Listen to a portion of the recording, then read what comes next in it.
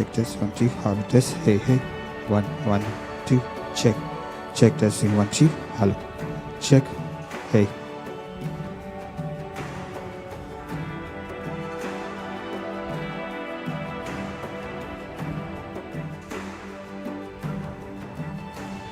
Check test 1 2. Hey hey. 1 1 2. Check. Check testing 1 2. Hey. Check.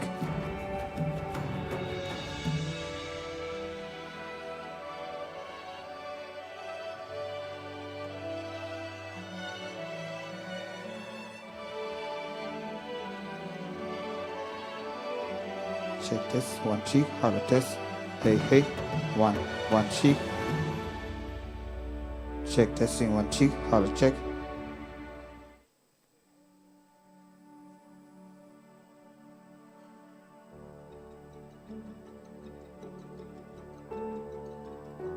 Check test 1 2. Hello test. Hey hey. 1 2. Check check. Hello test.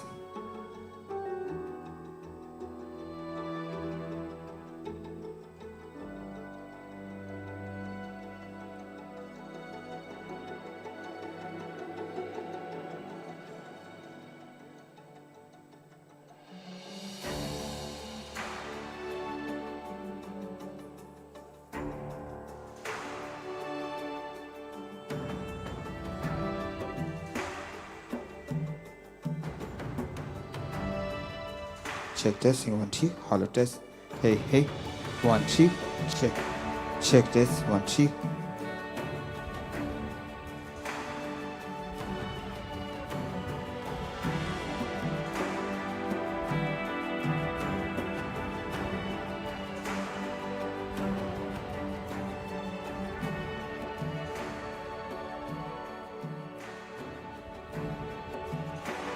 Check 1 2. Hello test.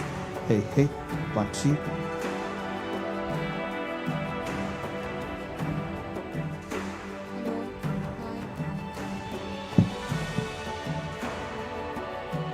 Hello.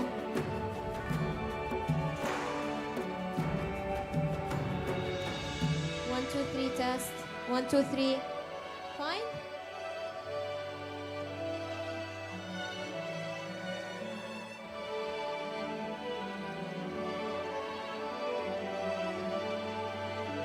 One, two, three, test.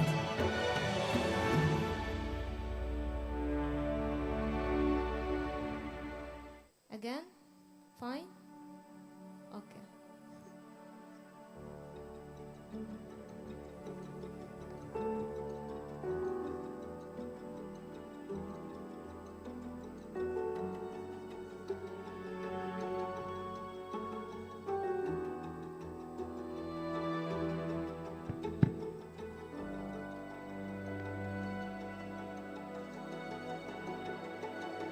Check test 1 2. Hey hey.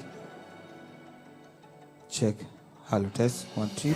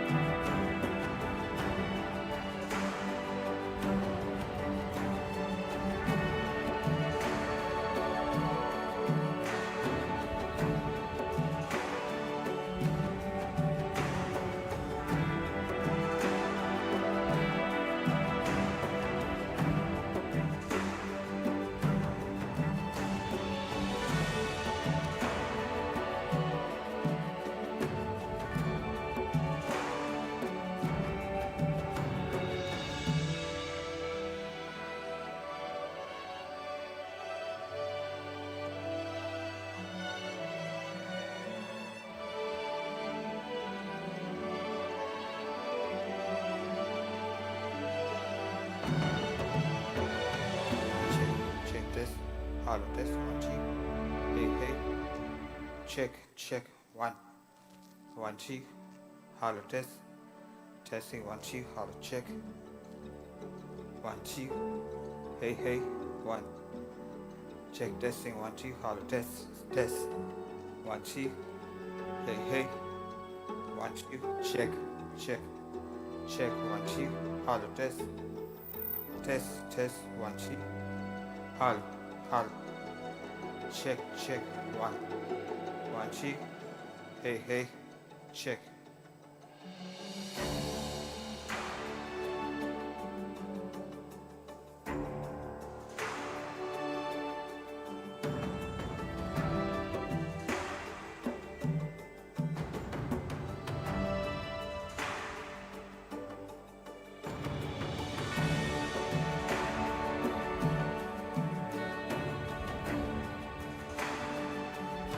Check, check 1 2. Check, check 1 2. Hello, test.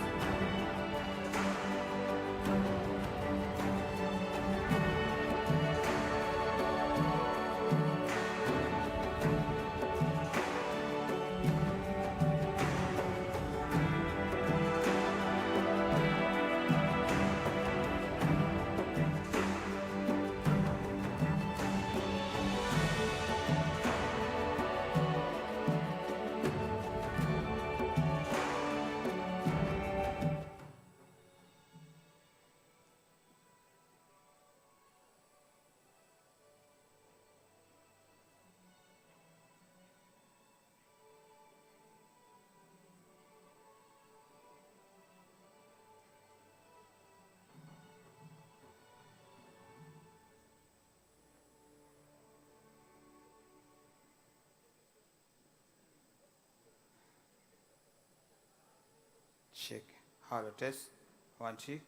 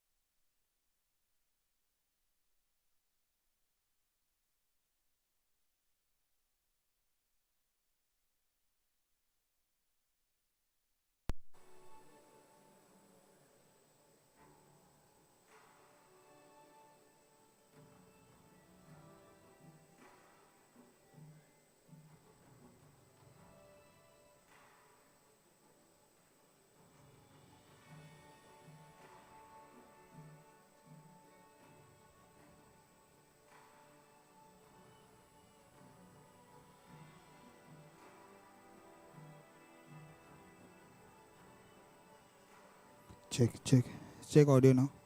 Check.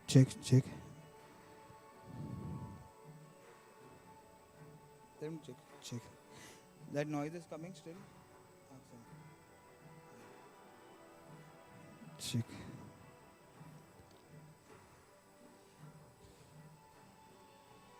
Their system, not mine. Hello.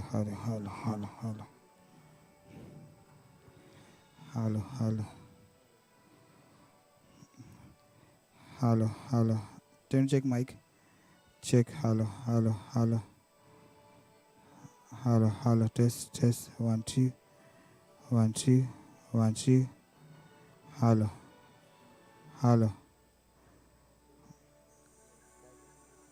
1 minute. I'll put the background music. Check.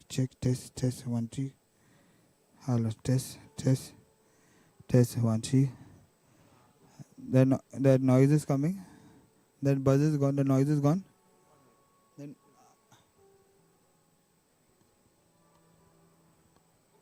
that noise is gone now. Slightly, no. You can't get anything more because if I put it more, then it'll go down. Okay. Then you can do an just an recording. Okay. It's fine, no? Okay.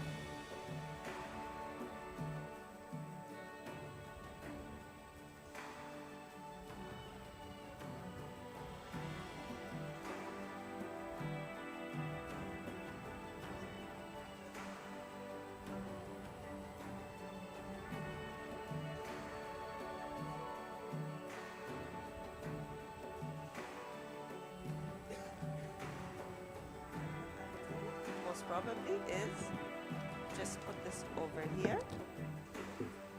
And then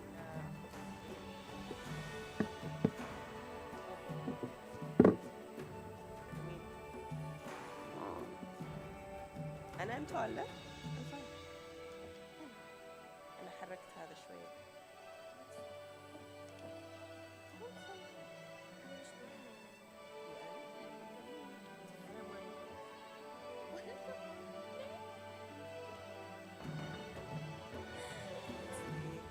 What you call it? And I used to think I was short, and then I realized compared to Arab women, I'm not too bad. Yeah, أنتي 160 هيك شيء؟ 158. Okay.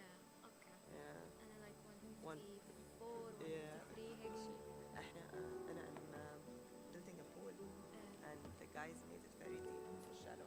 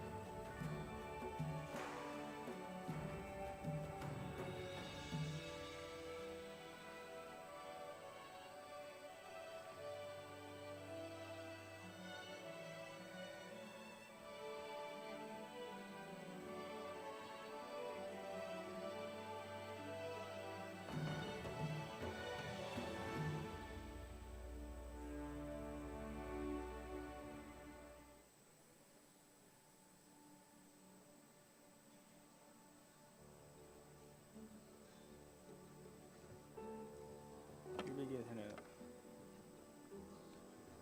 شغال يجي الحضر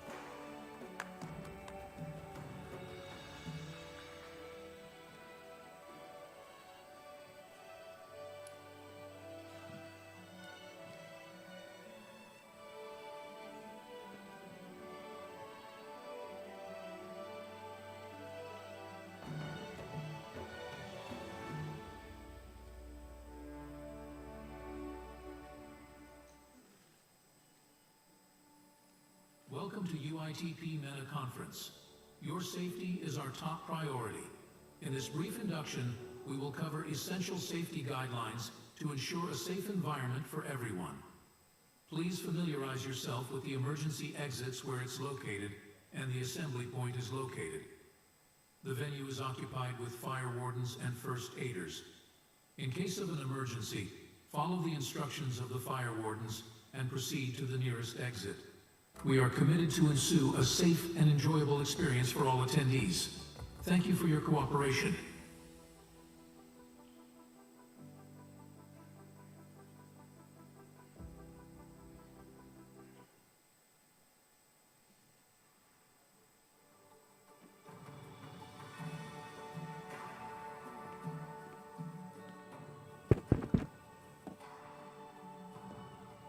Good morning.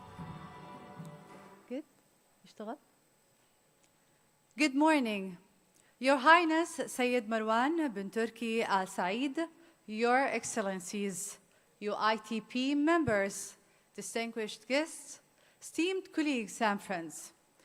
It's my great pleasure to welcome you to the UITP MENA Conference 2024 in Sultanate of Oman in the enchanting city of Dhofar, Salalah.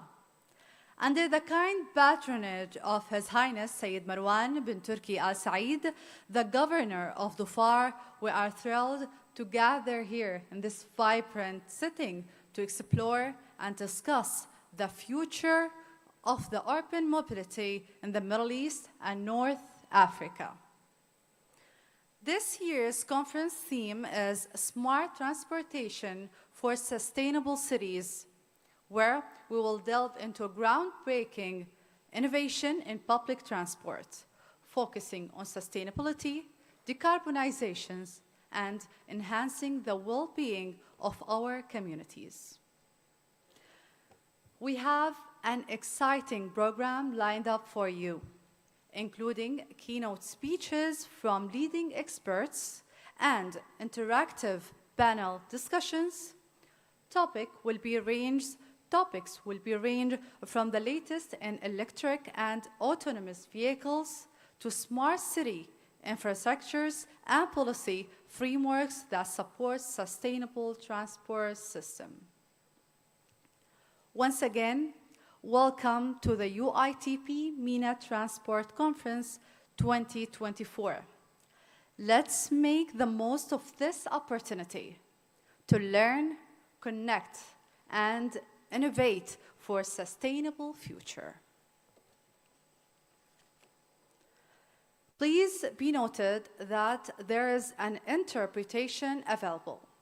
If you wish to get an interpretation services, please register your information in the booth on the left of the hall.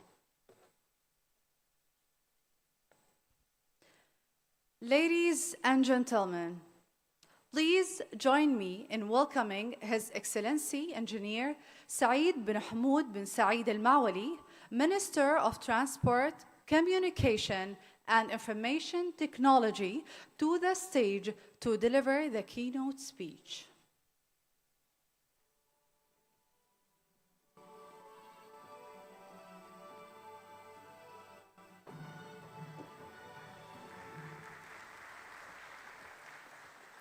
Morning, everybody.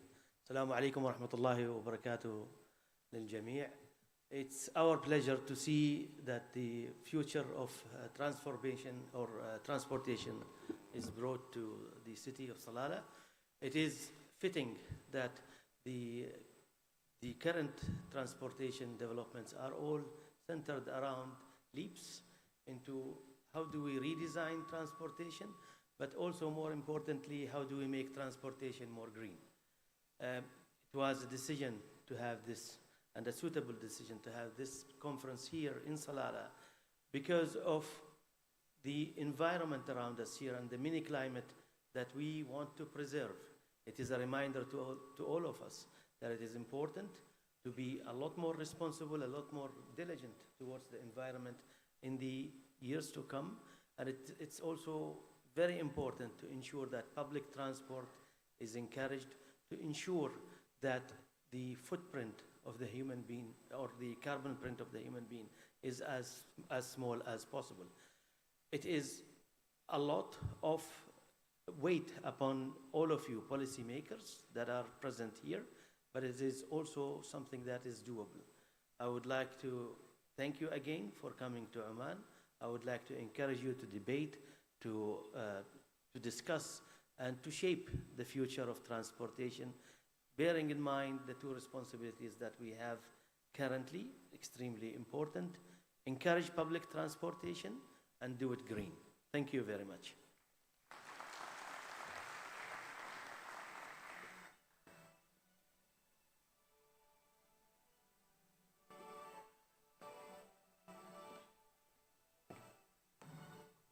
Thank you, Your Excellency. Now we'll take you on a ride to the future of public transportation in MENA region. Please enjoy the video.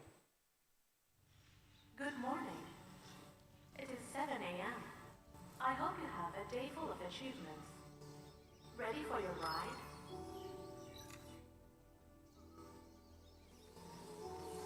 Your schedule shows you have a lecture. Your ride will arrive in half an hour. Have you finished breakfast? Your ride is waiting for you outside. The world around us is evolving, and so are transportation solutions. We are heading towards a brighter tomorrow and a promising future for the people of this planet. With incredible intelligence and technologies, we are transforming the user experience into unforgettable moments. Your route indicates you will be arriving soon. Comfortable, sustainable, and connected. Be ready. You will reach your destination shortly. These innovations cater to the desires of their users, allowing them to view life with more comfort and stability. Here in the Middle East and North Africa, a vibrant vision is taking shape, blending modernity with a forward-looking perspective. This vision paves the way for broader horizons of public transportation and infrastructure sustainability. By using the latest technologies, addressing challenges, and relying on clean energy, we ensure sustainability. All these paths aim to meet the evolving needs of the diverse communities in the Middle East and North Africa. Minds are constantly coming together to forge a new understanding of how these technologies can advance public transportation. Welcome to UITP MENA Conference 2024, Salalah, Sultanate of Oman.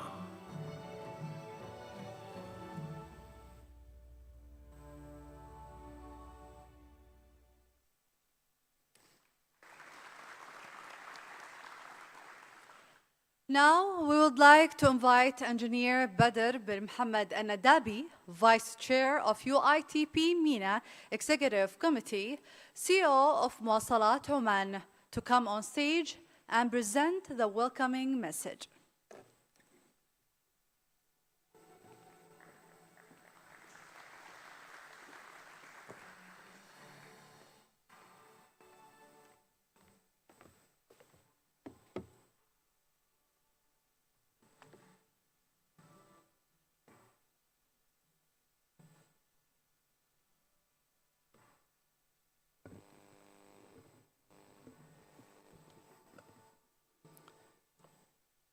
Your Highness, Sayyid Marwan bin Turki Al Said, the Governor of the FAR, Your Excellencies, UITB members, distinguished guests, Assalamu alaikum wa rahmatullahi wa barakatuh. It's our pleasure to welcome you to UITB MENA Conference in the beautiful city of Salalah. We are deeply honored to host this knowledge-sharing gathering, a platform where we can collectively leverage expertise, build strong collaboration, and reimagine the future of public transportation in MENA region. At Muwasalat, and with the support of the government and the shareholder, we are dedicated to driving the transformation journey of public transportation in Oman. By implementing innovative solutions and environmental friendly technology to minimize the impact of the planet. We are also embracing cutting-edge intelligent transport system to enhance public transport efficiency and elevate the passenger experience. We extend our deepest gratitude to our sponsors for their remarkable contribution in making these events a reality. Also, we express our sincere appreciation to our esteemed keynote speakers and delegates for enriching this momentous occasion with their participation. I'm confident that the conference sessions will spark engaging discussion, enriching your knowledge, and fostering innovative solutions for the future of public transportation in MENA region. In closing, we express our heartfelt gratitude to His Highness Sayyid Marwan bin Turki Al Said for his kind sponsorship of this event. Thank you and wish you a pleasant stay in Salalah. Thanks.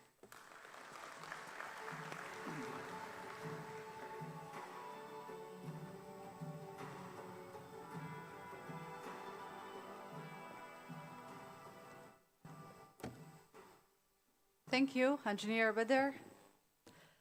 Please welcome Mr. Mohammed Abeid Al Mullah, Chair UITP MENA Division, Member of Board of Executive Directors, Road and Transport Authority, Dubai, to deliver the opening speech.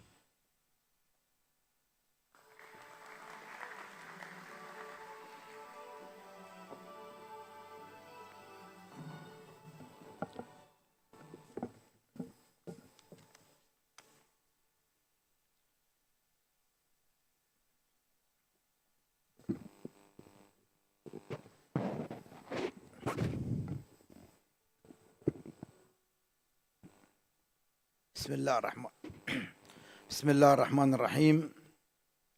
Your Highness Marwan bin Turki Al Said, the esteemed government of Dhofar, Your Excellency Engineer Saeed bin Hamoud Al Muali, Minister of Transport and Communication and Information Technology, Your Excellencies, esteemed guests and distinguished colleagues. Assalamu alaikum wa rahmatullahi wa barakatuh. Good morning and warm welcome to all of you. It is an honor and pleasure to welcome you to the Sultan Qaboos Youth Complex for culture and entertainment of the beautiful city of Salalah for the UITP MENA conference. Salalah knows for its green mountains and virgin beaches, presents the unique charm and beauty of our region. This wonderful setting is ideal for our discussion today on developing a public transportation system that benefits residents and enhances the experiences for visitors from around the world. I would like to begin by extending our sincere appreciation to our esteemed guest, His Highness Marwan bin Turki Al Said, the Governor of Dhofar. Your presence today highlights the importance of our joint effort to improve public transportation in the MENA region. We also sincerely thank Muwasalat Oman for partnering with the UITP and hosting this important event. Let us take a moment to reflect on our achievement of the UITP on a global scale, UITP being the lead of advocating for sustainable urban mobility for over 135 years. With the presence of more than 100 countries, UITP has consistently led in providing knowledge, expertise, fostering international cooperation, and offering a platform for sharing experience and the best practices around the world. There is no doubt that the wide range of efforts and expertise that UITP has always covered have significantly contributed in advancing public transportation system worldwide. In the MENA region, UITP has made a remarkable progress in enhancing public transport system. We have worked actively to support an adoption of sustainable mobility solution tailored to the unique needs and challenges of our region. Through various programs, workshops, conferences, UI produce knowledge and drive innovation in public transportation across MENA region. The MENA region is witnessing an exceptional wave of public transport projects that promise to transform our urban landscape. Our host country, Oman, has been exploring the integration of smart technologies and clean energy solutions in its public transportation infrastructure. This includes the introduction of e-buses, green hydrogen buses, and implementation of intelligent transportation systems to optimize route planning and enhance passenger experience.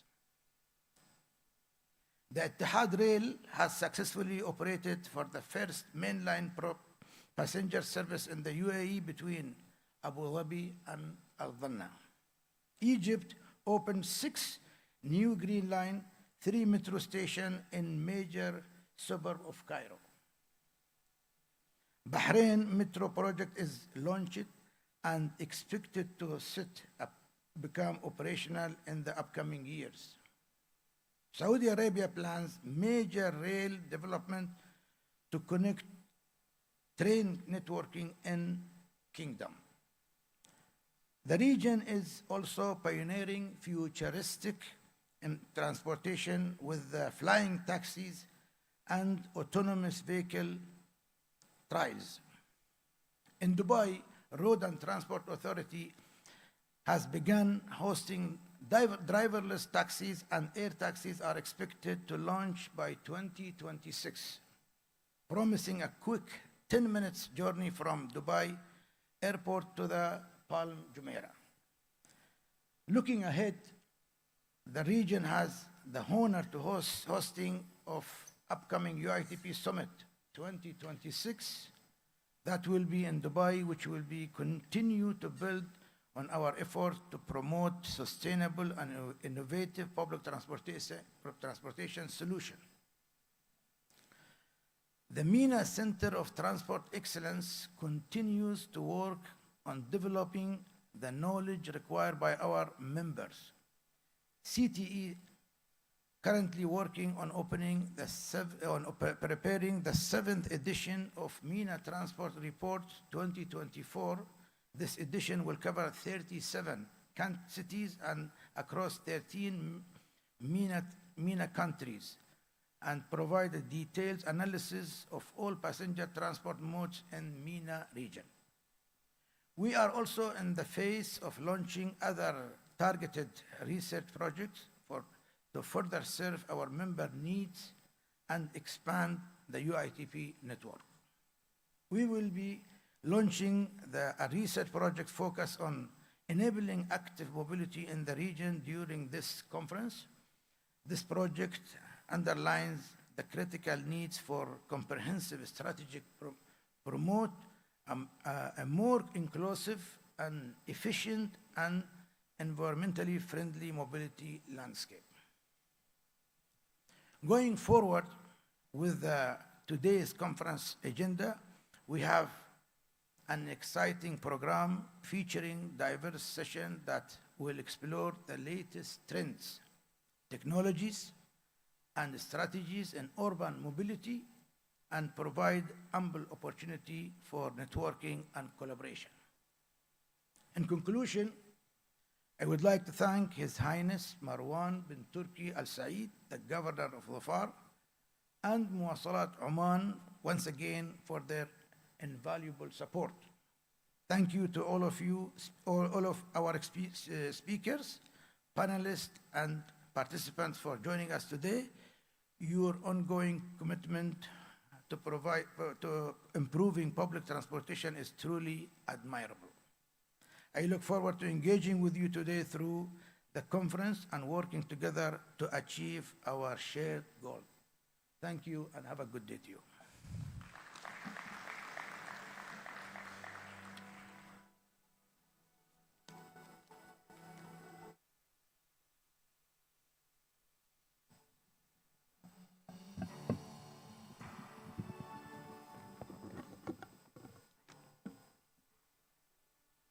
The keynote speech on global public transport trends and developments, to be presented by Mr. Mohammed Mazghani, Secretary General at UITP. Please welcome Mr. Mohammed to the stage.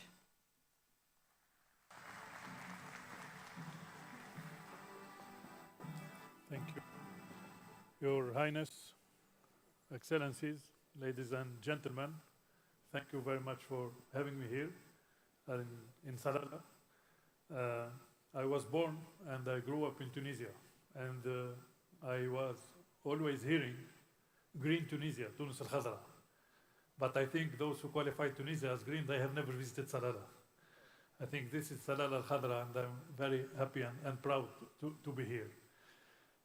I would like to share with you some views on public transport and sustainable mobility, also inspired by the discussions I had since yesterday with different people here in Salalah, and understanding better the challenges of public transport in Oman.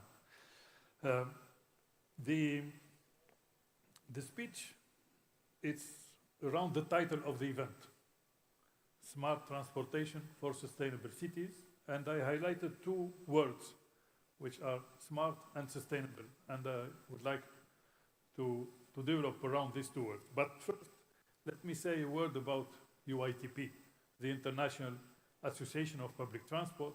It's next year we will celebrate 140 years anniversary of UITP, an association born in Belgium. People think we are in Belgium because there is European institutions in Belgium, but we were in Belgium far before the European institutions. Maybe they are there because UITP is in Belgium. And UITP gathered 1,900 members. Our members are the public transport operators, the public transport authorities, the supplying industry, consultants, research institutes, etc. And I am very happy to be here in Oman, because Oman, the first member we ever had from the Gulf was from Oman, at that time the Oman National Transport Company, who joined UITP in 1983, and then became now Muwasalat Oman, of course, and it was the start of a movement of the growth of UITP in the MENA region, and we are very happy now to have tens of members in the MENA region. We have 1,900 members from 100 countries, and we operate from Brussels and other 12 offices, and we represent the whole public transport sector. And by public transport, we don't only mean mass transit. We mean on-demand and shared mobility as well. And I will come back to that because it's very important, and we have seen it also in the video earlier. This is a very important component of public transport. And of course, all transport modes. So smart is not just about technology. Smart means it's smart for people. So when we think about smart, we think about with advanced technology. But we should not understand smart only by covering technology. This is what I mean by smart. Oh, sorry, it goes too fast now. Yeah. So smart is about the way we use our space, because the challenge we have in our cities is how space will be used. It's used for vehicles or for people. And we tend to consider that if we increase the space dedicated to cars, then we will solve the problem. But it's not the case. The more space we'll give to cars, the more cars we will attract. This is induced traffic. This is known and studied in all universities. So if we want to be smart, we need to address the problem seen from the perspective of people and how to make the mobility of people easier. So should we build cities for cars? And this is the main, I don't know what happens, but so this is the main street in Brussels, in Belgium, and this is how it was in 2015, and this is how it is now, the same avenue. So that Brussels is the second largest pedestrian area after Venice in Europe. So, and it's that we took off the cars and we gave back the city to people. And this is the approach that many cities are taking. Here is the case of Seoul, Korea, South Korea. This is in, there's something wrong with the presentation, sorry. This is an urban motorway in Seoul, and it was covering a river. And they decided to destroy this motorway and to give back or to the space to that river, to give to discover the river. And this is, and you could see on this short video how it looks like now. This is it's building infrastructure for people and not for cars. And we have seen during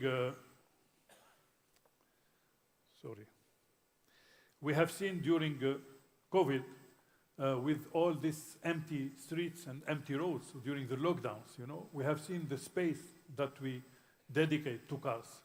And we have realized that we need, and COVID was a turning point in the way we approach public transport and urban mobility in general. And we have seen many cities that took the decision to develop public transport systems, took the decision to rethink their mobility system around public transport.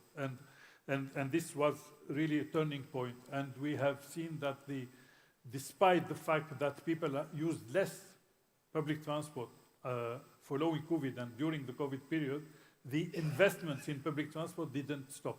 At the contrary, it is growing. And this is very important. So you see here in this video that in this picture there are in these buses as many people as in all cars around them. And this is really what we mean by smart, is thinking from the perspective of the people. Of course, technology can support, technology can help, can make it easier and more efficient. But technology is just a tool. When we think about smart transport, it's about how to make people move in a smart way. So the second word is about sustainable. Sustainable is not just about the environment. The sustainability has the three pillars. The environmental pillar is, of course, an important one, but there is the social pillar and the economic pillar. It means that everything, if we want to have a sustainable approach, we need to consider the three dimensions, that it supports the economy, it encourages social inclusion, and of course, it has a positive impact on the environment. And when we think sustainability, we think decarbonization, of course. We think decarbonization. And decarbonization is not just about electrification. Decarbonization is, of course, electrification is one part, but decarbonization is about how to cover also the other two pillars, the social pillar and the economic pillar. So if we have just seen the electric bus. So if we have an electric bus which is stuck in traffic, it will not attract more people. In this case, I prefer a diesel bus in a dedicated corridor than an electric bus stuck in traffic. So we need to think first about the infrastructure, and the technology, of course, can support, can help, but it's not an end in itself. So when we think about sustainability, there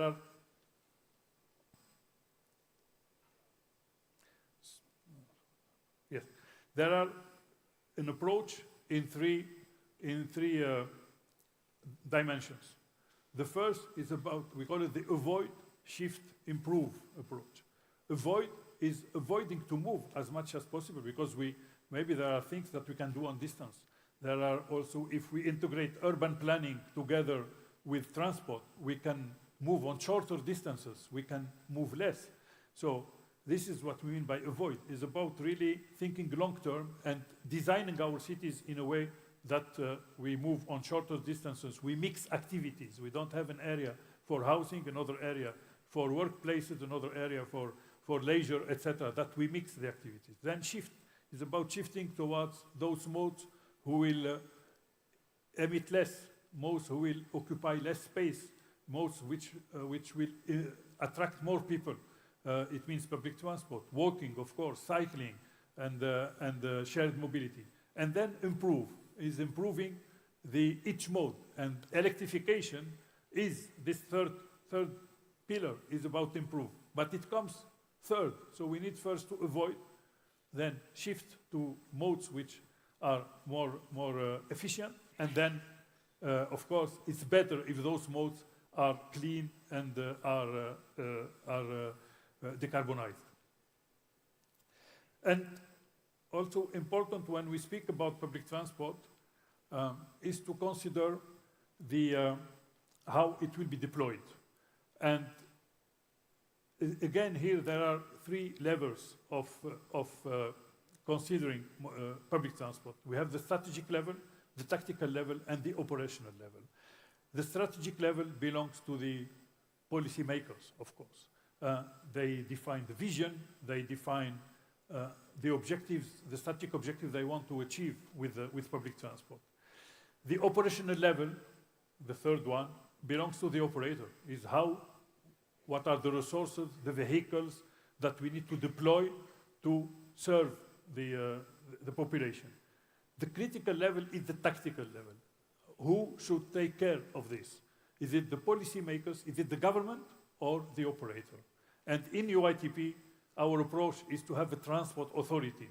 A transport authority, which is, of course, a public authority, reporting to the government, but in charge of defining the modes, defining the roads, defining the tariffs, and then outsourcing or delegating the operation to the operators. I mean, it's important to distinguish between the different levels and not having the government operating or the government in charge of the tactical level. And we would be happy, of course, to support here the ministry in Oman and others to deploy this approach. I said earlier that in UITP, our approach for public transport is that we don't limit public transport to mass transit. We consider that everything which is not the individual use of cars is public transport. Shared mobility, on-demand mobility. I mean, it's by combining these different modes that we can reduce the use of individual cars. Of course, mass transit is the backbone in our cities because it's the only way to transport large volumes of people. But mass transit cannot answer all the demands. That's why if we want to have less cars in our cities, less congestion in our cities, we need to integrate mass transit together with on-demand and shared mobility in a way that we offer a mobility solution for any kind of need, any kind of demands, according to the time of the day or the day of the week. And we have the same person who could use a car on Monday, but on Tuesday they use public transport, or in the evening they use Uber or Kareem or another ride-hailing service, etc., etc. So this is very important. And in UITP, we cover this large spectrum of mobility services. And at the end, I would like to say that public transport is an investment. Public transport is not a cost because it generates a lot of benefits. There are benefits in terms of road safety, and you can see the chart here. You will see this chart shows that the number of traffic fatalities according to the use of public transport. And you see these dots are different cities. And the more you use public transport, the less fatalities you have on the road in your city. Means the more you use public transport, the safer it is to move in the city. Of course, the environment and public transport emits 3 to 4 times less CO2 emissions than cars per passenger, of course. It's about also health, and people who use public transport, they walk more, so they are less exposed to obesity, to cardiovascular diseases, and there is scientific evidence of that. It's about jobs. Public transport not only offer access to jobs, but in many cities, public transport is the first employer because it employs thousands of jobs, and these are jobs, these are local jobs. You cannot relocate them somewhere else. And also, when you invest 1 million in road construction and the same million in public transport creates 25% more jobs than road construction. In terms of economy, when we invest $1 in public transport, it generates $4 to $5 in the local economy. So, and in terms of people, of course, and social inclusion, because public transport is the mode for all. So there are many benefits that public transport bring, and we need to integrate this because in our approach, because when we see it costs a lot to subsidize public transport, actually it's not subsidizing public transport, it's investing in a better health, in a better safety, in creating jobs. So that's how we should consider public transport. It's not a cost, it's an investment. And I thank you very much for your attention.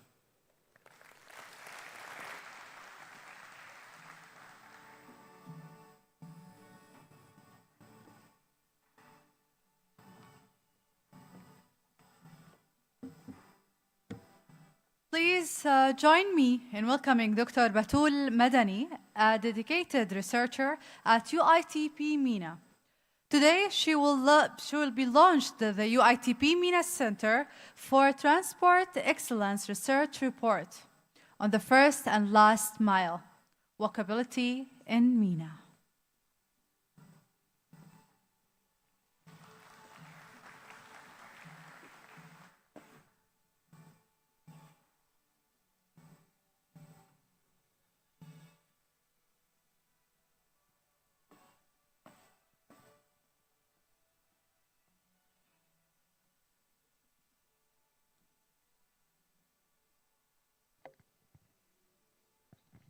Assalamu alaikum. Good morning, everyone. Your Highness, Your Excellencies, distinguished guests, ladies and gentlemen. It's my pleasure today to present to you the latest research report we have conducted in the UITP MENA office, which is about the walkability in the MENA region. So before discussing the findings of this research, I'd like to share with you the activities of our office. The office in the MENA region aims to promote public transportation by offering resources for global connectivity, advocacy actions, and knowledge sharing. We are actively working with our regional members. We are handling 40% of the UITP Academy training, and in 2011 we have established the MENA Center for Transport Excellence in collaboration with the Roads and Transport Authority in Dubai. And we also have an active MENA bus platform that gathers key stakeholders from the region to discuss challenges, mutual challenges, and propose solutions. We take pride in the involvement and the active involvement of our regional members in the activities that we have in the UITP. They have a strong participation in the global activities such as the summit, and they have also a significant representation in our committees, showcasing their commitment to advancing in public transportation.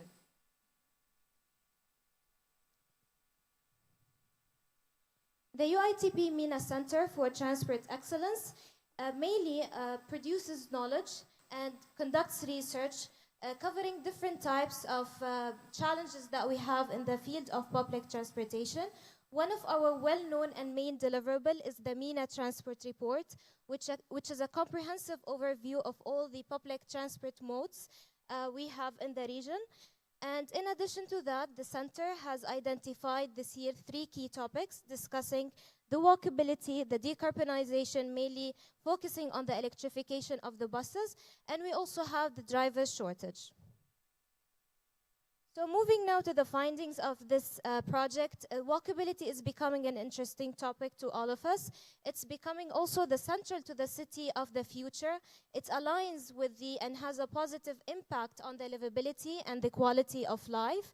It aligns with the sustainability development goals and also has a positive implications on the sustainability pillars. Now, when it comes to the public transportation, walking is considered to be a natural ally to public transportation, as it also tackles one of the main hurdles we have, which is the first and last mile connectivity. So if we are able to create or develop a sort of a connected network of walkable routes, that will make it easier for the public transportation users to actually cover the first and last mile distances through walking, which will contribute to enhancing the public transportation ridership, which is our ultimate goal. Now, in our region, we have certain challenges. One of the main hurdles is the climate conditions. We also have that our cities are more into car-centric, which means that it affects the availability of pedestrian-friendly infrastructure. So in that case, the inadequacy of sidewalks and crossings would create and raise concerns for the public about the safety of actually walking to the public transportation or walking from one point to another. We also have the cultural aspect. So in some areas, the walking is not seen actually as a viable mode of moving from one point to another. So this also would affect the adoption of the walkability initiatives. Despite these challenges, the region is witnessing and they are very interested in the walkability and how we can actually create some initiatives to improve the walkability in the region. We've seen many initiatives such as the improvement of the infrastructure around the public transportation. We also have seen the enhancements to the urban streets, equipping the streets with the needed furniture to make it more walkable to the user. And also the collaboration and partnership between different entities is also an essential element to help in the adoption of the walkable cities. Now, in addition to that, we also need to look at what are the public needs, what are their satisfaction levels, how do they perceive walkability in our cities. So this is one element we have conducted in this research, where we did some surveys. We mainly focused on 5 cities, including Dubai, Abu Dhabi, Riyadh, Muscat, and Cairo. And we have assessed their satisfaction levels, what are their feedback, what are their challenges, and what are their suggestions for enhancing the walkability in their cities. So from the findings, we have seen that almost 75% of the respondents prefer walking over other active mobility, like the micromobility devices. And also, almost half of the respondents, they use public transportation more than 3 times a week, which means that if we are able to create walkable cities, then we could reach a higher ridership for the public transportation. And also, they are aligning with us in terms of the challenges. They have reported that the weather conditions is the main hurdle that they have. Now, when it comes to the overall walkability in their cities, only 19% of them actually expressed high satisfaction about the walkability in their cities.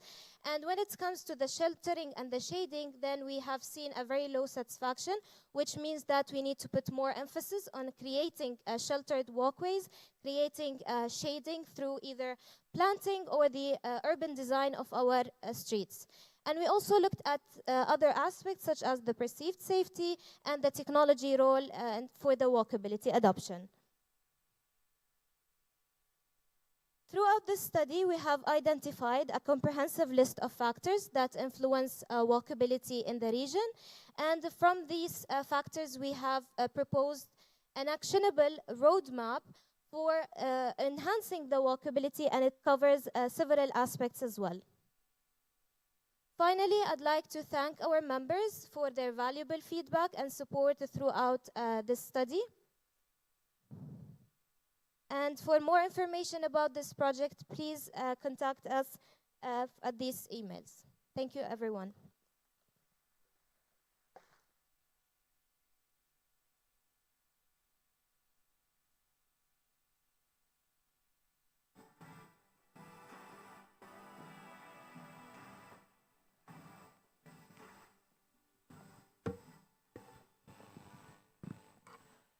Now we will have our first panel discussion on driving urban sustainability through public transport.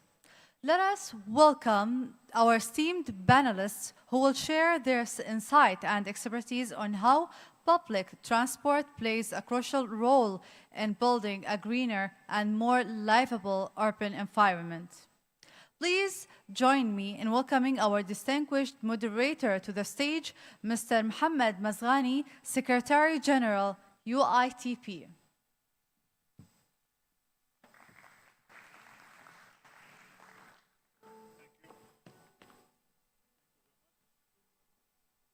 It works? Yes, it works.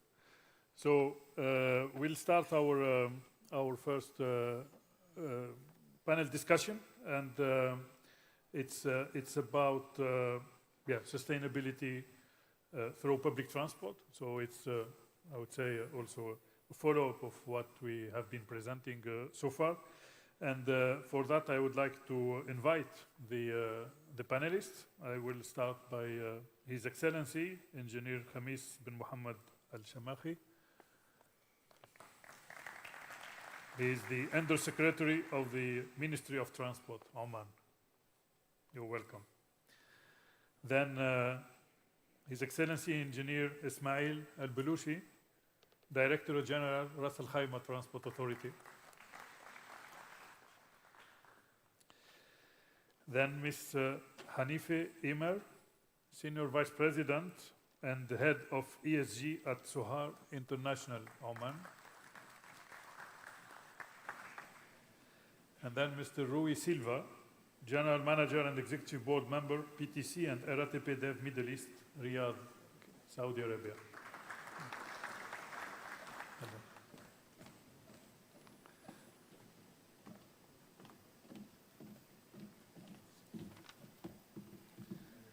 Well, thank you. You're welcome. Please. So we'll try to organize the discussion on different topics, but of course this is more a discussion than a presentation. And I would like to start with you, Your Excellency, and on the importance of public transport. Ah, yes, you have a mic here. On the importance of public transport for sustainable cities. Of course, you represent the government of Oman, and from a governmental perspective, maybe you can tell us more about the strategies that you are implementing in Oman to promote public transport and active mobility, and also how these strategies are integrated in the 2050 vision of achieving net zero in the Sultanate of Oman. Bismillah ar-Rahman ar-Rahim. Good morning to all. Thank you very much, Mr. Mohammed. Indeed, we are, as a government, responsible party for the transportation in general. And public transportation is a key when it comes to the topic of the transportation. In terms of how old we are when it comes to public transportation, the muwasalat, which used to have the different name before, started in fact very early, since 1972. There was already bus routes and shuttle services even for public servants. So we have been pioneers when it comes to public transportation. Now, in terms of strategies, there was a number of strategies that have been developed throughout the past years. Maybe worth mentioning, most important one is the public transportation strategy.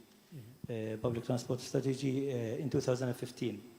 That was including a master plan as well for public transportation. Lately, also, we've concluded the 2040 special strategy, and transportation is the key pillar into that strategy. As well as in 2 years ago, we also kicked off the decarbonization, the national decarbonization plan, the 2050 decarbonization national plan. And also part of that, the decarbonization strategy and also the execution plan for the transportation sector. So I think this effort, when it comes to really ensuring that strategies are in place, direction is clear for us in the government, very well linked to the future. And I think this is all serving the Vision 2040, Oman Vision 2040. So we'll continue with updating the strategy. Now the policies are also one main, I think, important effort that the government has started, and we'll continue working into that one. So there are also key policies that we've kicked off last year and the year before, and they are focusing mainly on public transportation, changing the mindset and maybe changing some regulation, creating incentives as well. To encourage citizens and whomever is living in this country to really move towards public transportation more. Thank you. I think you have an integrated approach with different strategies and policies. And you mentioned the key word, and maybe we can come back to that later, the mindset, and how to change the mindset of people and the image of public transport. Thank you. So let's go to Ras Al Khaimah. What about the initiatives? How are you? What initiative are you developing to make public transport maybe more valued and more a preferred option? Yeah, thank you. First of all, Assalamu alaikum. It's my pleasure and honor to participate in the UITP conference, and my pleasure also to be here in Salalah with our brothers, and I need to take the opportunity to thank Muwasalat Oman for their great hospitality, which is something not new for the people and brothers in Oman. Honestly, in Ras Al Khaimah government and leadership recognize the importance of public transportations in the developments of the rapid urban developments within Ras Al Khaimah and within the UAE. So we start 2 years ago of building the strategy or updating the strategy of public transportation in Ras Al Khaimah. We built a comprehensive mobility strategy 2030 with a set of programs, initiatives, and targets. And that strategy, a lot of sub-strategies that feeds on the comprehensive strategy of Ras Al Khaimah. One of it is green mobility strategy, micro mobility strategy to enhance the active mobility and workability. We work on the in parallel with the certain policies and regulations to enhance the usage and the ridership of the public transport in Ras Al Khaimah. So also there are set of strategies and committees, honestly, that we are focused in Ras Al Khaimah to achieve the mobility strategy 2030. Besides that, we initiated a lot of programs, projects that enhance the public transportation within Ras Al Khaimah. One of it was 2 years ago. We established the public transport, the public bus routes within Ras Al Khaimah. We started with 4 main routes, linking the city center of Ras Al Khaimah to the north and south of Ras Al Khaimah.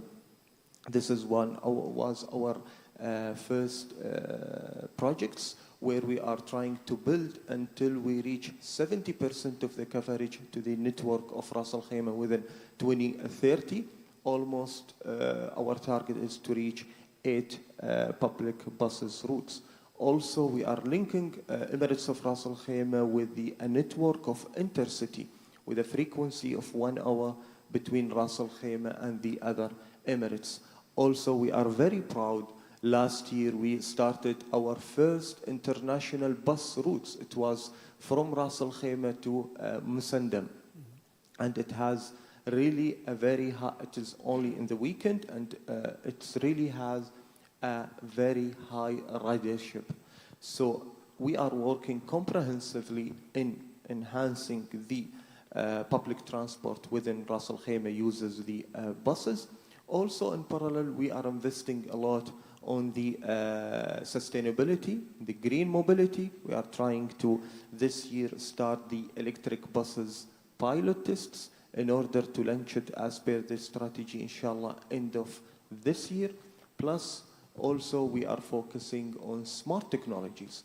Honestly, we are very proud that we were pioneer in launching the electric taxis in 2019. Now, 7% of our fleets are electric taxis.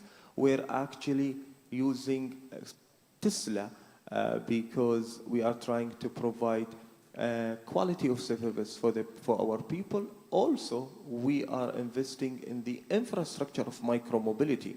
Our target in Ras Al Khaimah to reach 250 of kilometers in micromobility to enhance the using the electric bikes and electric scooters for the first and last mile solutions. Currently, we have 63 kilometers of micromobility. So we are running, we are going towards the having or reaching the targets. In parallel, honestly, we are working in setting the right policies. As you highlighted previously, our cities are set to be car-driven cities.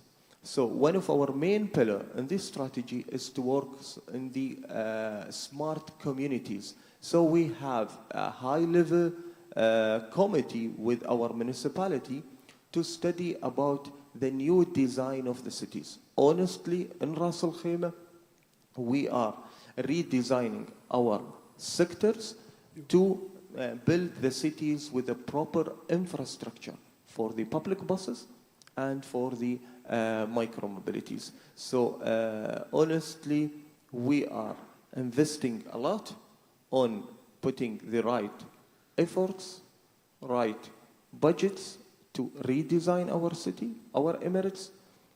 At the end and finally, we did not forget the technology, the smart technologies. We'll come back to the technology Yes, later. You covered all the topics of the session yes, already. inshallah. But just one question. Who operates public transport?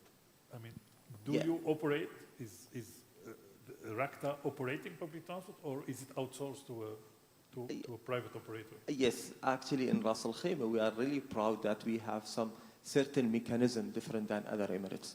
In RACTA, we are just regulating where our intercity city buses are with the operators and with the investors. So this was our leadership decision. Thank you. So it's make a good transition with the next speaker. Sorry, Ms. Hanife, I will go to Rui first.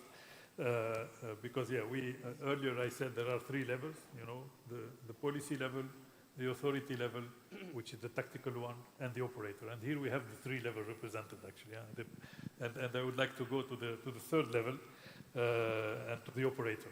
Rui Silva, so you represent RATP Dev, which is an operator, which operates amongst others in Saudi Arabia, and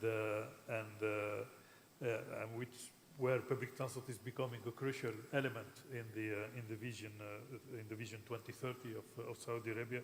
So how RATP Dave is involved, and how do you see these challenges from the perspective of the operator? Okay. Thank you for having me and for the invitation. It is a great pleasure to be in this amazing city, Salalah. So I will start to mention 5 points. Okay. One is to stating and to have in our conscience that public transport is not a nice to have. It's a must. So every city, modern city that has ambitions to grow and wants to take care of the quality life of their citizens and their visitors must have public transport.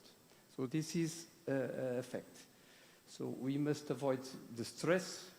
We must avoid the things that we can do with smart decisions. And one of the points that you mentioned in your presentation that is very important is how we are splitting the public space.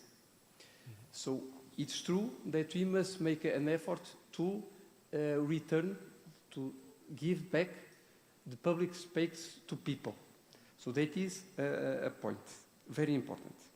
The second idea is to be also clear with all of you. Public transport, to have success, must have the political support.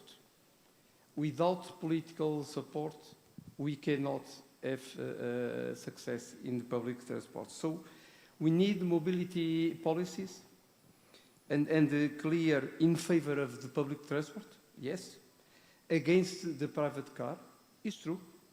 And without strong policies, we never achieve to transfer the persons from the private car to the public transport. A third idea is the idea of the quality. We know that as an operator, we must deliver high quality levels to the citizens. So when we talk about high quality, we talk about network design, we talk about commercial offer, and we talk about the quality delivery by the operator. So every small details that I will mention is very basics, but all of them are very important. We are talking about time. Time is key in the equation. If we are not able to show to the citizen that they can travel in a quicker way using the public transport, we are losing our fight. The other thing is have good information. A system that must be easy to use, accessible to buy a ticket, accessible planning the first and last mile, because I must arrive to the first bus stop. I must arrive to the metro station. So, and I must come back from my metro station and bus stop to my last destination. The service must be reliable. If we don't deliver a service reliable, we cannot get the trust from the customers. We must put high frequency. Don't wait to get a customer to increase the frequency. It's exactly the opposite. We must increase, we must invest, and after we have the return. Also, we must take care about the interconnectivity between routes, and not only between routes, but also with other soft modes. And we talk about that here. And don't forget, time is key. The fourth idea is the public transport can be even more sustainable. So we are making evolution. If we talk about the technology of the engines, since the Euro 1 to Euro 2, Euro 3, so we are talking now with Euro 6. We are already talking and planning the implementation of Euro 7. We have the electrical buses, we have hydrogen, we have the gas and natural, we have the hybrid. So technologies are available. And so that must put our focus that the absolute, I don't like the word, but sometimes we must use, enemy of the environment is the private car. So let's not forget that point. The last point, the operator, because we must be also responsible for our quality. So the operator, let's be clear, our business exists if we have customers. So we are completely aligned with the local authorities. The local authorities want to have people inside the public transport. We are your best partnerships. So what you must be aware is that you must choose an operator that has the culture of working together with the authorities. An operator that takes commitments with you to deliver this kind of service. Thank you. Thank you. It's very clear, very clear. I mean, you covered a number of aspects, and one important is that we need to, whatever we do it from the perspective of the users. Yeah. I mean, it's not just about defining a policy or defining a scheme, or it's defining it from the perspective of users. So as you said, if public transport is not faster than cars, people will not take it anyway. If it's not safer, people will not take it. So that's important. Okay, so now we have a different type of player in this environment. So, Ms. Hanife, you are leading ESG at Sohar International. But what is ESG? Because I'm not sure everyone knows what it means, and what is the link with mobility, with public transport. Assalamu alaikum, everyone, and thank you for giving Sohar International the opportunity to be part of this great event and to be in Salalah. So, yes, I'm the head of ESG at Sohar International. I'll briefly just start with Sohar International because people might not understand.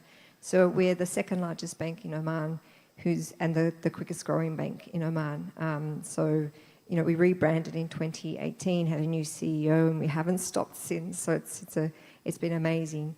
Last year we merged with HSBC, and then we also opened an office in Saudi Arabia. So we're pretty busy at the moment, and just recently we launched a product where you can get your personal loan approved within 90 minutes, which is a first within Oman. So we're all feeling very tired. No, it's great. There's a lot of energy, there's a lot of activity, and I was the first appointed head of ESG for any bank in Oman.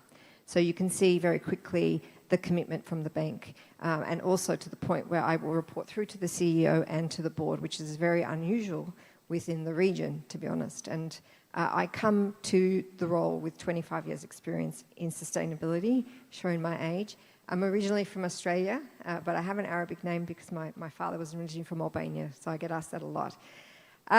So I actually have some really interesting experiences. I've grown up in Melbourne as well, which is a very connected city, but suffering some of the issues that the Middle East is, which is increasing weather, climatic impacts on the infrastructure. So what is ESG? So ESG and sustainability get used interchangeably a lot. And there's no right or wrong way in the way you use ESG and sustainability, but historically, the term sustainability was all-encompassing. It dealt with all issues. It was wide and deep, from people issues to environmental issues to health and safety to procurement and making sure you procure in a sustainable way. The term ESG was originally sort of surfaced from the investor capital markets community, who very much thought that if you get governance right, if you have the right board, you have the right skill sets and mindset and accountability at the board level, and a really strong C-level, strong CEO and rest of C-level or C executives, that the rest, the E and the S, would very much take care of itself. So the ESG component really came from the capital. Can you explain what is E, S, and G? My apologies. I leave it to you to explain. You have to remember, I've done this for so long. So environment, social, governance. And so the governance part was the focus of capital markets, okay? And investors, institutional investors thought, if you look at the governance and we get that right, then environment and social takes care of itself. The other thing to be mindful of is another term that's also use quite regularly is EES, which is environment, economic and social. So looking at how businesses have a role to play and their responsibility to local economies and building local economies. So what does a bank have to do with ESG? Why is it important that a bank plays a role in ESG? Well, if you think about what banks do in society, we move funds around the economy. And when the Oman government, the Sultanate, makes commitments around carbon neutral in 2050, when it makes commitments around the Paris Agreement, SDGs, the Sustainable Development Goals, those commitments are then cascaded through the economy. And even when the Ministry of Transport makes its commitments and incentivises electric vehicles over traditional conventional fossil combustion engines, those decisions filter through the economy. So we are impacted. We need to now look at how do we support the government in its transition to net zero? How do we support the Ministry of Transport? By funding the solutions, by moving capital and financing it to the solution. So I believe, and we see ourselves as an enabler in the economy and a supporter of the transition that needs to happen within Oman. Thank you. Thank you. No, I think it's very useful and helpful to understand how you are connected with this field and as an enabler, as you said, to reach this net zero plan.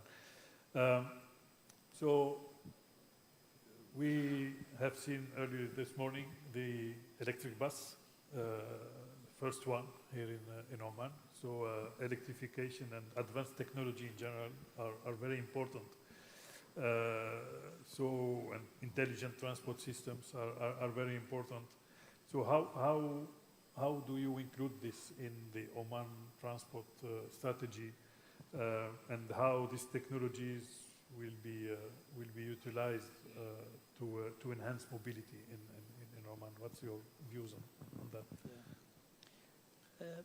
Definitely, technology is basically developing very, very fast, and every day we hear new things. I think if we talked about this from two angles or from two aspects. The first one is there are technologies related to the operational excellence.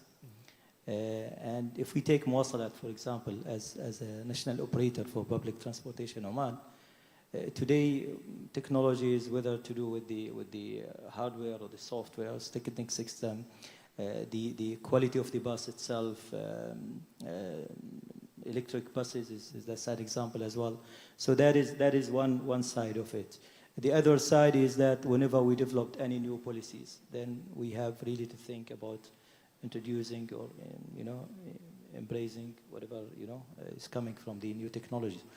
So the plan, for example, that we put together for the decarbonizing the transportation pillar as part of the national program, it focus on EVs. It focus also on anything that will reduce the use of the classic or fossil fuels transportation media.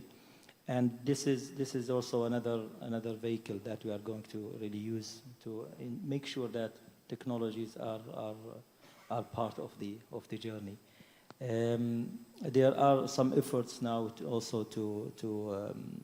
and in fact we started a pilot as well last year, but more on the last mile.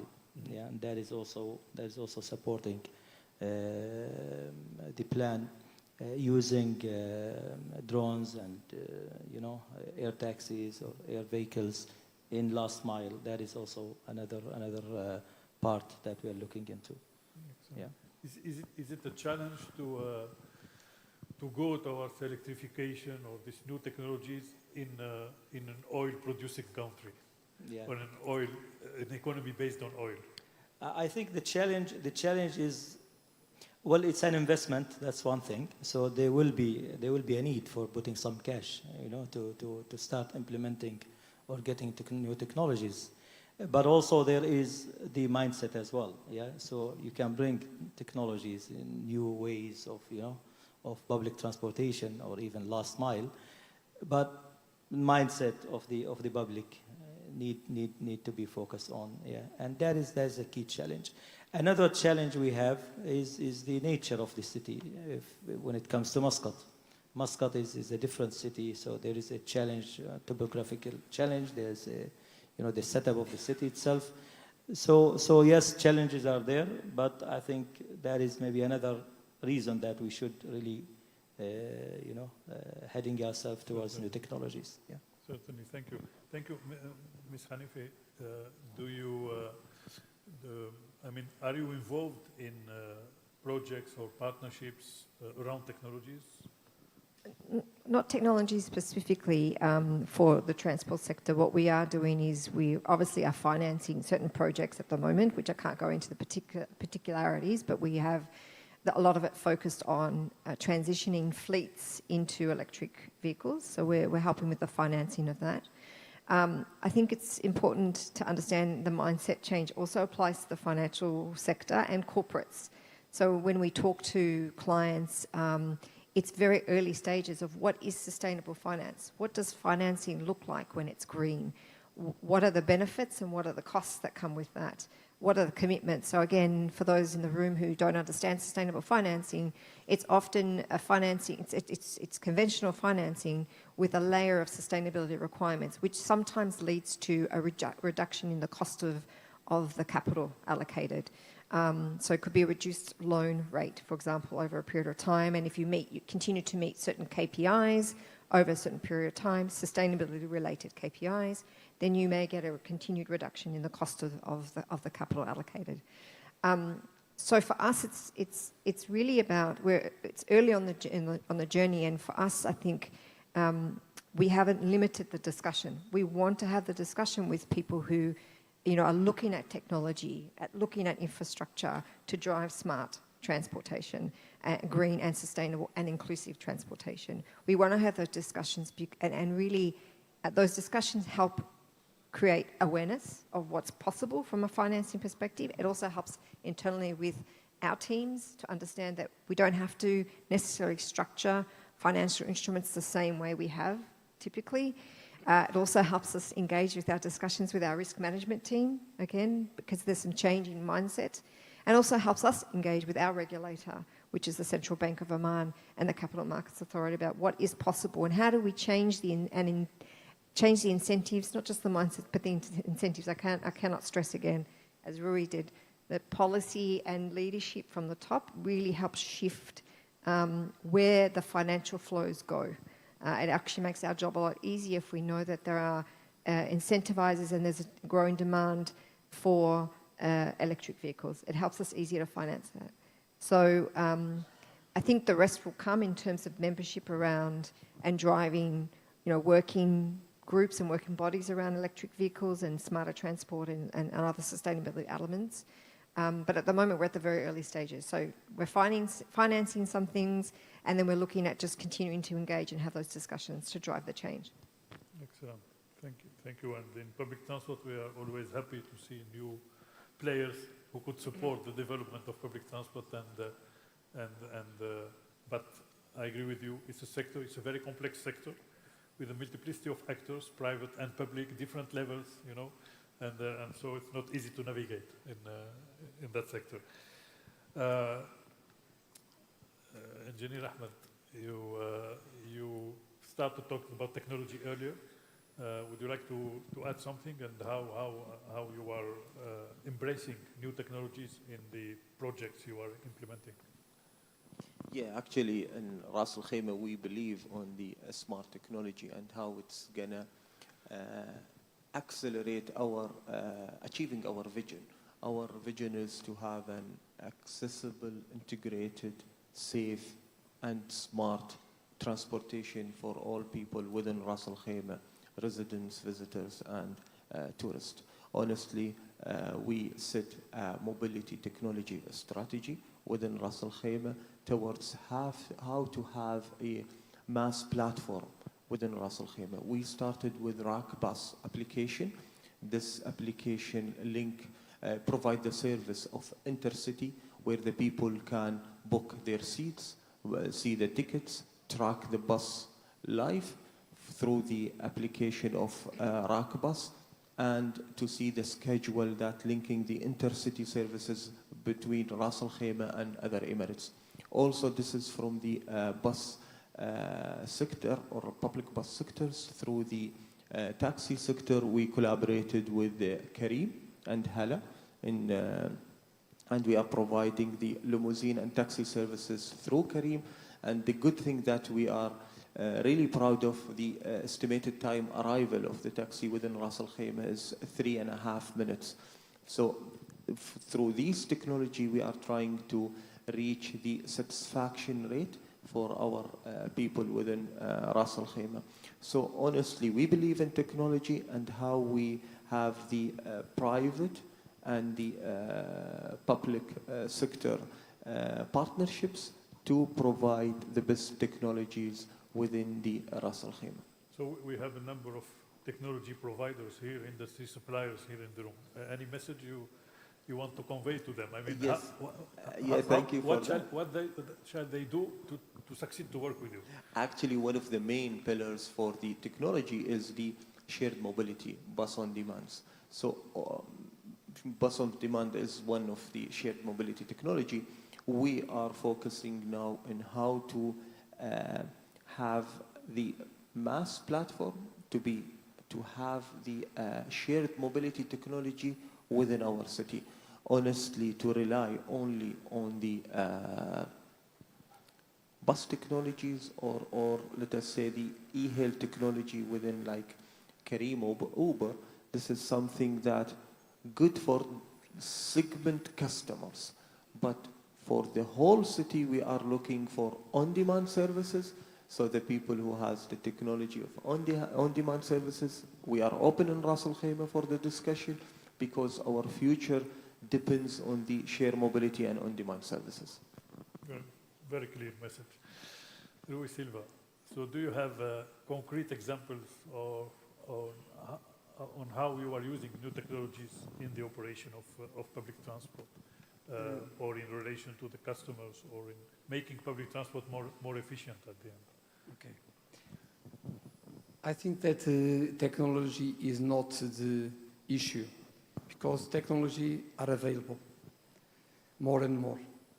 So in the equation that is how to make public transport a success, this is not an element because they are available. So yes, it's a choice of the authority to define what they want, what are the targets, what are the expectations, what are the possibilities to financing, because there are a lot of projects, even more in this region, very dynamic.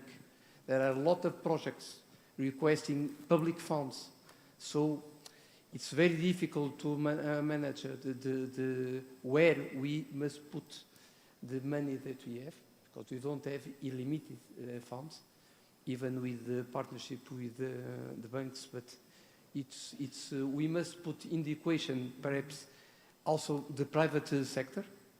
So the PPPs also can make an element to support, to achieve good objectives from the authorities' side, and as partners, as the public sector.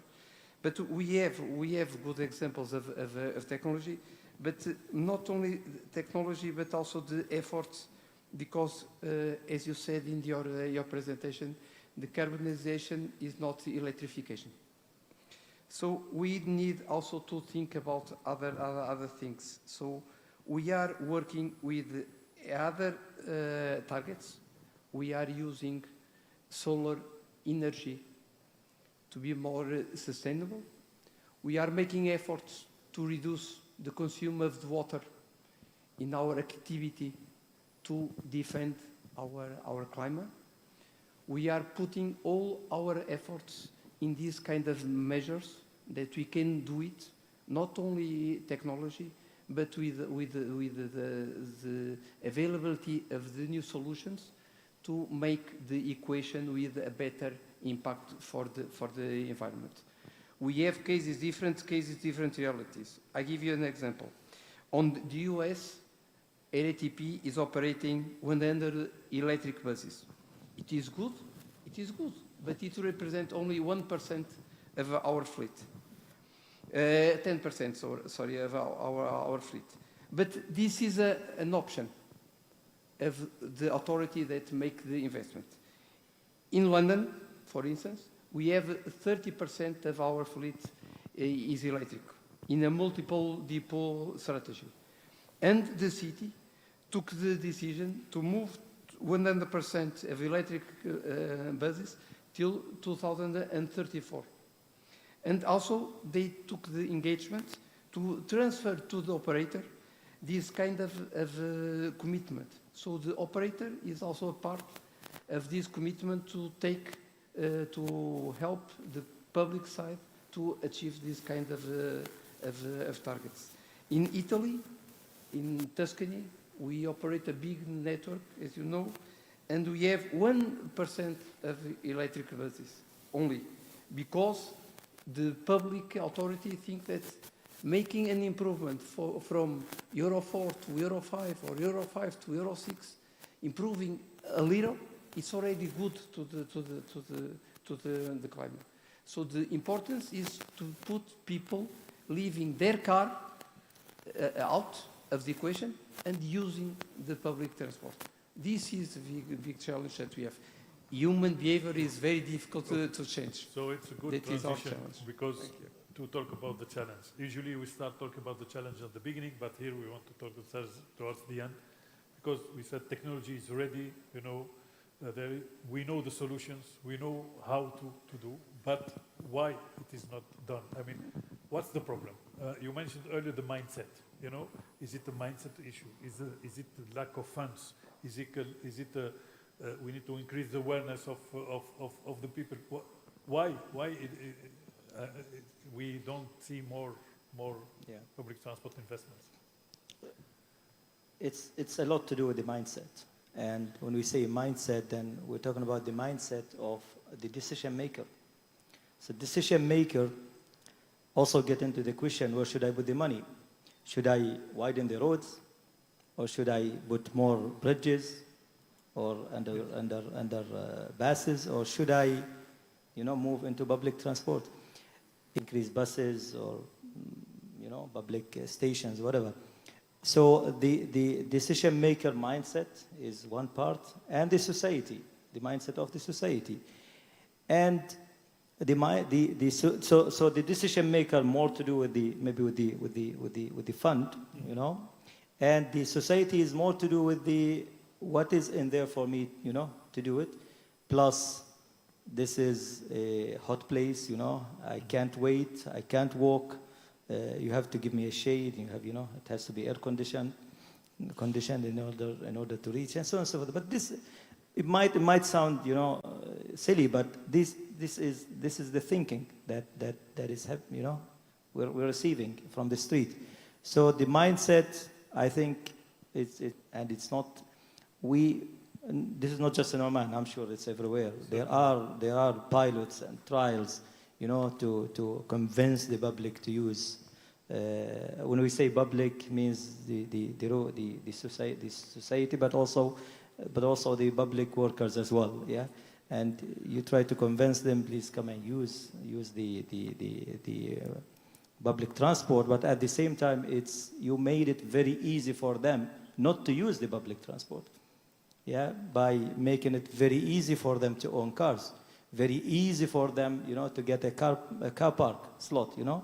Very easy for them, you know, not to share, you know, ride cars.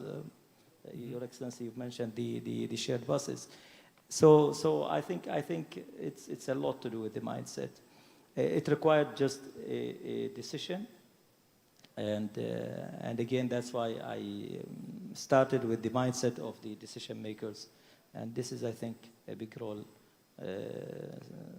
that the decision maker need to play. Yeah. Very, very important. We started talking about the mindset of the user, and now we are talking about the mindset of the decision maker, and it is a very important element.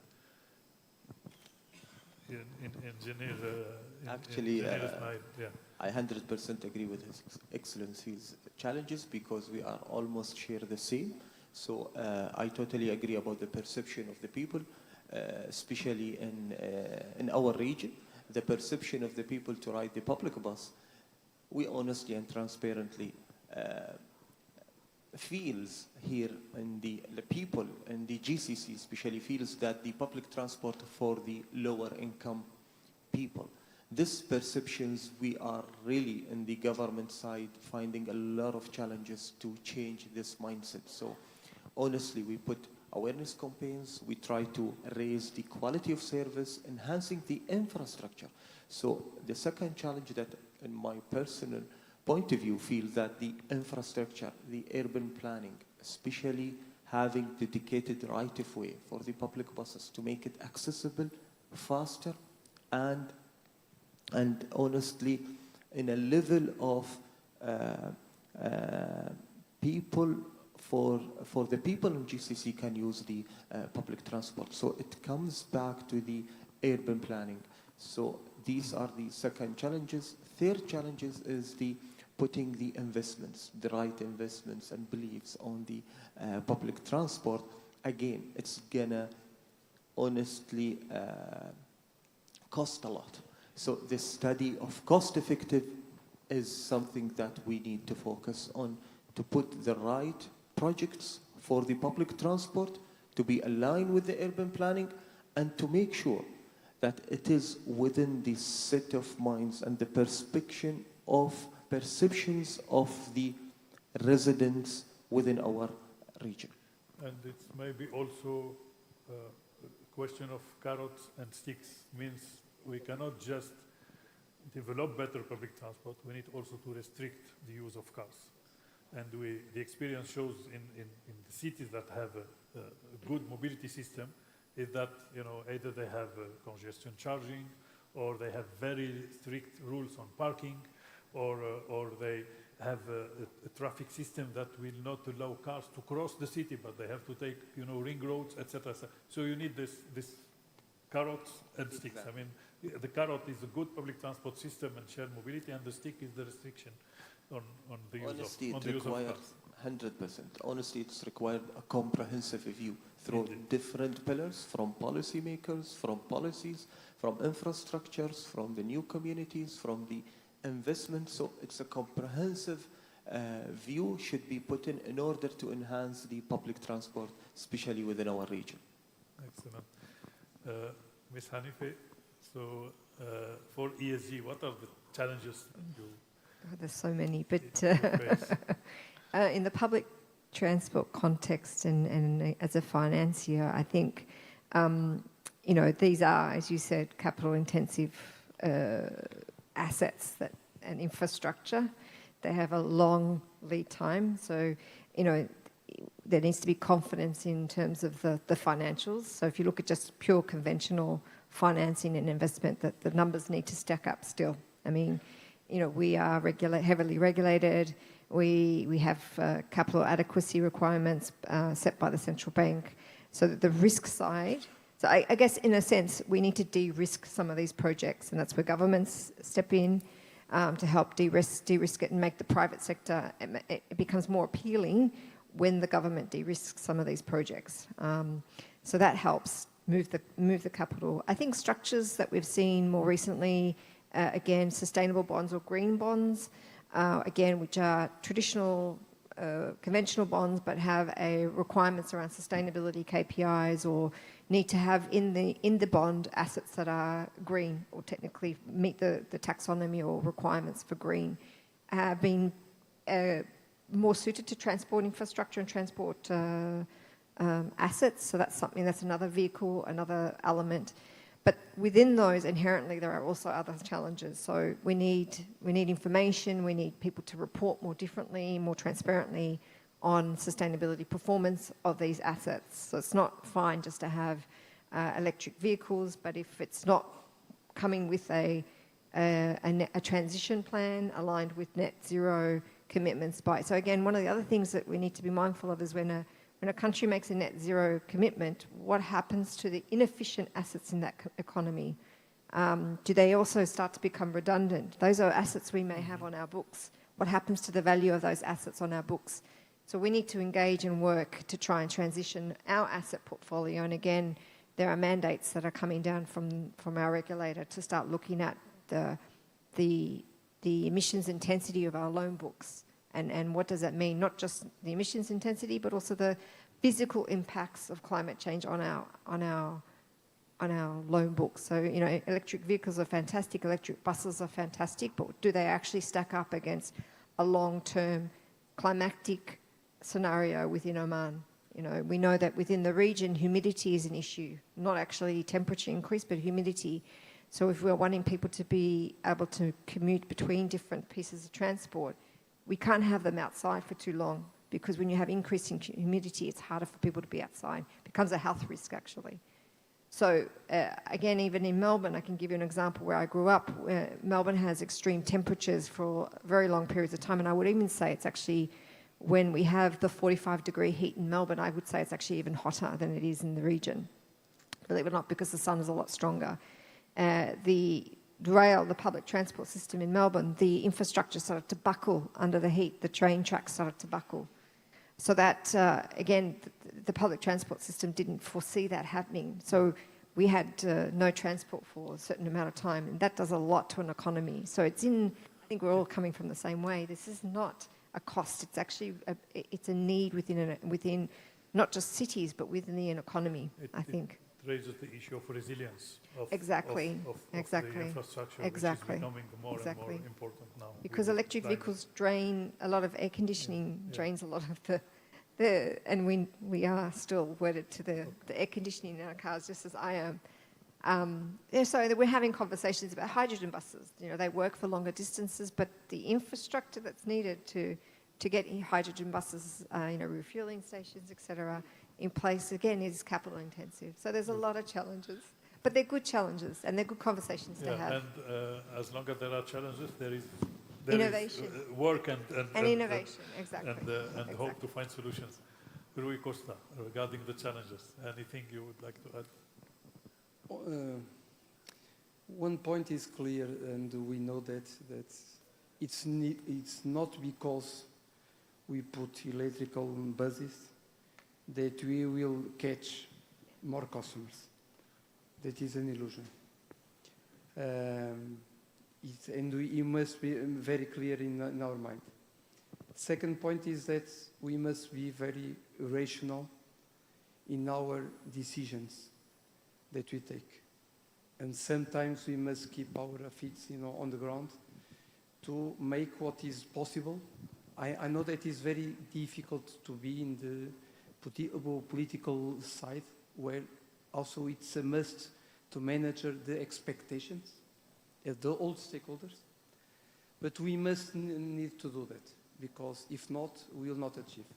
And it's logical that with so many projects in front of us, if we are not rational in the way that we approach the public transport, we will postpone in the time for that. And regarding the challenge is to be rational when we talk about people. That's the problem. We are never rational when we talk about people. But people, I said already, or we implement strong mobility policies that promote, and promote is a nice word, promote the transfer of the people from the private car to the public transport, or nothing will happen. So it is a must to have courage. So the political side must take decisions, courage decisions, but without that, they must be aware nothing will happen. Excellent. So unfortunately, we'll have to wrap up. So I would like to give each one of you the word if you want to add something, maybe about the future, about, you know, anything you want to cover that we didn't cover. I'll start with you, Rui. Well, I think that the first, the only, as a final idea is hope. We must believe that we have the conditions to do better. We are in best region in the world with the higher dynamic on the economy that we are facing. So if we are here and we don't believe that it's possible to do here better, that is a very black picture. So I am a positive person. You're optimistic. Yes, I am an Excellent. optimist, because if not, we must believe to achieve this target. Very good, very good. Hanife? I mean, I echo that as well. I think, again, I think in closing, I think the incentivization is really important, and I think that tends to work. And again, coming back to the EV tax breaks that the Sultan of Oman and the Ministry of Transport have put in place, has seen, even within my colleagues, I see a lot more electric vehicles in our car park now. So I think incentivization works best in this region. I think we shouldn't be punishing people. I think we should be rewarding them. Let's incentivize, let's make it, reward the behaviors that we want to see. I think that's really important. And I think these environments, we cannot change and solve the problems in isolation. So collaboration. Let's have the open dialogue, let's talk. And Soha International is happy to be at these discussions early so we can help shape potential responses and potential support. Thank you. Mohandes. Yeah, actually we are working in Ras Al Khaimah, line with the UAE government vision is to enhance the public transportation, to enhance the accessibility, the infrastructure. Honestly, something I need to highlight also, that we are trying to build the sustainable infrastructure for our public transportation within Ras Al Khaimah for 20 years. And we are not focusing only on electrification, where we are focusing on zero emission vehicles, zero emission infrastructure, where we allow the hydrogen, CNG, and all alternative solutions to come up in Ras Al Khaimah. So I do agree about the collaboration. Actually, this is something that, or the partnership, we need to work with our partners, because especially the government partner, strategic partner, and the private sectors. So the collaboration will sure accelerate the achievements of the targets and the vision of any city. Thank you. Very clear, Your Excellency. Yeah, thank you. I echo what the panelist basically already recommends. Collaboration is a key. I will add that we need to present more. We need to showcase things more and more, and we need each other to help in demonstrating this. The public and the society is busy with the social media, so we need to put more stories and more showcases, and they need to see the goodness of moving into public transportation and green mobility, and all these goodnesses that we've been talking about it for a while now. So thank you for this. Thank you. It's very clear. I mean, showcase the good practices, show the successes, stories, celebrate successes. Celebrate stories, Yeah. show stories, not necessarily from Oman, but from anywhere else. Yeah. And this is where collaboration is a key here. Yeah. Collaboration. We talked about the fact that public transport is a must. We need a long-term vision, but also this I would say, short-term actions. Thank you very much.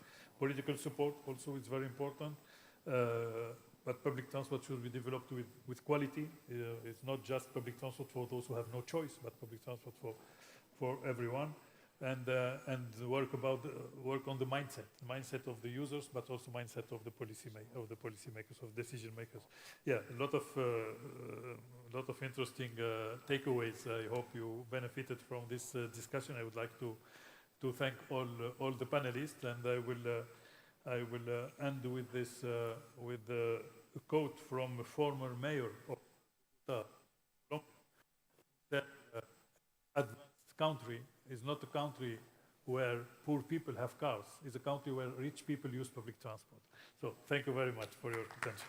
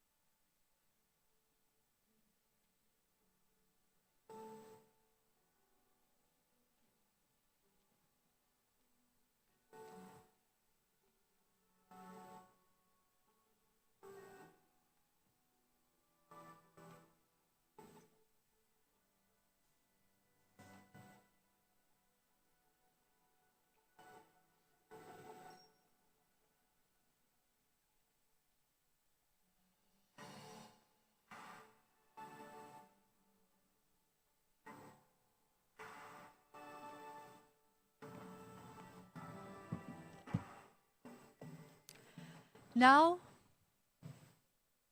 yes, hello. Now you are invited to experience an Omani cultural performance known as Bar'a, showcasing the traditions of the Dufari culture. Please enjoy.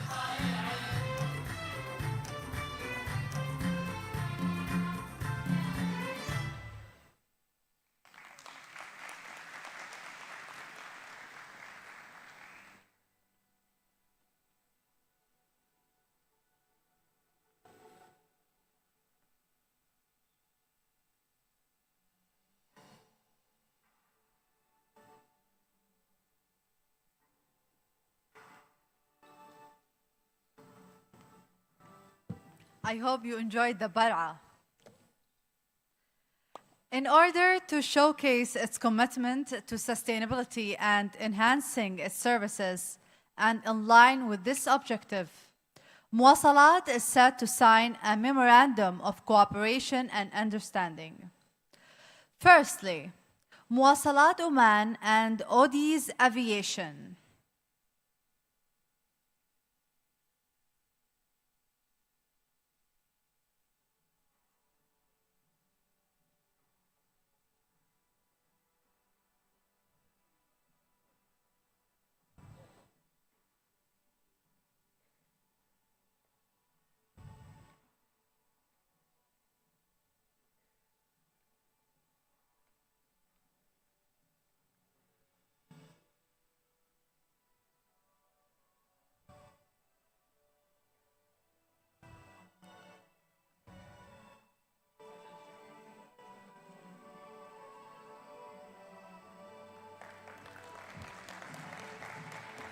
Memorandum of Cooperation between Muwasalat and Odis Aviation, a sustainable aviation company building a hybrid electric vertical takeoff.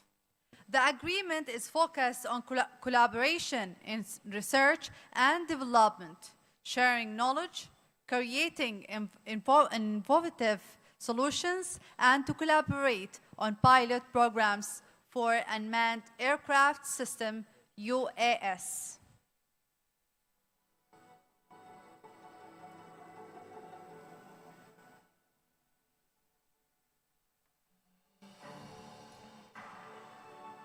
Muwasalat and High Cab Group.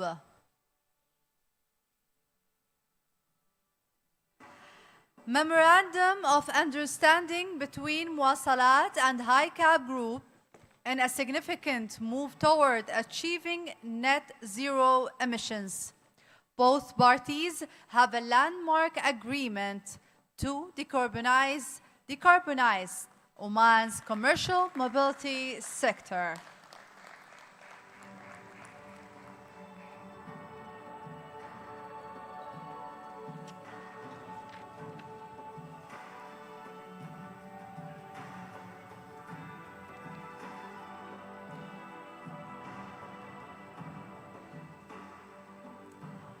We would like to express our heartfelt thanks to our valued sponsors whose generous contribution have played a crucial role in the success of the UITP MENA 2024 conference. We warmly welcome His Highness Sayyid Marwan bin Turki Al Said, His Excellency Engineer Saeed bin Hamoud bin Saeed Al Mawali, الشيخ ناصر بن سليمان الحارثي, Vice President for Operation at Oman Investment Authority, and Engineer Badr bin Muhammad Al-Nadabi, to come up on stage, and Mr. Muhammad Mazghani, please, to come up on stage for the recognition of UITP MENA 2024 sponsors.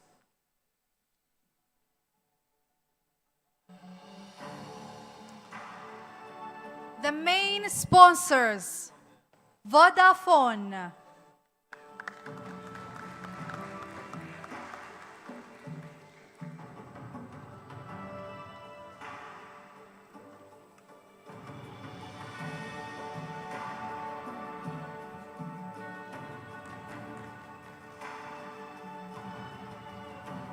Suhar International,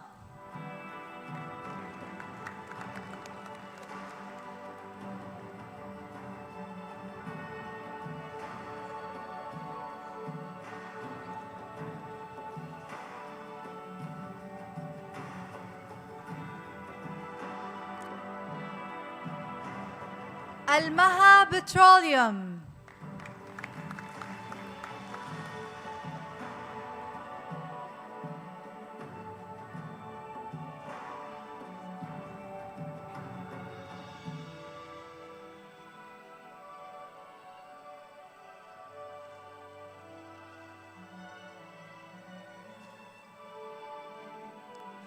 Petroleum Development Oman,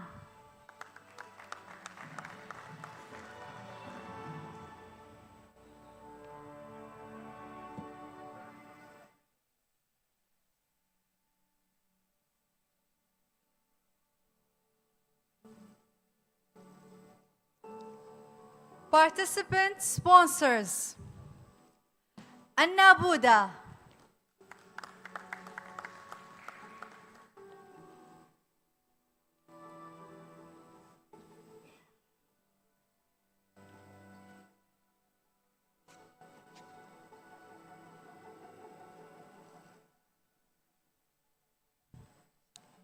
Karwa Motors,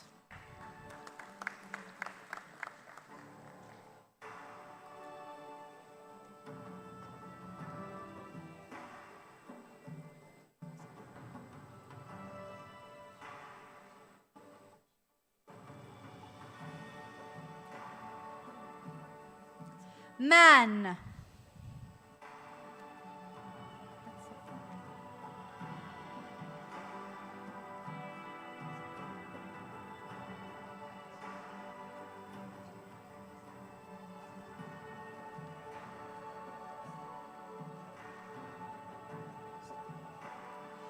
Also, Muwasalat Oman is honored to present a token of gratitude to His Highness as an appreciation for His Highness's continued support.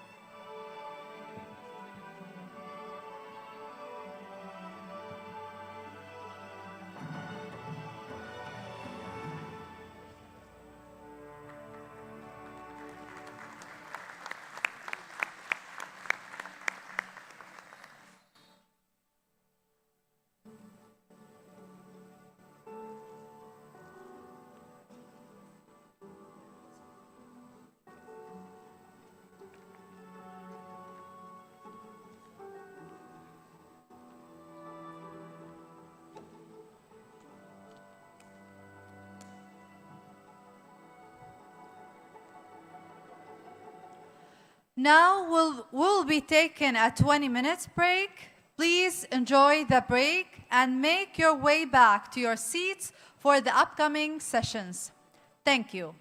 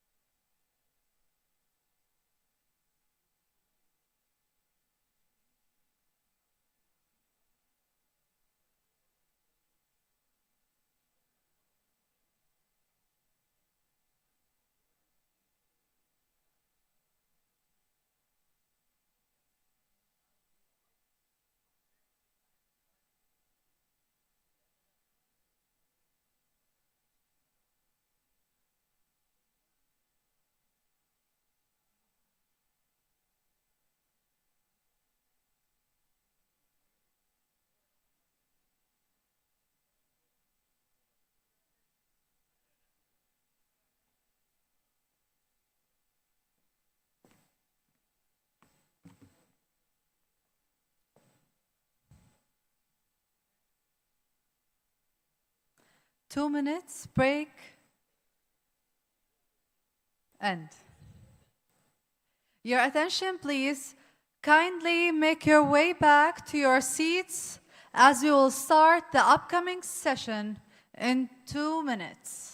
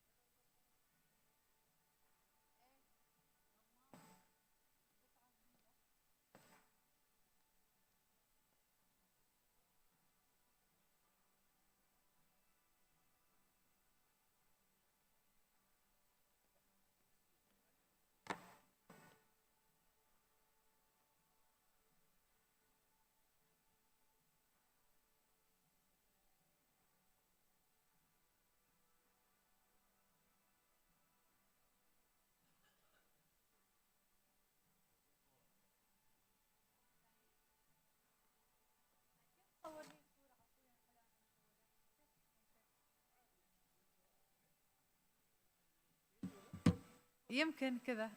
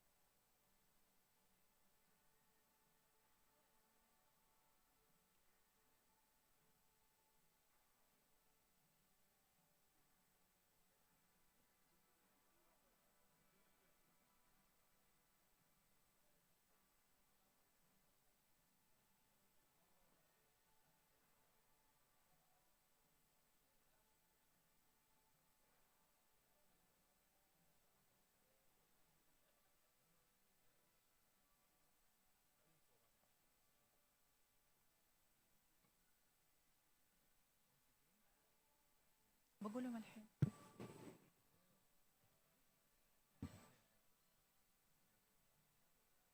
هذا كم؟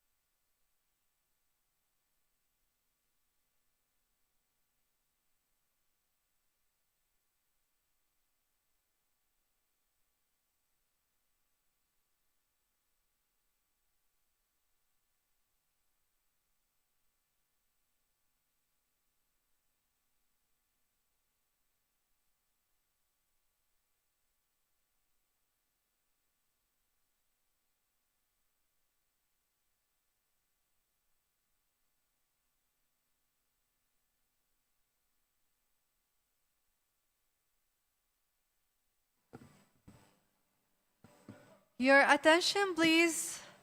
Kindly make your way back to your seats as well.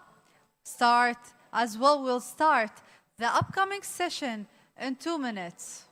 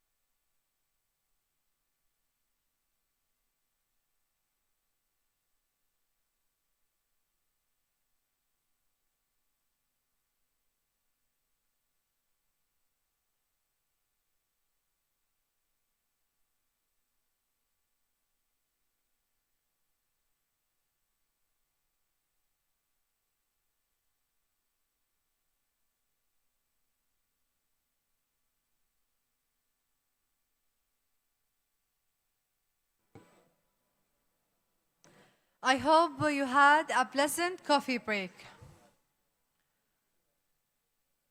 Pioneering sustainable public transport is crucial for reducing carbon emissions and creating a more environmentally friendly future. By investing in efficient and eco-friendly transport system, we can help combat climate change and improve overall quality of life. Please welcome the panelists for the panel discussion. We look forward to hearing your insight on pioneering sustainable public transport. Please join me in welcoming the moderator of the panel discussion, Anan Al-Amri, Section Head Alternative and Sustainable Ability, Abu Dhabi Mobility.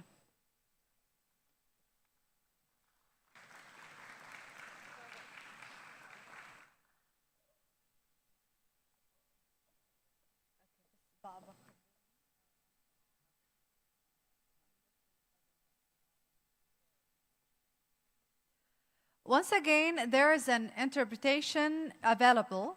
If you wish to get an interpretation, just register your name at the table on the left side of the hall, please. يوجد أجهزة ترجمة للأشخاص اللي يودون الحصول على ترجمة من خلال تسجيل أسمائهم في الطاولة على يسار القاعة، وشكرا لكم.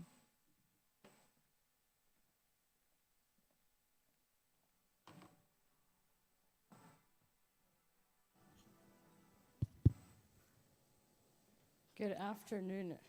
Good morning. It's been a long day. So we'll try and make this session a bit more interesting. So my name is Anan Al-Amri. I'm section head of the Alternative and Sustainable Mobility in the Integrated Transport Center in Abu Dhabi.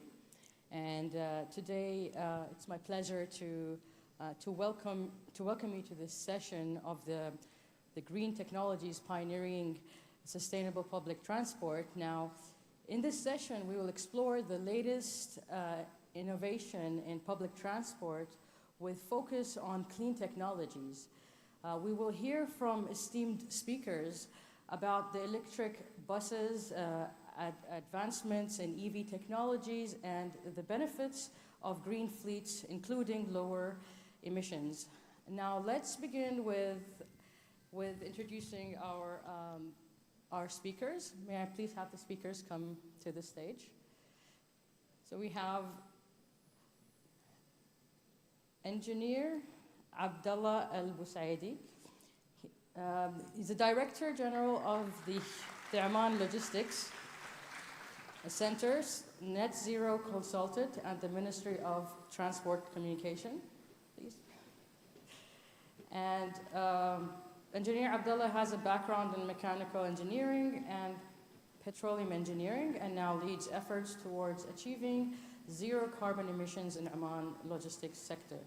And Mr. Abdullah Al-Zaroni, the Director of the Maintenance and Service Department at the Roads and Transport Authority in Dubai, UAE, with intensive experience managing a large fleet of public and school buses. Marwan is at the forefront of the green sustainable mobility initiatives. And we have Mr. Manish Sahi. Mr. Manish Sahi, the Vice President for the Middle East Africa and CIS at Volvo Bus Corporation, based at Dubai, UAE. Manish has over 25 years of experience in the automotive industry, focusing on public transport, growth, and sustainable solutions. And last but not least, Dr. Farah Al-Barwani, the Senior Manager of Research and Development at BIA in Oman. Dr. Farah's work focuses on sustainability and circular economy initiatives in waste management. Welcome the speakers. Thank you very much. Have a seat. So,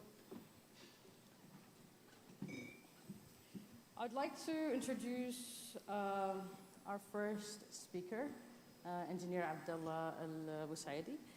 on his presentation on building sustainable mobility in Oman. Would you like to speak on the, or to welcome him on the podium?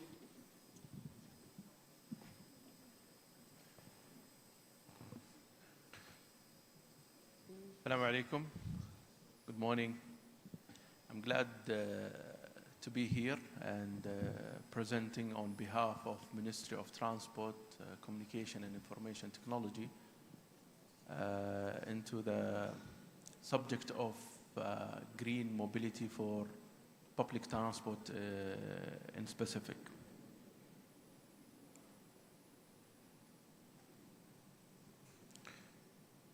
So I'll take you through a short journey, or let's say a journey that we have built together as a government body in partnership with our private sector and other entities within the government policy maker. So when we talk about, and we started to shape the future of the public transport here in Oman, and how we can make it more sustained, greener, as per our mandate. So we have drive the agenda based on different studies. Few of those studies has been already explained during the last session and in the opening keynote by Engineer Bedr as well. So Oman Vision 2040, which is the main strategy, contain different pillars. One of the main pillars, which is sustainable, and as well the strategy of urban planning in Oman. As well, the Oman Decarbonization Strategy 2050, where we have introduced this strategy officially in 2022, meeting the targets of net zero by 2050. Public Transport Master Plan, which has been driven by clear agenda of the Oman Special Development Strategy, which contain a big part of it from the logistic and as well transport sector. As well in the Oman National Digital Strategy 2040, and it's quite important to make the transformation of digital towards transport and logistic part of it. And Oman have focused to be in 2040 an increased value, or let's say a specific value to be increased through the digital transformation. In specific, when we talk about decarbonization and the strategy and the contribution of transport sector in the emissions in Oman, currently we have 18% contributes from the transport to the total emission of Oman. However, this is from the land transport in specifically. We have the maritime and we have the aviation, and actually the public transport plays quite a big role on it, and it is a focus element on how we can sustain and decarbonize on the public transport. We have the other pillars. It's for your info how we are positioning the transport among those other sectors. The national target for public transport has been driven from the main study, which is the public transport master planning by 2040, and our targets are quite clear, where we would like to reach by 2040 a 20% of public transport to be used by the public and the residents here in Oman. The connectivity to reach by 40%. And due to the time, I will be limiting only highlighting the main points. Otherwise, more specific details can be given, definitely, maybe one-to-one or any other further sessions. The traffic accident, currently we are positioning on 2.4 according to the last statistics. We aim to reduce it by less than 1.8 by 2040. 18% of the emission to be reduced by 2040, but we are targeting more than almost, I don't recall the number, but in 2050 we have more ambitious targets. The specific lines to be specified, and this is part of the strategy, of the national strategy. We will be starting from Muscat, and I think there is already a study being now currently under execution, or not execution, under the study of how to make Muscat better in public transport and specify lines of it. As well, the private vehicles, the target is to be less than 600 by each 1,000 residents. As well, few government initiatives will start by enhancing the infrastructure. So in collaboration with Muwasalat as a national operator for public transport here in Oman, we built few initiatives on that, and one of them, which I have explained just earlier, which is dedicated bus line, as well the integrated urban stations and accessibility to all different stations in Oman, improve the crosswalks, improve it within Oman, and actually it's part of the whole public transport, starting from the study of the metro in Muscat, continue to the public, which is a feeders to the main stations. As well, enhancing the road and network connectivity within Muscat and enter the cities, between the intercities within Oman. The park and the ride facilities as well. As well, part of the government initiatives, promoting of public transport, as we know all that the mindset within the region to use those public transport is not really, it's one of the key actually challenges, and by different initiatives has been introduced already in Oman. We are able to see an increase in using of public transport, especially in Oman. Either in the city of Muscat or as well in the intercity, and those are a few initiatives. We hope that it can increase by changing the mindset. In the same time, we are implementing the different strategies and initiatives to improve the public transport. So the ticketing system has been improved, and we have seen the customer service satisfaction on that. As well, encouraging the share mobility. There is few initiatives on that, and there is a survey has been already conducted, and we are expecting to see few initiatives come under this particular element. The micro-mobility integration, we have seen a few of initiatives in the micro-mobility, especially in the e-scooters, but the integration is required here to make it more attractive. As well, in the public transport and the policy and the regulation, ongoing work to improve, and it is part of the final study that we are implementing all together to integrate the whole public transport, starting from the metro to the micro mobility. As well, part of the government initiatives, the greener future. Everyone is talking about now, the whole world talking about how we can save the planet from the emissions. So Oman is part of that, and we're moving in that direction. Just to give a few elements or few examples on what has been achieved or what we have in our roadmap. So electrifying of the roads, part of it, it is there. Oman today have more than 150 charging points, mainly covering the main highways, which is our main focus. As you know, the geographical state of Oman and the scattered cities between it. So connecting those cities is quite important. The EV and hydrogen buses, we have seen that in this during this event, we'll see the first electrical bus, and we hope that with a partnership with Karwa and other partners to enable this element. The hydrogen buses will be more focused within intercities, part of our strategy, and as well the heavy trucks.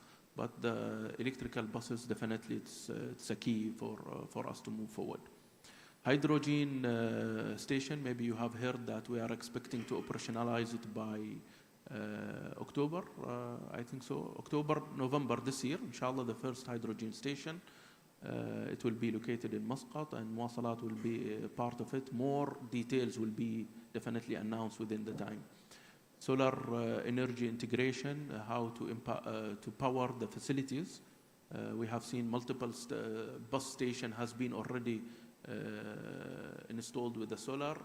We are currently working with the airport as well and the other transport facilities to be powered by solar system. And definitely the use of biofuel. Muwasalat have been pioneer in using the biofuel by the date seeds, and we are now even expanding that. There will be few regulation to be announced on the biofuel. We have a local already blended facilities, few of them, and we have able to achieve a really competitive economic value for the end user there, where we are able now to set the regulations in the right manner.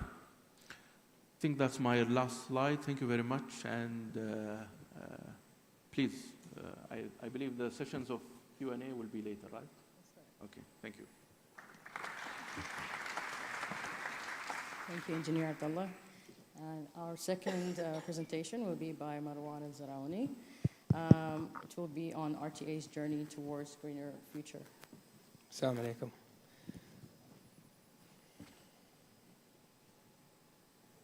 I think the presentation is not yet ready. Yeah.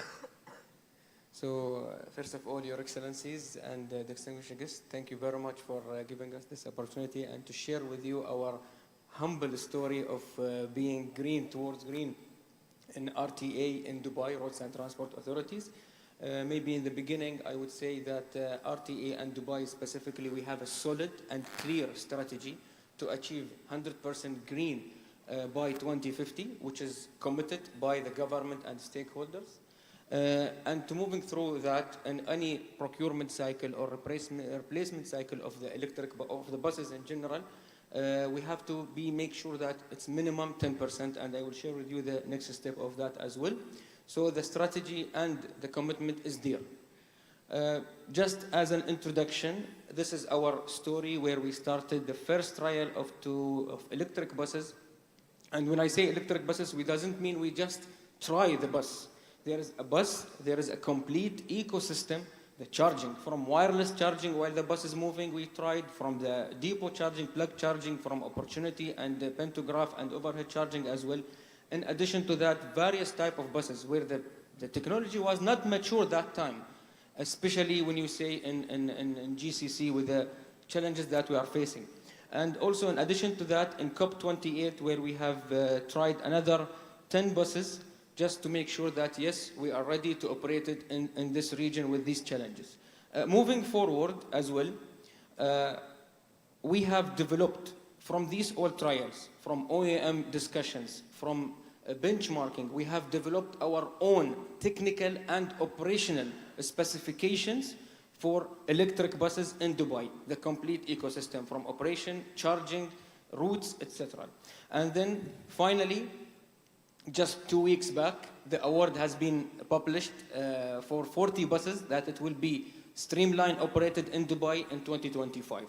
So that will be in the road and straightforward in the live. Just and highlight for sure, always electric buses, and specifically it's not like it said that 1 + 1 = 2. There is a lots of stakeholders to be involved, and without them you will not move forward. This is just an example where we have to bring everyone on the same table, and this is a challenge. Your priority could not be the priority of others, so you have to make sure everyone align with you on the same table. Again, routing within the city, the trial firstly is starting with dry test, then it will go to the mock test, then we'll go to the passenger. So trying a bus, which is, I would say, not 100% GCC specs, and when I say GCC specs, it's a gray area a bit, whereas whatever you plan on the paper, not necessary that it be actually in the road. So trying the bus on the route within the city, I would say it's a busy city for a public transport in Dubai, with minimum 450,000 passengers ridership only for the bus on daily basis, so it's another challenge as well. and we got really a good feedback from them. Again, as Mr. Mazghani mentioned, green is not only for the environment, it's for the people. So trying and having an electric bus, and we understand that the capital is high, the people should be, we want to know, is the people are really happy with it? Is it a difference for them, or they just don't care? They will just ride the bus from point A to point B and that's it. And he doesn't care it's a diesel, or it's an electric, or it's a SNG. But when we did an awareness for the public, and with specifically the demography of Dubai, of the ridership in Dubai, and we did lots of survey with the people who have used these electric bus which have been tried these days, we surprised that yes, the public are aware.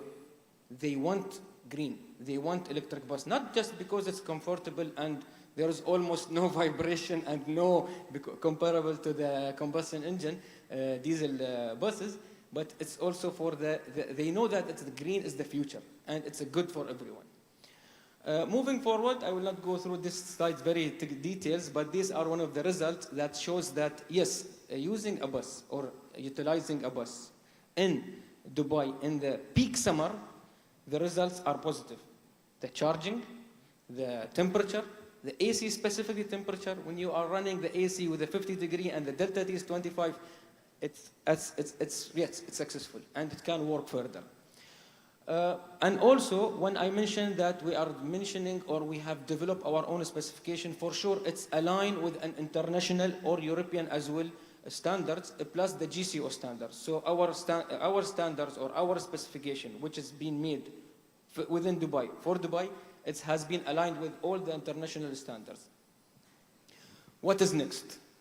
I mentioned that the 40 buses are already live, just 2 weeks back we have, and also there will be, we are starting for the new phases. So already also we have sealed a trial of hydrogen bus in align with our energy provider as well. It will be tested, the hydrogen bus, by end of this year, approximately October, and it will be ready inshallah, and I hope that inshallah will be after 5 years, maybe we will see, or maybe less, a hydrogen bus live also and streamlined and as well in our network. So I know maybe I'm talking a bit fast, but I want to be right to the point. So moving toward electric or green, it's not straightforward. So the lesson learned that I'm trying to share with you, and I will be honest with you, the stakeholders who are involved. Bringing everyone on one table to be aligned with your strategy, which is not their priority, is I would say the biggest challenge. And in Dubai, alhamdulillah, we success in this. I have to be annoyed a little bit again with other stakeholders, but at the end, we have to bring everyone aligned. So thank you very much. Thank you, Marwan, for your presentation. That was very insightful. The third presentation will be by Manish Sahi. He will talk about the sustainable electrification. You want to sit down? I'll give you the remote. No, I will play for you. It's up to you. There's a remote.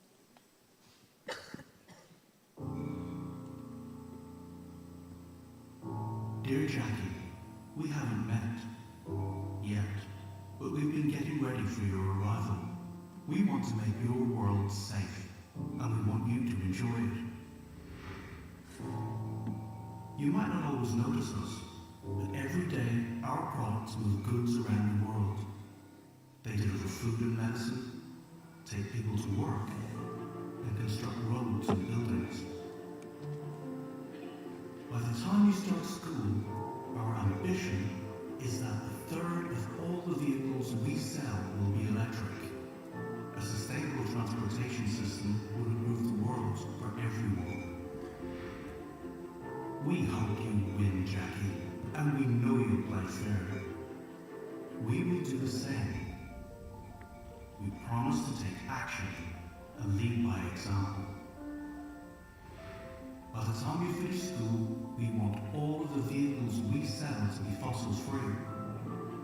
You'll make new friends, people who support you and make you grow.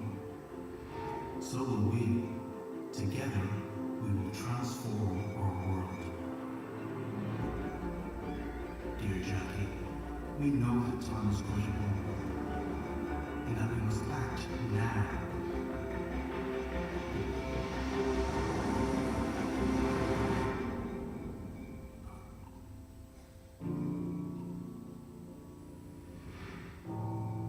By the time you read this letter, we will have done everything we can to fulfill our promise to your generation. Let's shape the world we want to live in together.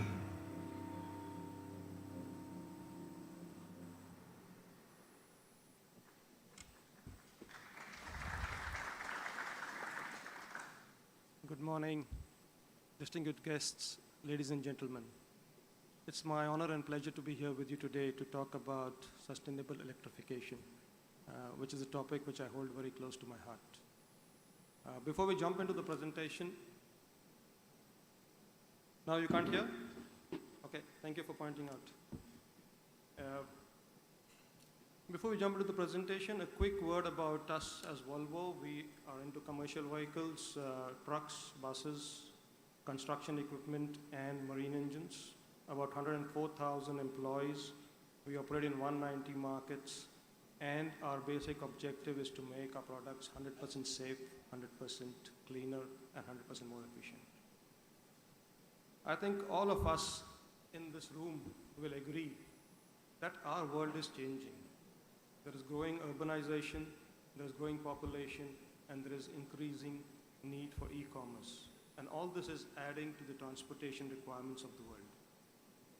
Climate change is a clear and present danger, and we all know about the impact. I think many of us have been touched in the past few months with the events of climate change, and hence it becomes very important to look at whatever we do sustainably. And I'm going to talk of sustainable electrification and the journey that we will take vis-a-vis what we know best is the buses. So how we design our bus systems today will actually decide our future for tomorrow. The transportation sector contributes to approximately 25% of the greenhouse gases. And in that, the people movement is about 50% of it. So if we make the bus systems and the public transport more efficient and sustainable, all of us as members of UITP and the people who run public transport can really contribute towards reducing greenhouse gases. And that is the direction we want to take along with everyone else. So one of the objectives we have set for ourselves and working with cities is to move cities to zero cities. By zero cities, we mean zero congestion, zero emission, and zero noise. And we are adding one more zero with our products. We are saying zero accidents. That is the direction we really want to go towards. But sustainability has taken a long journey. Our learning and understanding has undergone a lot of change over time. 20 years ago, we were talking about saving fuel. Then we were talking about zero tailpipe emissions. But today, if you look at it, the focus cannot be narrow. The focus cannot be tank to wheel, which is just the operational part of the phase of the bus. The focus has to be the life cycle assessment, which basically is how do you make the energy, how do you operate the bus, and also how do you source the raw materials. Are you sourcing responsibly? Are you manufacturing responsibly? What are the labor conditions that you operate in? How are you going to take care of the environment right from the very beginning of the journey of the bus? Then comes the operational phase of the bus, and then the end of life. Are you focusing on recoverability, recyclability, reusability, and how much of a bus is going into the landfill? Right? If you're going to talk of sustainable electrification, you need to look at all these aspects when you procure a bus. Otherwise, we will still remain in the phase where we are saying, let's reduce tailpipe emissions in the city. Right? We will still remain in the phase where we will say we are not worried about what happens 10 years, 15 years later. So let's look at the full life cycle assessment and then decide on moving forward and buying particular types of products. So that is what we would like to speak about, and I think that is very important for all of us here, because a bus does not last for 2 days or 5 days or 10 days. It lasts for 10 to 15 years. So whatever you buy now, the impact is going to be felt up to 10 years or 15 years later. We need to start now. because the climate change is happening now. The climate events are impacting us today. So if I just take a step back, about 20 years ago, we were focusing on reducing fuel consumption because at that point in time, the carbon dioxide emissions in the operational phase were very high. You look at the extreme left here, the carbon dioxide emissions were very high, so we were not worried about manufacturing or the end-of-life usage. You come to the extreme right, which is about the last two bars, are about if you're moving to electric, the carbon dioxide emissions are already low, and if you move to clean electric energy, then the ratio of manufacturing and the end of life of the bus, the impact of those two phases becomes very high. So you now need to start focusing on those areas, and you need to get the manufacturers to start focusing on those areas, right? Many of my panelists have spoken, and Mr. Marwan spoke about the complexity of electrification. When we implement a diesel bus system, it's pretty linear because we all are used to the diesel bus, right? There are more people in the city asks the PTA and the PTO to buy more buses, the PTO comes to the OEM, buys the buses, and the buses are on the road. But this is not how electrification is done. It's just not possible. And Mr. Marwan really put it very nicely, saying that you need to have a joint objective. Unless all the players and the stakeholders come together, it becomes difficult. And what we've tried to represent here is that it's a complex interaction between various players. There's a construction companies involved, there's government involved, there's an energy provider involved. What if you want to do electrification but you don't have energy in the particular depot? How do you electrify yourself? There's a number of things to be done, and I can talk a lot about all these stakeholders put together, but specifically focusing on the key ones.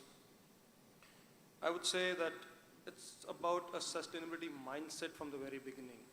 And that is what needs to come into the thinking process, into the procurement process, into how you set the system parameters. The way you set the system parameters will decide how many buses do you need, what is the size of the fleet, what do you decide on the charging strategy will again decide the same numbers, how many batteries you carry, and each of them will have an impact on the greenhouse gas emissions, the pollution, the noise, and how will we use the natural resources, right? How do we be socially responsible in going towards electrification in a sustainable manner? It's not only about contribution from the cities, it's not about the other people contributing, but as OEMs, we need to have a sustainability mindset as a prerequisite. Everything we do, we need to start from being sustainable. You know, the responsibility lies on us also as OEMs. We need to look at declaring and certifying the CO2 footprint from well to wheel and cradle to grave. So you should be able to understand what is the carbon dioxide and the overall environmental impact when you buy a particular type of bus from the OEMs. Obviously, the SDGs have been spoken earlier. Those are really important to adhere to. Responsible sourcing. You know, should we buy raw material which is coming cheaper but has used child labor to be mined or sourced, or should we buy material from where we can certify and say that it is being responsible? So those are some things that we need to start to see and work towards. How do we work with the labor? Are they bonded labor, which still exists in many parts of the world? Are we going to give them fair working conditions, fair wages? There's a discussion about living wages now. It's not about minimum wage. It's about, can the person working in a factory have a fair chance of living in a nice way? So those are some things that we would like to speak about. So this slide is basically talking about the collaboration between the various players. As I said, it's very complex, the whole setup, but sometimes more could mean less. So if we are able to increase the speed of the bus by about 3 kilometers, in a fleet of 100 buses, you will save 3,200 tons of CO2. So the impact of how all the people come together in a city to set up a bus system can be really, really high. The other way around, fewer batteries can mean a better impact. So it could be more. that you put lesser batteries on the bus and you save about 1,600 tons of CO2 during the lifetime of the bus.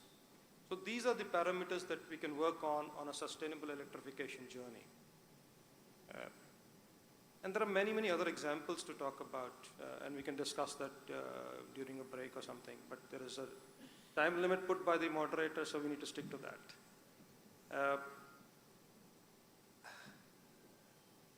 I just want to leave you with the last slide about a sustainability mindset. This is about an example from the factory we are setting up in Sweden. In Mariestad, a battery factory, obviously supporting our sustainability journey, building electric batteries. But when we kind of started to look at the area, the land that was allotted to us, which was very close to water sources, very close to the railheads, very close to our manufacturing facilities, we found that this was inhabited by about 10,000 salamanders and frogs. Usually you will just go about digging and start to set up the factory, right? Because frogs are almost everywhere. But you need to have a sustainability mindset right from the beginning. So this was the largest amphibian relocation in Sweden. It took over a month. It delayed the project by 1 month, obviously the costs and everything involved. But you need to start right from the very beginning. And that is how we really want to shape the world we want to live in. Thank you.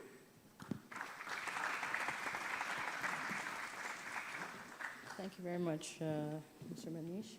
And now we'll have our presenter, speaker, Dr. Farah Al-Barwani, and she'll be talking about the role of a circular economy in sustainable transport. Good morning, everyone, if it's still morning.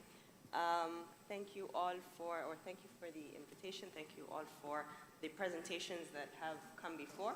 They were very interesting, whether it's the previous panels or this one. I am quickly going to talk about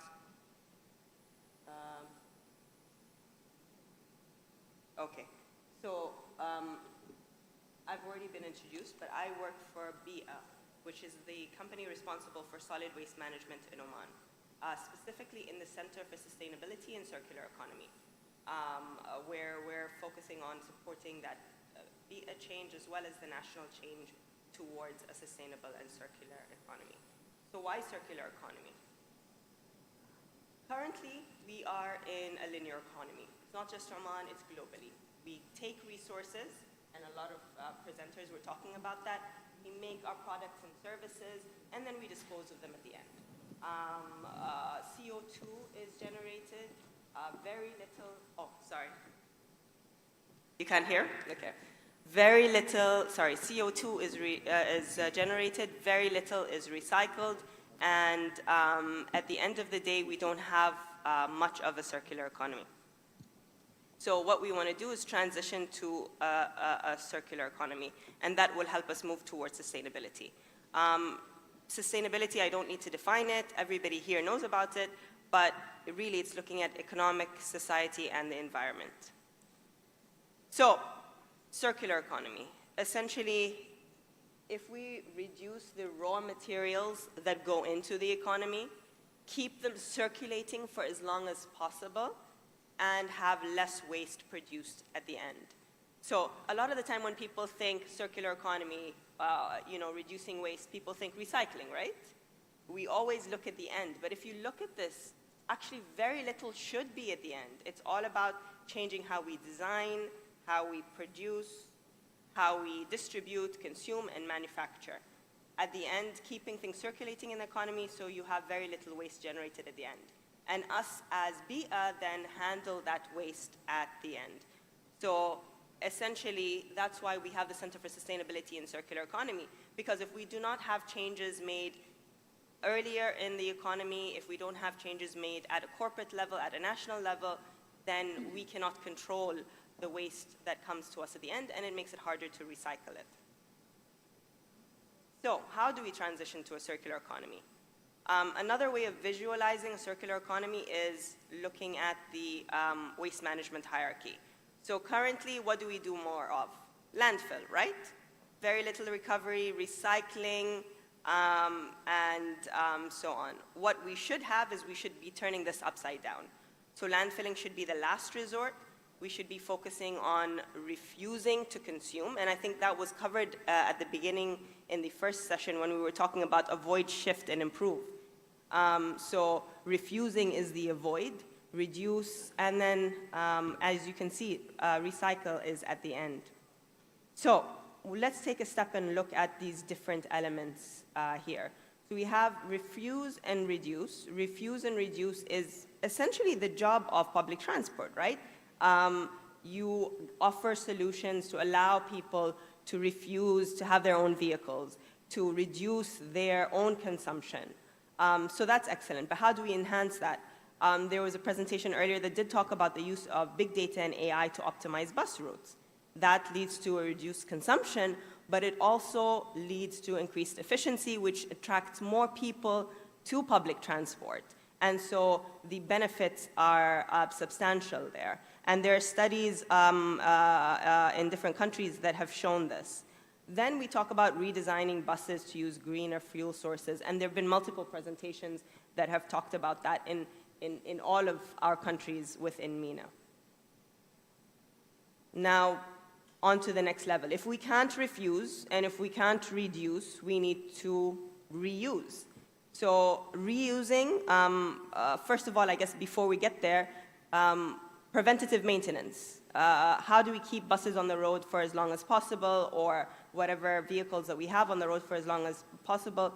Preventative maintenance and using AI to support that allows you to keep them on the road so you don't even need to get to the reuse as quickly. When you get to reuse, what can you do? This is a picture showing repurposing a bus for a greenhouse, but my aunt has repurposed it as a camper van, and there are many examples within Muscat and around the region of buses being repurposed as restaurants and cafes. But we can also use repurposed material for our, let's say, bus stops and other sites, like containers. And if you look over here, this is also an example of reduce, because the solar panels help reduce consumption.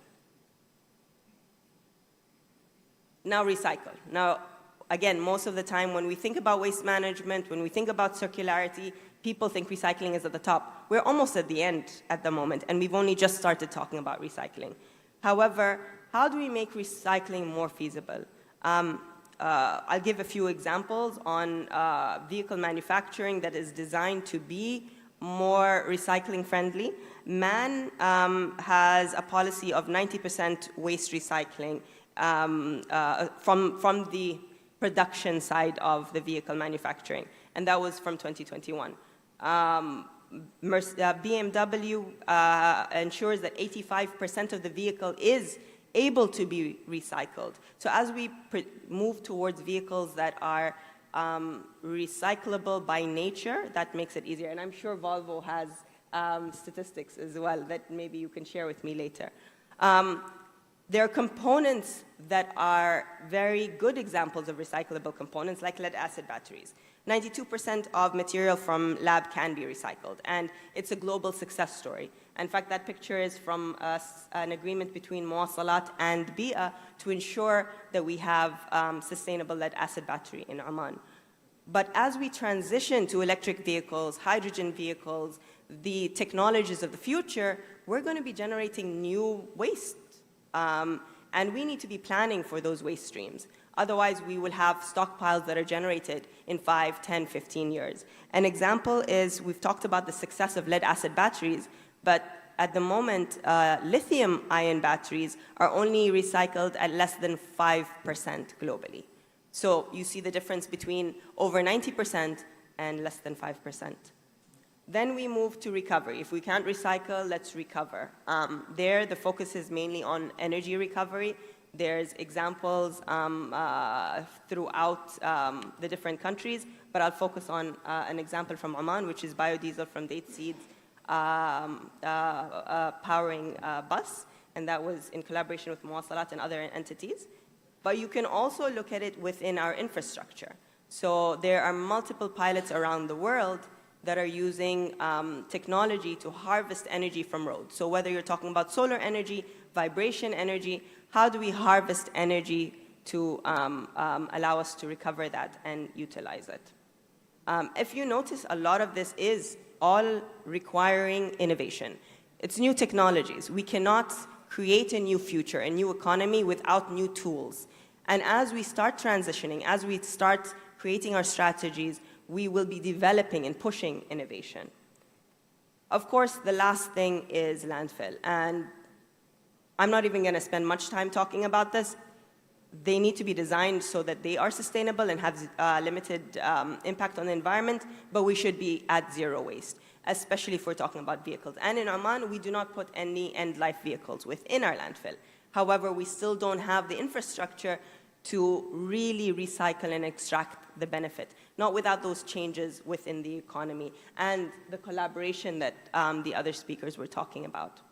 So, my last slide really, why transition to a circular economy? We've talked about the environmental benefit of a lot of what we do. We've talked about the benefit to people and society. Here we'll add that there's a job potential creation of 18 million sustainable jobs by 2030 through the transition to circular economy.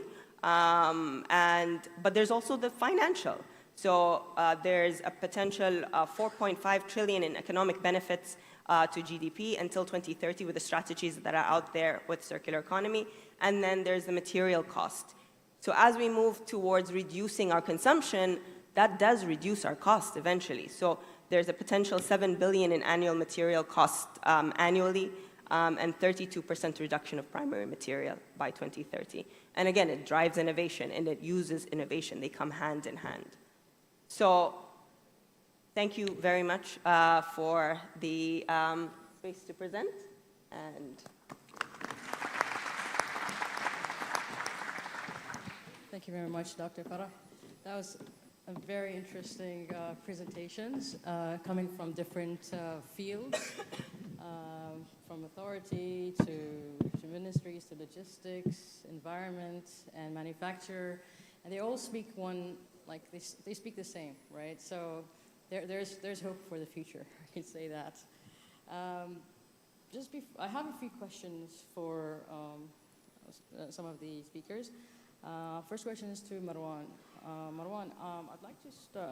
I'd like to know, how will RTA achieve its public transport transition to net zero emissions by 2050?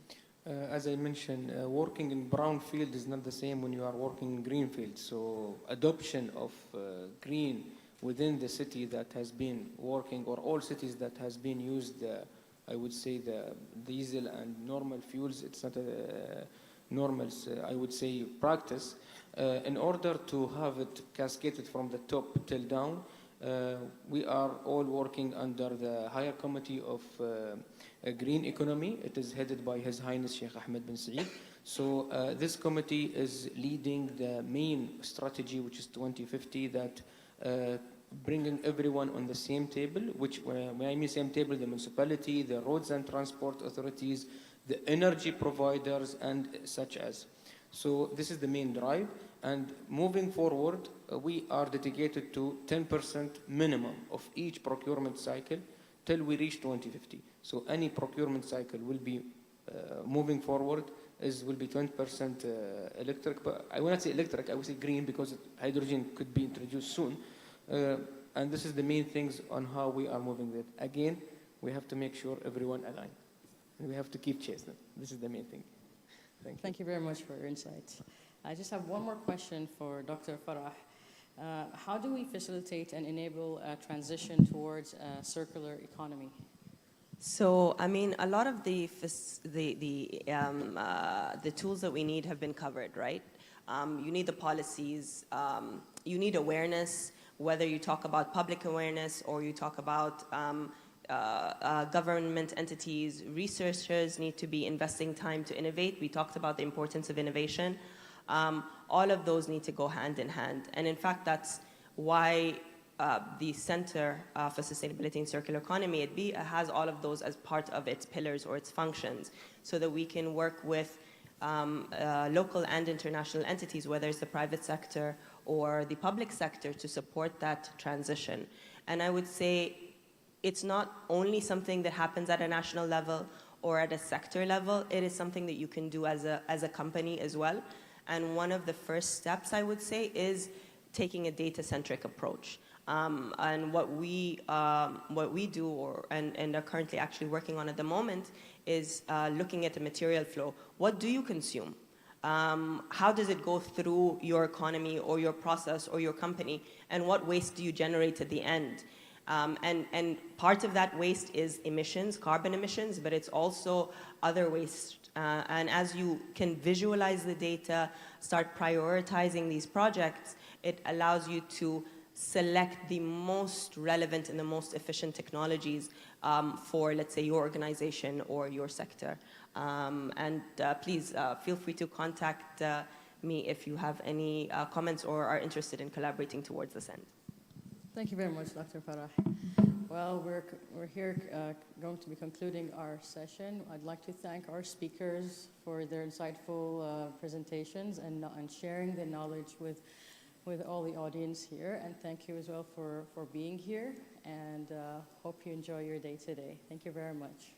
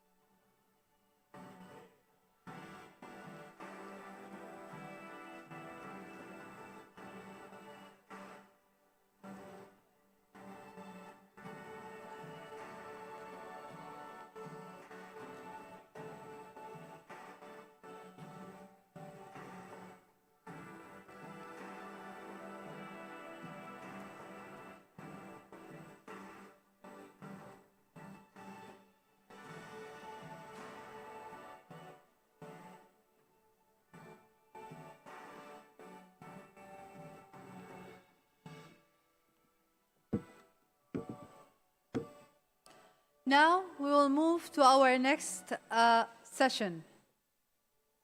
Intelligent transport system, the new trend in the public transport world. Please join us. We explore its importance and how it enhances connectivity and mobility. Let's welcome our moderator to the stage, Christine Poisore, Chief Commercial Officer, Head of Business Development and Partnership, ATM International, Abu Dhabi.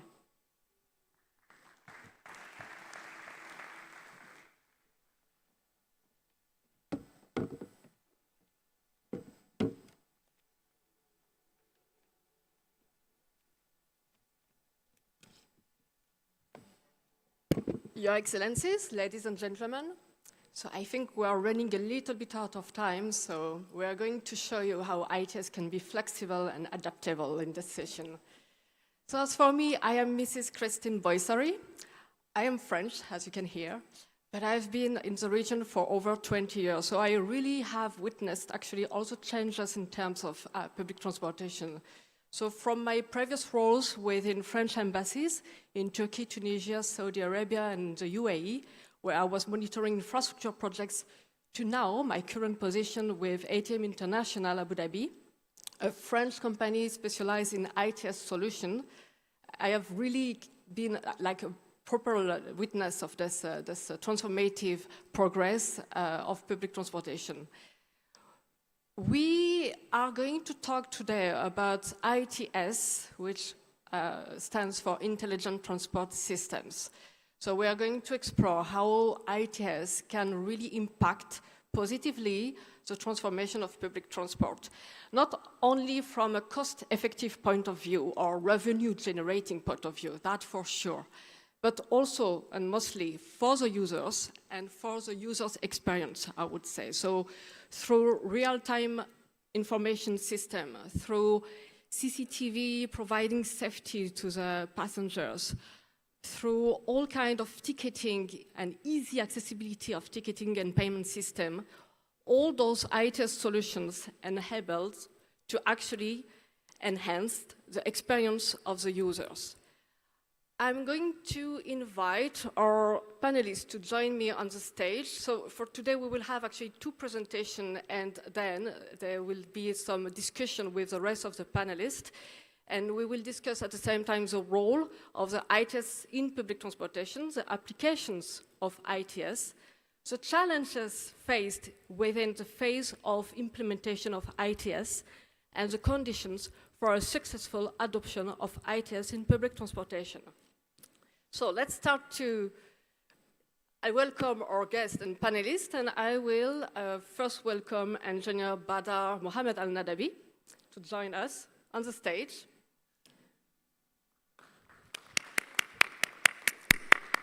So I think we all know now Engineer Badar Mohammed Al-Nadabi is the Vice Chair of UITP MENA and CEO of Muwasalat, also known as Oman National Transport Company. Engineer Al-Nadabi is a seasoned executive leader with over 25 years of experience, including Aziad Group in Oman. He has been running Muwasalat now for over 4 years. And I see this actually the opportunity here to thank you for all the support of Muwasalat in the organization of this successful event. I'm going to welcome now also Dr. Ibrahim Al-Balushi,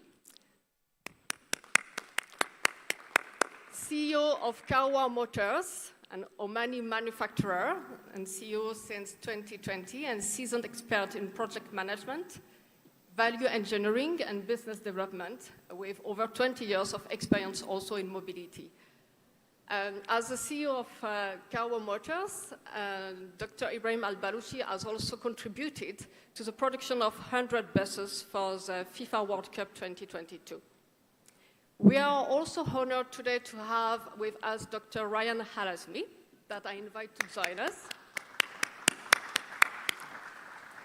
Dr. Ryan is General Manager of Transport General Authority of Saudi Arabia, the regulator of land and railway and maritime transport in the kingdom.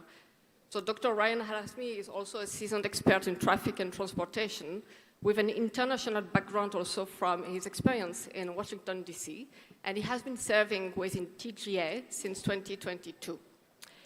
We also have the pleasure to welcome Hisham Ayran. So Director of Operations at Dubai Taxi Company, where he oversees a vast and diverse fleet of over 7,000 vehicles. So his extensive responsibilities include the management of taxis, of course, but also limousines, school buses, and delivery bags. And finally, we will have also the pleasure to listen to Mr. Jaspal Singh, Senior Director of Membership and Global Operation at UITP, who brings with him over 16-year experience in mobility, innovation, and technology.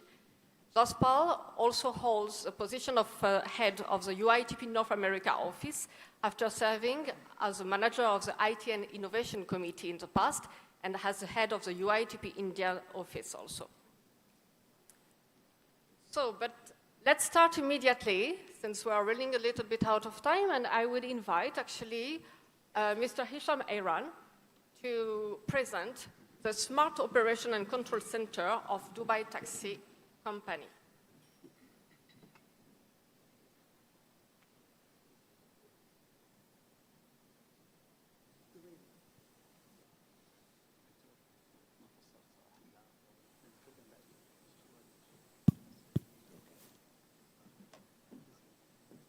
Assalamu alaikum.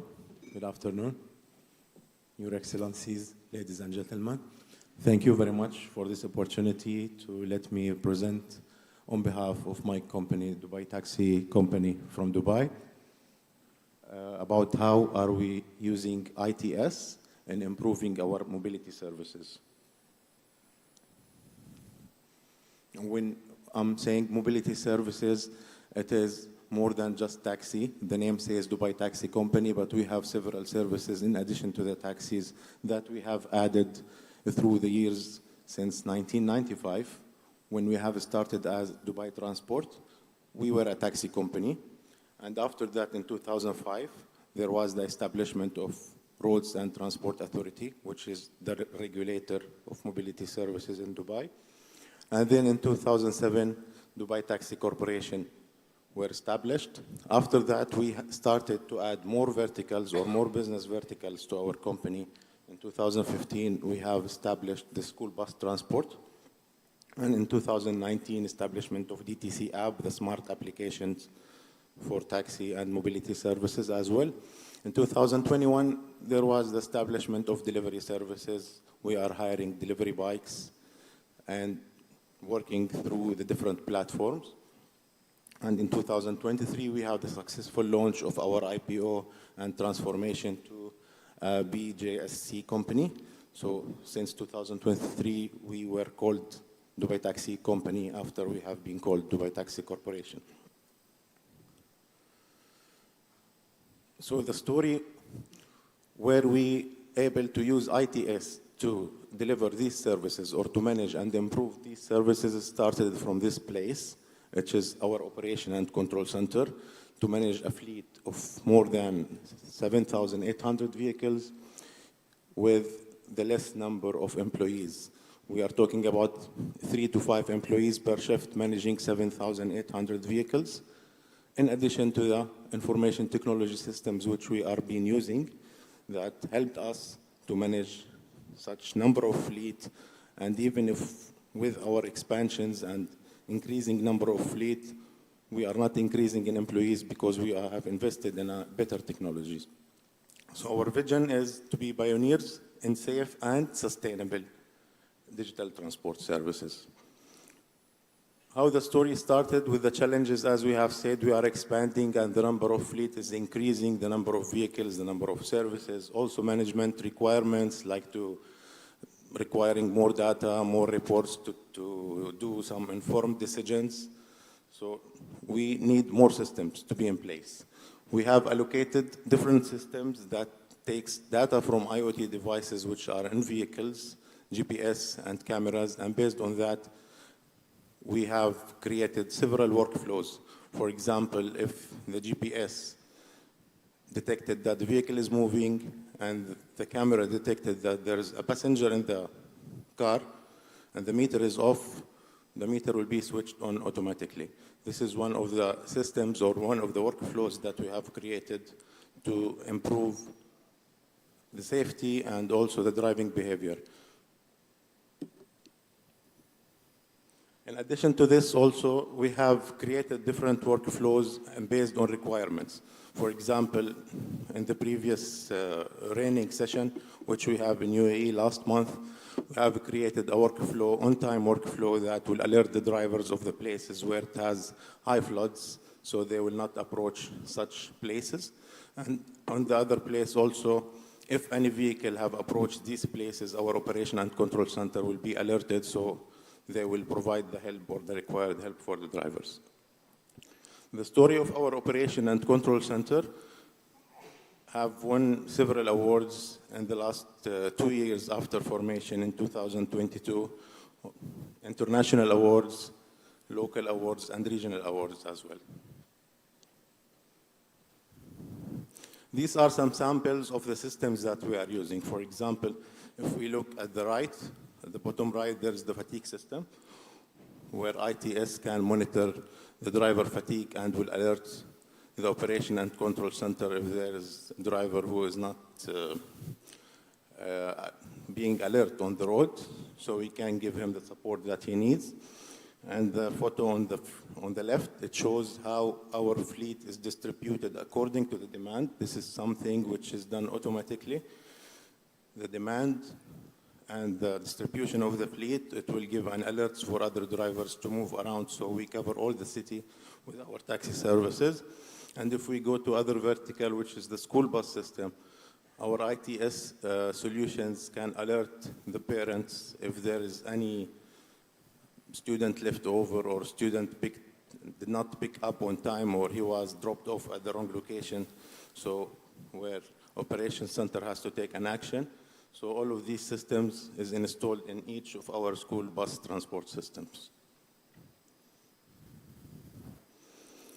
Coming to the last slide, which is the business outcomes, there are several outcomes that we have been seeing as tangible or intangible results of implementing such ITS solutions in our fleet or our mobility services. One of it was the decrease of accidents by 8% and reduction in customer complaints by 16% as well through to safety.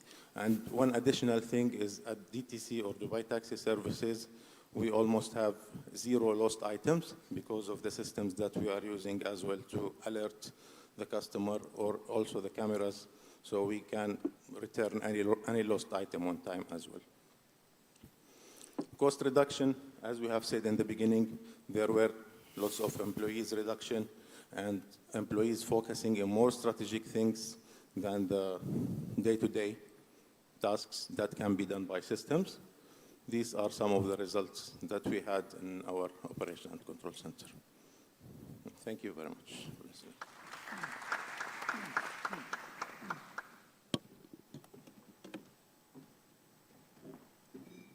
Thank you very much, Isham. I'd like now to invite Vaspal to introduce to us his view on digitalization in public transport.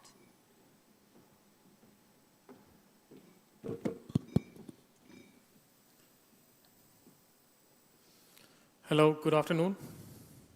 I hope people are still awake. I know it's a long, tiring day. We wake up early. We start early. But so far, all the presentation were really interesting. A lot of learning. In fact, I learned a lot of new things today. So I hope with this presentation and with this session, end of the day, you feel that there is some validation we do. So I quickly want to cover about digitalization in public transportation. And the term digitalization is used in different forms. Some people say we are doing digitization. Some people say we are doing digitalization. Some people say we are doing digital transformation. And it's very important to understand what is the difference. Because as a public transport agencies, operator, or even industry member, we need to understand that technology is just one component. Technology is just one part of the process. If we really want to achieve a digital transformation, it's not about implementing a new technology, but also changing the process. And what we saw from Hisham's presentation, it's not that DTC is just implementing technology, but they are seeing how the technology can help them in their processes, how they can reduce accident, how they can reduce their costs. So it's very important to understand that digitization is basically implementing new tool, but digitalization is actually changing business processes, and that's what in the morning session also we heard about the behavioral change. It's not about changing the passenger behavior, it's also changing the company and organization behavior, how we can implement the change within, which can help to bring change outside. And then digital transformation is about how we use technology for problem solving.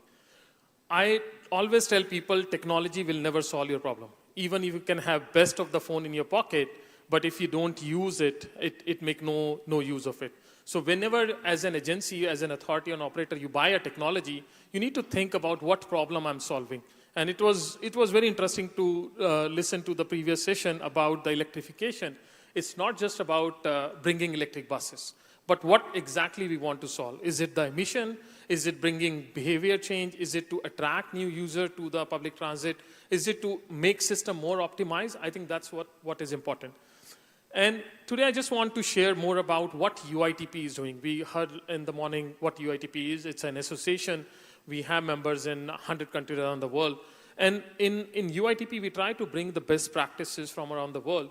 And we created these committees and these divisions. So those who are member of UITP, please feel free to reach out to us. We have two committees. One is IT and innovation, which is for the authorities and operator. And then we have IT and telecommunication, which is for the industry. And why I'm telling you this, because under these committee, we are actually working on a lot of different topics. Just some of the key topics I want to cover today, because we heard about electrification, we heard about demand management, we heard about ticketing, we heard about data. In the last session, there was the speaker was mentioning about data-centric approach, why we need to have a data-centric approach, and then the artificial intelligence. It's a buzzword. And I was surprised that since morning we didn't hear too much about AI, because when I go to other conferences, it starts with AI, and they just keep repeating AI. I mean, sometimes we overuse that term, but how AI can be used, and I'll showcase some of the practical use cases. On electrification, I think it's very important to understand for technology implementation for electric buses, it's not just changing the vehicle, it's a systematic approach. And under UITP, when we talk to our members and we try to understand what is the impact electric buses will have on your operations. So you cannot run the same operation what we are doing with the diesel buses or other conventional fuel buses. So it's a systematic approach, and we try to create to understand how electrification will impact on the technological side for the organization. So we produce these two reports, and the last version we just created about the checklist. It's preparing, if you are implementing electric buses, what technology tool you will require within your organization. Then we recently did a paper on the demand management. Today we were discussing in one of the sessions, they mentioned about on-demand mobility. Why on-demand mobility is important? Because the customer behavior has changed. Our user behavior has changed. We are not working 9 to 5 all the time now. The work from home became real. People want to use public transit for different travel purposes, not only just going to work. In a lot of countries now, the traffic on weekend is more than traffic on weekdays. And why? Because people work from home and then they want to go out. So the travel behavior is changing. So if the travel behavior is changing, can we have the same static demand, what we were used to do? Or can we have the same fixed route operation, what we were used to do? So it's very important to understand how the passenger flow and the crowd is changing. Some of the places, it's become an issue because when the people are waiting, the bus is not there. And when the buses are there, people are missing. So how to marry the people with the vehicle and see how we can use optimized schedule. So this is something we produced recently. Again, it's available on UITP website. Happy to share if you need the direct copy. But I think as an authority and operator, we need to think about the demand is very, very dynamic. We need to understand when our consumer need our service so that we can provide them. The third point is about ticketing.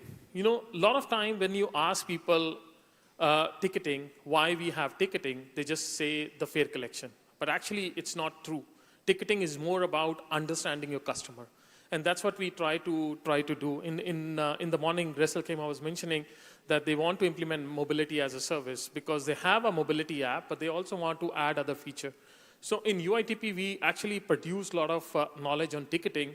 An idea was that how the operator can use the data. And again, some of the learning in the morning session was, even if you have data and you do nothing with it, it's of no use. So it's why you have these new fare collection method, because you can collect data and you can understand the travel behavior. Those who use Uber and Careem and other app, you see they have this dynamic pricing method. And how they know the dynamic pricing using the data. We recently published this paper on open loop. You know, a lot of people don't understand, and especially from the authority and operator side, we don't understand the biggest barrier for people to use public transport is ticketing. Sometimes the visitor who come to the city, they don't know where to buy the ticket. You know, and we assume that it's so simple. You just go to the counter or you just open an app, but who will tell them? Who will explain that how to do? So what a lot of cities are doing now, how can you use your debit card and credit card to pay for the fare? Reduce the barrier, reduce the friction so that people can use public transport more. The one point I mentioned about data, and that's very important, and UITP, we try to emphasize because as an authority and operator, we always feel that our role is to operate buses or train or vehicle. And we never understand the value of data. You talk to all these other companies like Careem, Lime, Tier, and all, and they say we are a data company. We are just offering vehicle. But what we collect is the data. And I think that's a culture we need to build. And then when I talk about digital transformation, that's a process we need to build, that how agencies can capture the data and use the data to do better planning, optimize the schedule and the route, and use the data to provide better service to the customer. And the last point I want to come about the AI. I think a lot of people see it's a buzzword. A lot of people see it probably too much. But I think in UITP, we have an approach, even if it's a buzzword, we need to understand how it can impact public transportation. So we actually created a new group called AI in Public Transportation. Again, if you're a UITP member, you're more than welcome to join. We have 45 members from around 15 countries around the world, and they meet every month. So meeting is only for 45 minutes, and it's very efficient because they share some of the best practices and all. So a couple of cases I want to share with the group, how some of the cities are using generative AI to improve the customer service. So these two case studies are one from US, AC Transit in California, then AMB in the Barcelona. They are using generative AI to improve the customer service. Again, given a different language behavior, as a city, we want to invite more visitors, we want to attract more people, but the biggest challenge is the language. The second is you don't have 24/7 the operators available to serve these services. So some of these companies, what they're using the generative AI to improve the customer experience. So you can have an online chat anytime, and your query can be solved anytime. So again, these are the practical cases, more than happy to share more detail. And I think the other thing which will change is a lot of agencies are saying that how we can use AI for having lane enforcement, for people counting, for distraction. What we saw from DTC case study, they're using fatigue analytics using AI. We can also detect fare evasion. But I think the biggest thing we will see in future is how the generative AI can change the training. So this is using the Oculus glasses, and you can train your mechanic sitting far away, and they can see the parts in real time using these glasses and all. So imagine when we are facing this workforce shortage, how can we train these employees using some of these tools? So I just want to share some of these case studies. One update, if you are interested to join IT committee, some of our upcoming meeting in London on 16th to 18th of October, and we will be meeting in Geneva, Italy in 2025, and then also in Hamburg. So most welcome if you're interested to join and know more about IT committee. I'll be happy to talk to you. Thank you.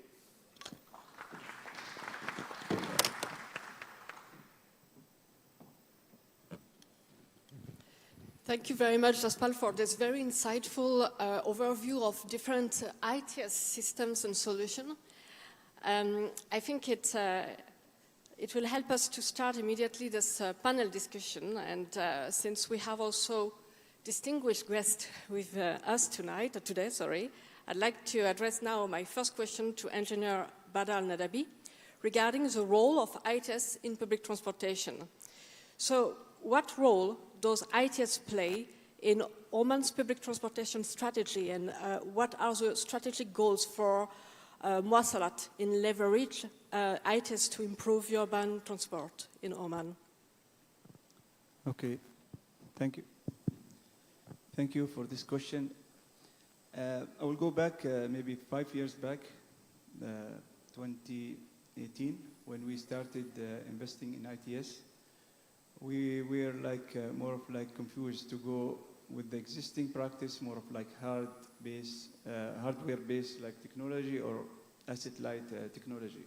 And we discovered that we are in the transition of like movement of more of like technology based on smart apps, without like hardware that installed in the fleet.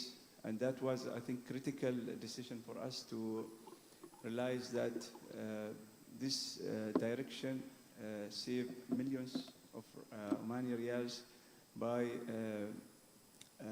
taking the opportunities to implement or to adopt the latest technology. So today in our fleets, we have an app to reach to our network. We have like a small device and QR code to read the passenger information. And really, I think it's played a significant role when it's come to investment, when it's come to maintaining the assets, and when it's come, of course, to, as a return of that investment, to minimize the subsidy of the government. So it's played a significant role when it's come to optimization, when it's come to enhancement of the service. However, from that year till today, we discovered that we are at the beginning of the era of ITS. It's rapidly changing very fast. Now with the new terms of AI, with like more of like a lighter solution than the existing one which we have today. We are also exploring the opportunities to move to the next phase of ITS. Unfortunately, we discovered that ITS is not only a technology, it's like a further, wider terms when it's come to a main player here in the country. It's an integration, it's a big data, it's like a platforms between different government entities here in Oman. So we are planning today to more of like build on existing system by more of like identifying the key players in Oman. For example, the traffic control today, it's an ITS device. Municipalities also, they have their own like ITS solution when it's come to managing the streets and roads and urban planning.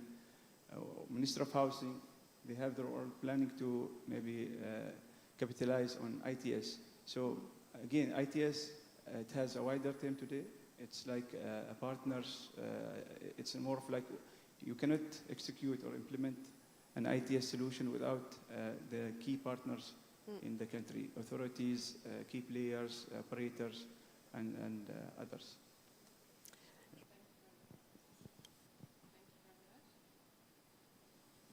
I don't know if it's working. Yes.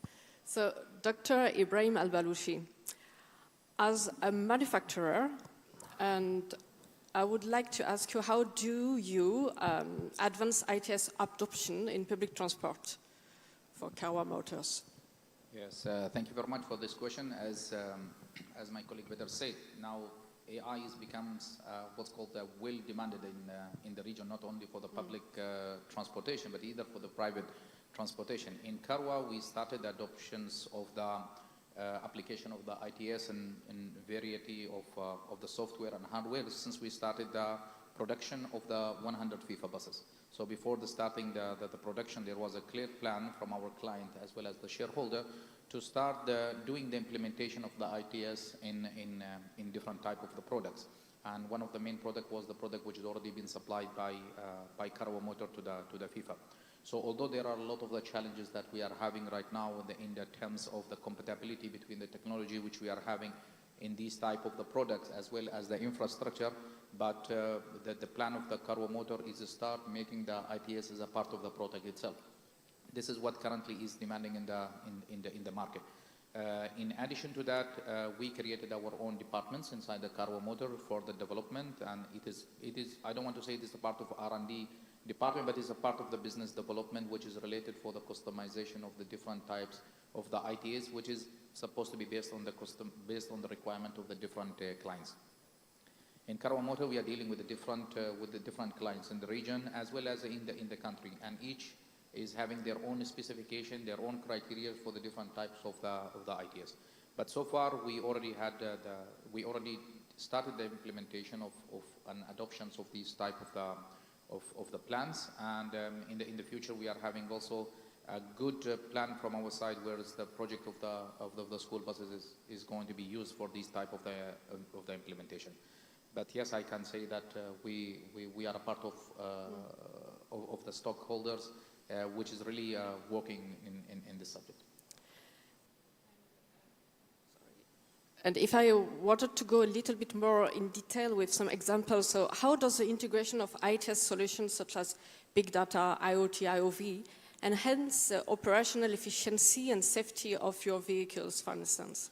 Yes, it is not only the safety of the vehicles, but it's a complete safety. It's a complete safety of the system itself, because a vehicle is just a part of the system. But we are considering also the passenger, we are considering the end user, we are considering also the operators itself. Of course, the availability of ITS right now with the current type of the products comparing to what we are having in the old is completely different, and that one of the major what's called the benefit in this is related to the fleet management, assistant in the driving, the efficiency in the terms of the operation as well as the maintenance.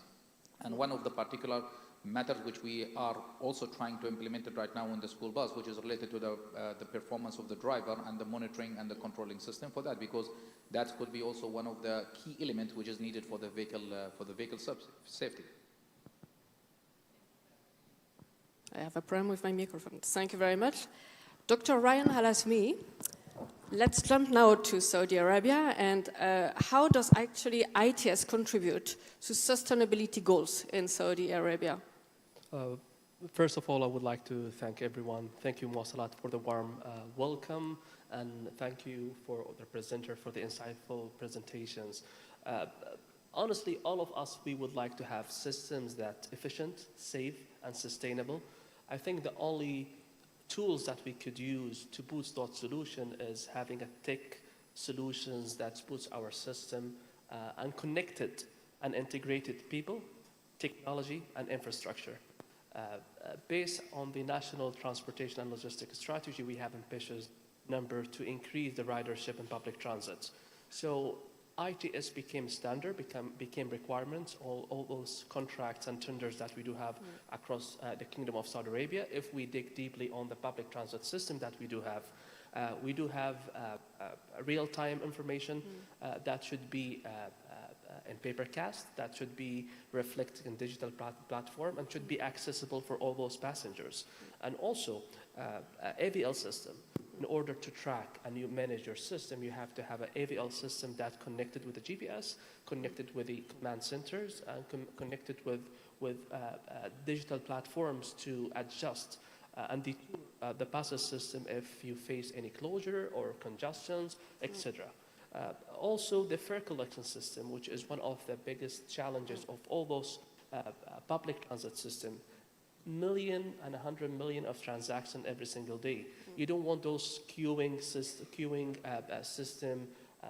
People are crowding on those ticketing system. You would like to have a tap and go solutions. You would like to have a platform solutions. You would like to give them variety of solutions using their Apple-based solutions or different network, different Visa or MasterCards or any different networks. And also, TSP solutions, trusted surface is the most attractive point to let people do the model shifting. You have to have the TSP system which give priority for those passes to travel inside the city without having a bottlenecks or waiting on those traffic lights. For the more safety and security, I think having driving behavior system, driver behavior system, and cameras and collision detecting solution will minimize the number of crashes and decrease the human error of those trips are very crucial. Those will be funneled in the data center of excellence or data center of commanding center, where you will build your decision based on mature data to detour your network, to expand your network, and understand the city behavior and the travel behavior and travel patterns. Thank you very much, Dr. Ryan. Mr. Aaron, I would like to know more about how you implemented actually ITS at Dubai Taxi Company. So what strategic goals does TDC aim to achieve through the implementation of ITS, and how has ITS improved the operational efficiency and customer satisfaction of taxi services in Dubai? Okay, thank you for the question. As I have said, DTC vision is to provide safe and sustainable digital transportation services. So while digital is there in our vision, so we had to employ ITS systems to improve our services. For example, having visibility of the fleet, real-time tracking, and real-time tracking of drivers as well. And the streets status helped in operation efficiency by placing the right vehicles or the right number of vehicles at the right places, which is the fleet distribution to be among the city. In addition, this also will contribute to customer satisfaction because the customer will find the vehicle at the right time, at the right place as well, so it will improve the waiting time of the customer. The safety measures that we have employed ITS as well in the vehicle, this also contributes to customer satisfaction. As we have said also, the lost and found for the customer, which is almost zero in Dubai, this have contributed a lot to customer satisfaction about Dubai taxi service. And to add to this as well, for sustainability, it helps in sustainability through saving fuel by reducing idle time and reducing the emissions as well. So overall, the ITS systems that we have employed have contributed to different KPIs. If we talk about revenue per vehicle, it has been increased through the systems. Idle time have been decreased as well. And as we have seen in the presentation, the accidents and customer complaints KPIs have been improved in 2023 big time. Thank you very much. Jaspal, during your presentation, you actually explained how UITP helps to promote ITS adoption within the members. Can you provide us with some examples of successful ITS implementations? Yeah, thanks for the question. I think, like I mentioned during my presentation, these members work together on different projects, and during the work, they realize what they are missing. So a couple of examples I can share. So RTS Quebec, so they are implementing electric buses. And when they brought their electric buses, they never thought they need to work on their planning and scheduling software. And they need to have a charge management system, and they need to have a battery health management system. So when they joined some of the meeting and discussion, they were like, whoa, we need to go back to the drawing board and redraw the whole system architecture. So it's not just adding one component and everything will work together. Similarly, some of the operator got benefited about how you use technology AI for predictive maintenance, how you can use the drone technology for track maintenance in the railway, how you can have some of the sensors to read the data in the constant thing. And what Hisham mentioned, some of the AI technology, some of the systems are so simple, but it helped to improve the customer satisfaction. So in Paris, what they have done, sometimes people sleep in the bus, in the back, and the driver doesn't know, and he just locked the system. And imagine in the train also they do that. So now they have implemented AI with their camera, CCTV camera. So if anybody's sitting in the back or sleeping or unattended, they get alert and they can take care of that. So some of these systems can be very simple. It doesn't need to be very complex. And what Mr. Badr mentioned about the approach need to be shifted from hardware to software. And a lot of cities are now saying brainware, where you have to employ your staff member with technology so that they can use those tools to improve. Yeah. So I would say the members are using a lot of these technology to get the benefit, and we really feel happy because it's helping them to save the cost.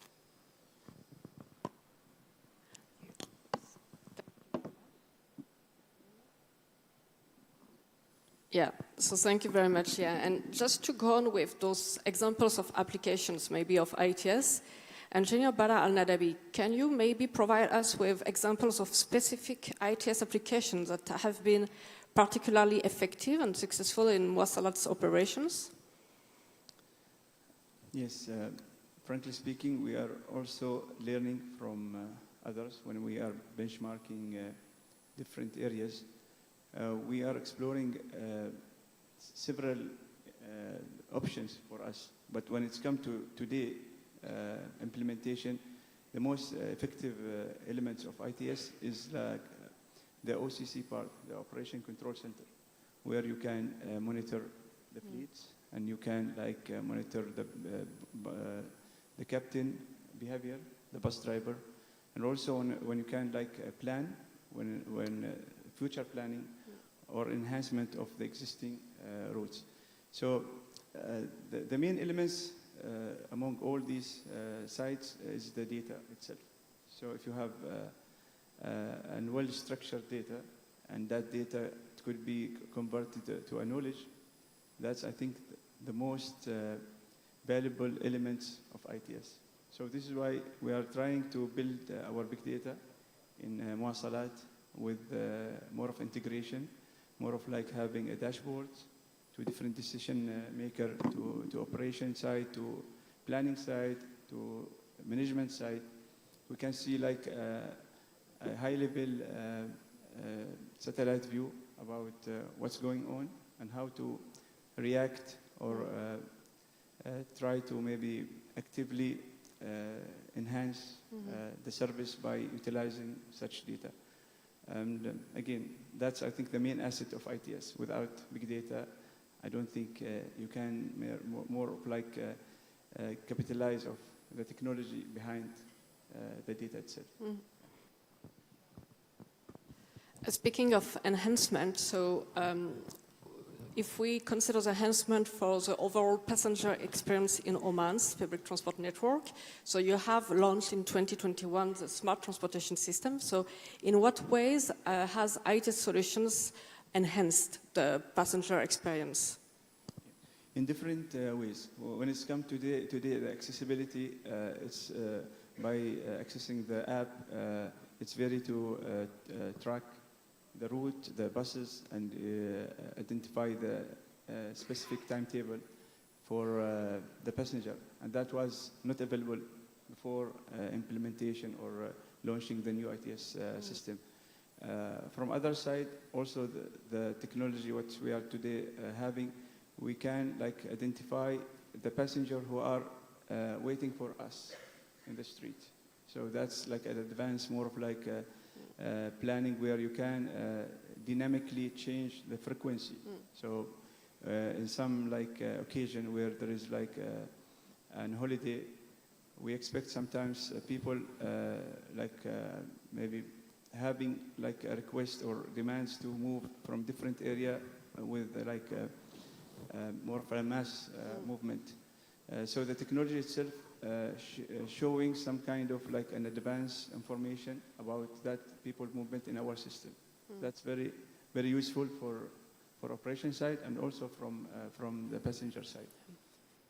But again, I have something to add about ITS. It's not about the technology. I think ITS should be like more of like, when it's come to adaptation of ITS, it should be at least culture acceptance. Without accepting that technology, it will be a failure for the company or the organization who are like looking after advanced technology. Of course, infrastructure is very important. Without infrastructure, without culture acceptance or passenger acceptance or community acceptance, we will have a challenge to like utilize or like witness the values or the investment return of this technology. Thank you.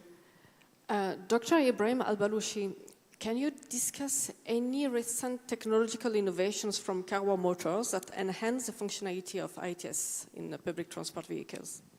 Yes, exactly. Actually, the applications of the ITS right now is used for the development of the products. The manufacturer previously used different type of the prototypes to do a lot of testing of the components as well as the on-road testing. The on-road testing for us as a manufacturer is very costly. In addition to that, we need also to have a lot of the prototypes just to make sure that you are having a lot of correction in the later stages. With availability of the ITS system these days, that is actually preventing us to do a huge number of the tests because the complete data can be generated from this type of the system where you will be doing a lot of aggregate testing of the different types of the components, and that will be increasing really the performance of the product itself. In addition to that, the homologation process, which is supposed to be taken care during the prototype and during the development of any type of the product, the process itself was a huge, where it is a long of the time consuming. So for example, I remember that in 2021, where we will be producing one of the simple product for the school buses, it took us not less than 13 months just to do the complete analysis, for the chassis matter. But now with the availability of the complete ITS system, that is going to take short time. So in conclusion, the availability of such kind of the data provider can give us some more outcomes in the terms of the analysis as well as the applications in the future. Thank you for this insight. Dr. Ryan, coming back to Saudi Arabia, what specific ITS initiatives have been successfully deployed and found to be most impactful in improving service reliability and passenger experience? I will look at that question from a different angle of view. First of all, I compliment what Engineer Badr have said, data. Data is the key. anything that will funnel your data, will feed your data, will be beneficial to plan your network. Our city became very, very seasonable. You have to have a flexible network, agile network, big data, clear data that could make you readjust the need of the city behavior. The city has its own behavior from season to a season that the network should go along with. So the first answer is data, the command center, the data-driven, by making a mature solution. The second answer is accessibility. How could we make those network accessible? Underneath accessibility, we will have affordability, comfort, easy access. So mirroring your network on a digital platform, we are addicted with our phones. The easy access is the phone. Having a mirroring solution that funnel all the mode of transportation as a mass, as a one-stop shop solution, is one of the key of successful. Is one of the key of collecting a mature data as well and understand the city and the travel pattern and the travel behavior. One of the project that we're working on to have mobility as a service on the national level, a one-stop shop solution on the national level to aggregate all the mode of transportation, all the operators, all the networks from railways to intercity to urban network to micromobility to ride-hailing to taxi services. And also we could putting awards and incentive through that platform. You could plan, you could compare, you could pay, you could go anywhere in the kingdom. So this is how you're going to make your network accessible. This is how you're going to enhance the ridership of your networks, and this is how you will build that intermodality between the system that you do have. So we've heard now actually all about applications and the important role of ITS in the transformative process of public transport. However, the implementation of ITS solutions can be sometimes a little bit complex because of the need of integration with the existing infrastructure. So I'd like to ask now to Engineer Bara Al-Nadabi, what challenges did Muwasalat face during ITS implementation? And what lessons also you have learned from this ITS implementation process? Okay, as I said from the beginning, I think discovered that we are at the beginning of the era of ITS, because whatever happened during the 5 or 6 years back, it's like a transmission that we are today looking to a new era. However, the main challenge, and I will be open to this, one of the main challenge, of course, the integration between different government entities. You can, as I said, ITS as a data is it's owned by different maybe main authorities here in the country, and we don't have a main platform that bring all this data under one umbrella, and you don't have maybe a clear accessibility of that information. So this is one of the main challenges that we are facing today. We are speaking to different stakeholders when it's come to integration. However, I think it will require more of a new regulation, a new policy to govern the data of ITS across different sectors. When it's come to operators, authorities, municipalities, other service providers, all those main stakeholders, we don't have an accessibility of data today with more of one umbrella or one platforms. And by the way, I'm doing a DBA in big data and ITS in transportation. So it's, I think, everywhere in the world. There is a challenge called a one single platform for big data in public transportation. Many countries, they are facing the same problem. We are facing this. But I can see many countries also, they are bringing the big data under one umbrella, one platform, more of changing the policy and the governance and how to share that data between different sectors. So this is a big challenge. The other challenge is the infrastructure of the ITS, plus, of course, the investment part. It has a little bit a high cost investment, but for a long run, of course, there is a return for that investment when it comes to efficiency, quality, and accessibility, and of course, user acceptance when it comes to technology. Thank you very much. Actually, I'd like to ask quite the same question now to Dr. Ibrahim Al-Baluchi. So what kind of challenges have you encountered in the integration and implementation of ITS in your vehicles? I believe what is being mentioned by Engineer Badr in this regard is one of the main challenges, which is basically reflect as a producer in here or the manufacturer is related to the technical complexity.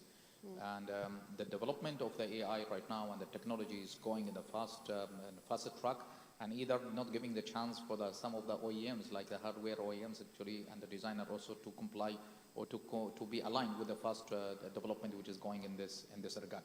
So adaptation and the compatibility between the system that we are having in the product, in the buses itself, with a complete system where the customer is looking for or the authority is looking for, is actually, it is very, very complicated, and it depends also on the policies and regulations. So this is one of the main challenges that I can see it.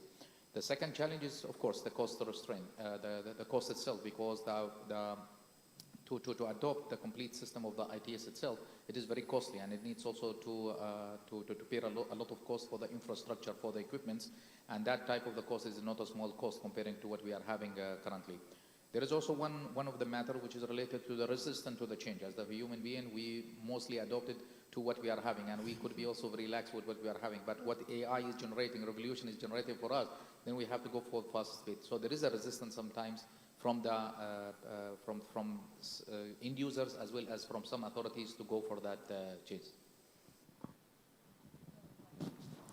So in Saudi Arabia, I think, if I'm not mistaken, Dr. Ryan, you have launched, TGA has launched a sandbox to test new IT solutions together with technology players. So can you tell us a little bit more about this initiative and how or what impact you expect from these partnerships on the future of public transport? Indeed. What TGA have launched is a sandbox. It's a regulatory sandbox where we are bridge the gap between the industry and existing policy and regulation in order to enhance the adaptation and enablement of the latest edge technology. You have to have a platform or a live live environment where you could test and reshape those regulation with the industry. Shadowing that regulatory sandbox, we are about to launch in very near future the very first live live lab where you could physically test all the technology and latest edge technology on the ground in the test lot.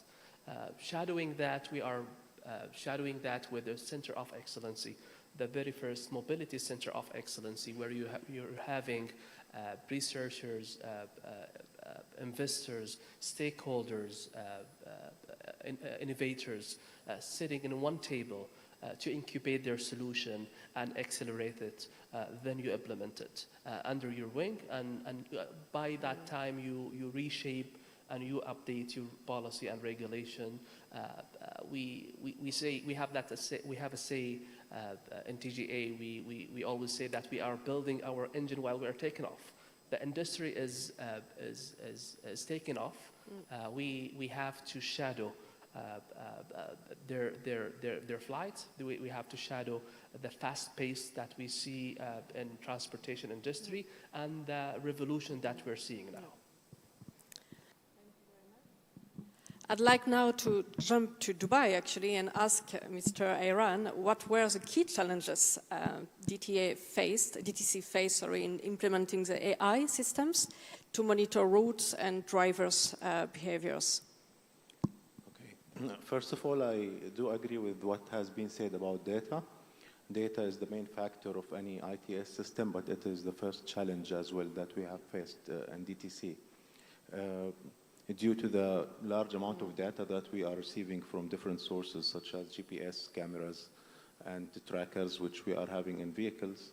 We are receiving lots of data on each second. So we need to know how to manage such data and to use it to understand like the customer patterns or the driver patterns. We do demand predictions. So we had to do several data strategies at DTC before using such data to make sure it's cleansed before we have using it in any ITS system. Another challenge is the driver behavior or the resistance of drivers. For example, when we have installed cameras in fleet and trackers, the driver was saying, why do you need to monitor me? So he had to understand that these cameras is for his safety, for the customer safety. So we had to do lots of training sessions for drivers and lots of trials and scenarios as well. So the driver will understand that these technologies is at the end, it's for the safety of him, for the city, and for the customer as well. Another challenge that we have also is the cost and the integration of IT system, as have been said, which we have also covered at the beginning of installation because we were having existing technologies in taxis. So whenever we are adding a new ITS solution or whenever a new technology comes, we need to know how do we integrate this into our current technology that we are having. So mainly these are the challenges. And to add, there is another challenge that we were facing. Whenever you are trying to integrate AI or to use AI, it comes in regulation or privacy compliance that you need to work on. So this is another challenge that we were faced with. And now I'd like to wrap up actually this panel discussion with maybe the condition for successful adoption of ITS and ask Engineer Badr Al-Nadabi, what future developments do you foresee for Muwasalat and how do you plan to implement them? I think the future is to, again, explore the best options for public service, more of like go asset light in terms of hardware, using more of like AI tools to facilitate the service itself. That's the future of Muwasalat. Dr. Ibrahim Al-Baluchi, what market trends are you observing as for you in ITS adoption and how is Kawa Motors positioning itself to capitalize on these trends? Yeah, I believe for our side, that is one of the main elements which we are working on it right now. Our next stage is going to be, for the terms of the adaptation of this system, is going to be the project which we are working right now with the Ministry of Education as well as the Ministry of the Transportation in Oman. We are having an old fleet which completely out of the ITS. And in addition to that, there are an existing platform which is already available. So our main subject in the next stages is going to be the building complete ITS system in our products and try also to do the alignment with the existing platform that we are having. Actually, the numbers are very huge because the total fleet which we are having in the school buses in Oman is exceeding 19,000. So we are starting for the first stages, which is going to be 1,000 per year. So a complete design for the system as well as the survey for the existing platform availability has already been done. And I believe that is one of the cooperation matter which we are going to take it over with Muwasalat Oman as well as with the Ministry of the Transportation in the next stages. So yes, for answering your question, that is going to be the main element which we would like also to adopt in the near future as a manufacturer in this region. Thank you to all our distinguished panelists, and I think we need to conclude now. So I'm going to leave the floor to the next session because we are a little bit late, I think. Thank you very much.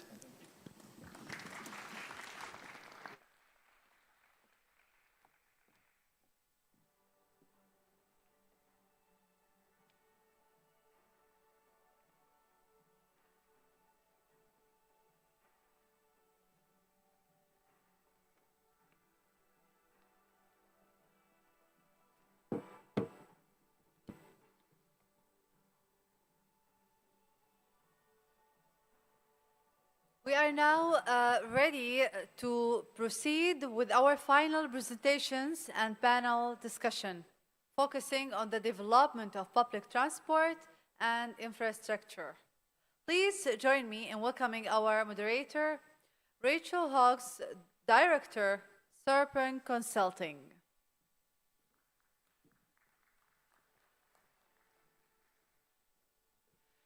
Good afternoon, Your Excellencies, ladies and gentlemen. Welcome to the final session. Now, I could be biased as someone working in business development and sustainability, but I think this could be the most interesting session. However, it will also be the shortest, so don't worry, you will make lunch at 2 o'clock. So without further ado, I would like to ask our speakers to come to the stage. Our first speaker is Engineer Abdelmajid Al-Tassan, the Land Transport Deputy, Transport General Authority from Riyadh. Please come to the stage. He is a member of the Board of Directors of Takamal Smart Transport Services, Board of Trustees of National Automotive Vehicles Academy, and UITP MENA Executive Board member. And our second speaker is Salam Rifas.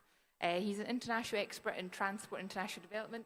Would you like to come to the stage and holds the position working at Alstom? So some interesting insights.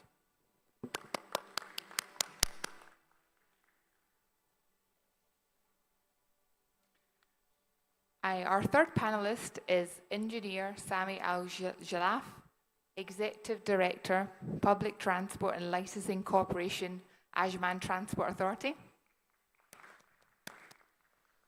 who will talk to us particularly about bus on demand. And fourth and final is Engineer Nasser Abdelatif Al-Saish, Deputy Executive Director, Oman National Spatial Strategy, Ministry of Housing and Urban Planning.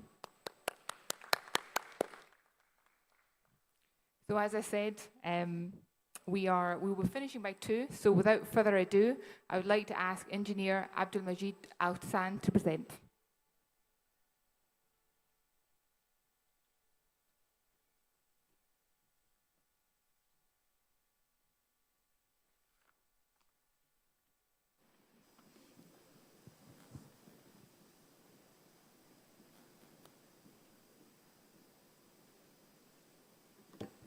Hello, good afternoon, everyone. Actually, I will start with the scope of the Transport General Authority in the Kingdom of Saudi Arabia. The Transport General Authority in Saudi Arabia focusing on regulating 3 main sectors, the land transport and railway and maritime sector, through different rules, planning, managing, and monitoring, and ensuring the safety and encouraging the investment. We build our strategy based on the vision of the Kingdom for 2030 and in alignment with the vision realization different programs. So we have a national strategy for the transport and a sector strategies or programs. These strategies including different objectives and initiatives related to the integration of the different modes of transport. We start and based our planning based on our national strategy, which include different strategic objectives, either related to increasing the BT share or reducing the accident or developing the infrastructure, also reducing the emissions and reducing the impact on the environment from the transport. We plan to develop a 25 public transport network in the cities in the Kingdom of Saudi Arabia, and having another project to manage the integrated mobility in the cities by the Integrated Mobility Management Center for the 5 biggest cities in the Kingdom.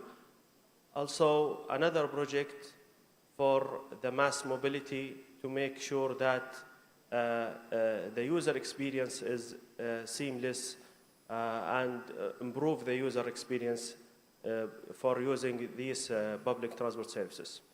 We know that there is a multi or many benefits for the integration, either through the user experience, through enhancing the user experience and enhancing the accessibility. This will lead us for higher ridership for these transport modes and increase the quality of the life. We start by focusing on the main component of the integration of the transport modes, either through the policy formulation or governance, also using the integration through the unifying the standard of the operation and using the technology, also by master planning and the integration in the operation of these modes, and also the financing and communication. We aim in the future to have a seamless multimodal travel and increase the accessibility and reduce the congestion and have a sustainable difference mode through using the green solutions, also increase the safety and the quality of the life. Of course, we have some challenges like others related to accessibilities and the competition between the different modes that we target to integrate it to each others, and funding of the infrastructure and the maturity of the technology. And we focus on our planning to solve these issues and have a target for each one of them. I will start actually in the transport integration, the national level. In the kingdom, we have 28 airports and 14 intercity railway stations and 19 public transport network, and we connect them through intercity public transport network connecting more than 200 cities.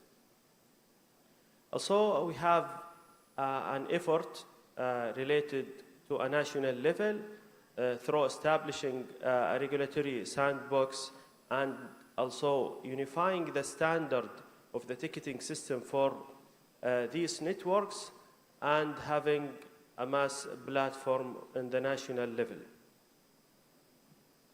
When we focus on the intercity transport integration, we launched last year a new concessions to connect all the cities in the kingdom.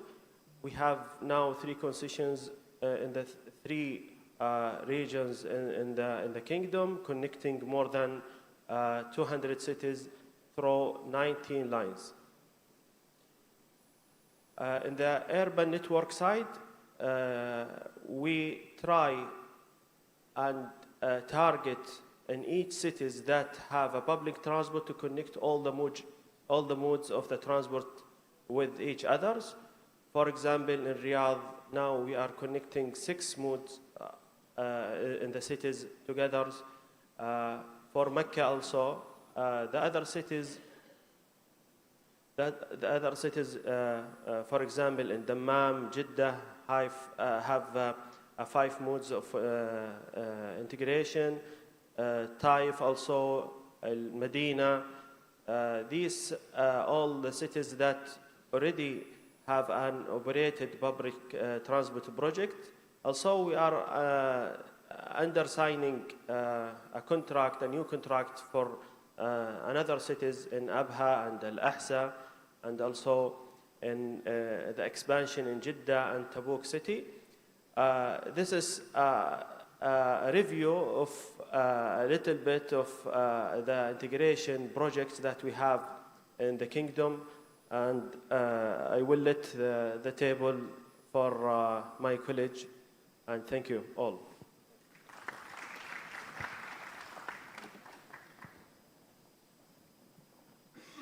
Thank you very much for that fascinating overview. So I'd like to hand over to Salameen Rafas. Thank you very much. So, distinguished guests, Your Excellencies, it's really a pleasure to be here today in Oman to talk about about public transportation and integration of transport network. Actually, I would like to start by congratulating really all the guests and all the countries that we have in the room, because when I first came to the region in 2008, there were very few mainline rail transport projects running. The revolution that has happened in the rail sector over the last 15 or 20 years is really impressive, and I think this is something that every country in the region should be very proud of. We have metros running, we have trams running, we have APMs in airports, we have high speed now in the region, and we have a pipeline of projects like no other country probably in our region in the world.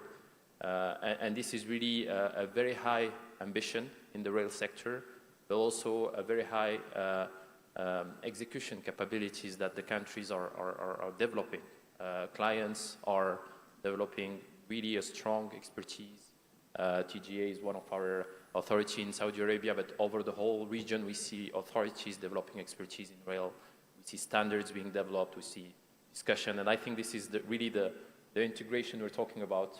As a manufacturer, we like to see clients that really are mature, understand the sector, have built the right capabilities. So congratulations really to all the countries. The second message, obviously we as a global rail leader, we carry every day 90 million people on our trains or systems over the world, and we carry them sustainably, and we're very proud to really have rail as our unique mode of transport, because we believe this is the most sustainable, the most efficient, the most reliable system that we have. And in this specific country, the Sultanate of Oman, I think you were among really the trailblazers when it comes to sustainability as a vision. The former Sultan, rahimahullah, and the whole country has really been engaged into sustainability very, very early on, before climate discussion, before global agendas. And this is something we're really also appreciating in the region. There is a clear vision, the green vision of the region, the green vision of every single country is really impressive, and we are happy as a rail sector to contribute to that vision. There seems to be an issue with the slides, I'm sorry. Can't help. But meanwhile, so maybe what I was willing to carry as a message. So when we talk about public transport infrastructure and integration, we talk about several types of integration. So first, there is an integration between stakeholders, and that's the integration I was starting to talk about between clients, their consultants in the early phase of the project. We like also as industrial partners to be there to basically have a discussion on the design of the solutions, on the objectives that you have as operators, as clients in that. So we have a conviction that green mobility basically is about leading the whole society to a low carbon future. So it's about energy savings, of course, it's about eco-design, but it's much beyond. It's about smart energy systems, it's about cybersecurity, circularity, all types of different elements of the innovation in the technology side that is supporting the vision of green and smart and inclusive mobility. So we are trying basically to invest a lot of money every year to have these targets in terms of optimizing the systems that we are building and developing with the clients. But we'd like to learn also from you as clients on how you basically envision mobility in the future. Smart mobility is becoming very important, how we can, with developing our products, basically serve the clients better. Now, the second part in terms of integration, so integration between stakeholders. So in the early stage, you have the integration in the planning stage, integration in the execution stage, integration in the operation phase between modes of transport, as we just discussed, and integration also in terms of basically having the maintenance and the operation very well integrated for the best benefit of the customer.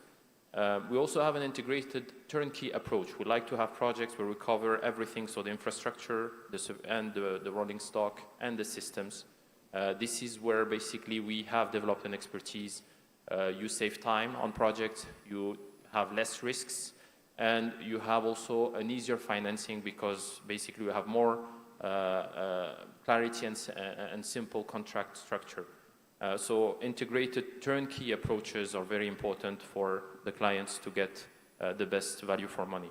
It's also about integration between the different elements, so that, as I said, operation and maintenance as well, but also more and more security, cyber security is becoming an important part, and the integration, for example, with automated transport modes is creating new areas for technology and for innovation. So we have some of these elements that were discussed during the whole morning. We'll come back to some of them, I think, in the panel. But basically, it is much more complex now to innovate in the field of transport and in the field of public transport, because we have much more tools and resources, but we also have much more requests and requirements from our clients. These are some of the elements, but obviously you have so many new requirements coming and so many basically new modes of transport coming in the sphere of public transport. We have to integrate with all these modes of transport as well. We have electric mobility, we are developing hydrogen, we are talking about mobility as a service, as in the previous session we were discussing, artificial intelligence. So this type of new barriers in terms of innovation are very important. Finally, a word on financing. Financing is very important for our clients. We know more and more in the region we are being asked to bring financing solution. On the right side of this slide, you can see a whole lot of different types of financing options or solutions that we can bring. We'll be happy to discuss some in the details. But basically, it's not just about project financing. It's also about sometimes before the project happen, after the project happen. We have also done, in the case of the tramway of Al-Sufuh, Islamic financing. We do a lot of ECA financing. So we know our clients want to have financing solutions, and we're very happy to have developed a wealth of expertise on that.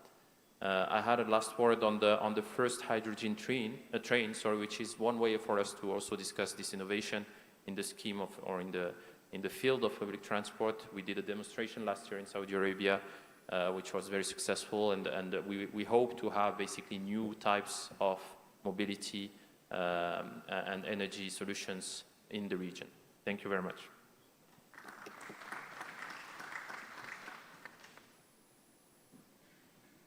Thank you very much. That was a very interesting and whistle-stop tour. So now we go to questions, and I'd like to focus the questions on technology and finance. So I suppose just picking up from your presentation, Salim, in terms of what technologies that can bring financial efficiency. I know you've talked a lot about them in your presentation. Just if you had any thoughts in terms of financial sustainability. Yeah, actually, we like to think about value for money for our customers, so or life cycle costs. So, for example, we're developing technology now in the maintenance side. We have a solution called Health Hub, which basically predicts the maintenance requirements of the trains while they operate. This is saving money for our customer in the maintenance phase. This is saving life cycle costs. This is preserving the assets for the long run. And this is also for us improving our efficiency in operation and making sure we have a better reliability and a better maintenance performance. So in the end, digitalization in general and automation has brought a lot of potential in terms of improving operations and efficiency. Another one is, everybody has heard probably of the automated trains, automatic train operations, ATO. We're talking about driverless cars.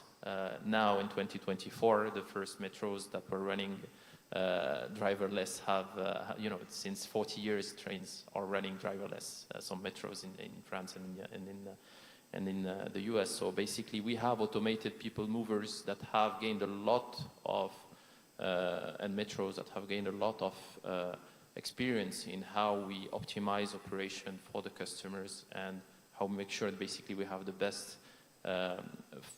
economic and technical solution for our customers. So it's not just technical, it's not just reliability and availability and maintainability, it's also more and more about life cycle costs. That's a really good point, and it can be quite complicated to find the right answer, can't it? My second question is for Engineer Abdelmajid Al-Tazan. What actions what would you take to promote an integrated future for public transport in the Kingdom of Saudi Arabia? Actually, I think different actions should be taken to enhance the integration. But in my opinion, I think having a comprehensive infrastructure, either physical or digital infrastructure, is the best enablement for the integration between the modes, especially once we talk about the digital infrastructure. You can't actually use the technology to integrate the different modes which each others without having the digital infrastructure. That's why we already start to build a platform. Actually, to the aim of this platform is not just to connect all the different vehicles or public vehicles to these platforms, but to make sure that the level of the maturity of the technologies or digital solutions in these modes is ready to connect to each other. So actually right now already we have one platform connecting all the vehicles, all the public vehicles together in one platform. So now these modes, it's already ready to connect with each other. But we need a support from our side, either through regulations or investment. Different action should be taken. But again, the solution, I think, is in the technology. For example, when you see any map application, now most of these maps application, they have a solution to connect different modes together and give you, as a user, and a suggestion for you to have a different mode of transport to use it to reach your destination. So these apps can't work without having a digital infrastructure ready in these countries to enable them. This is, let's say, is a short answer. What's the action, from my opinion, need to be taken to enhance the integration between these modes? Thank you.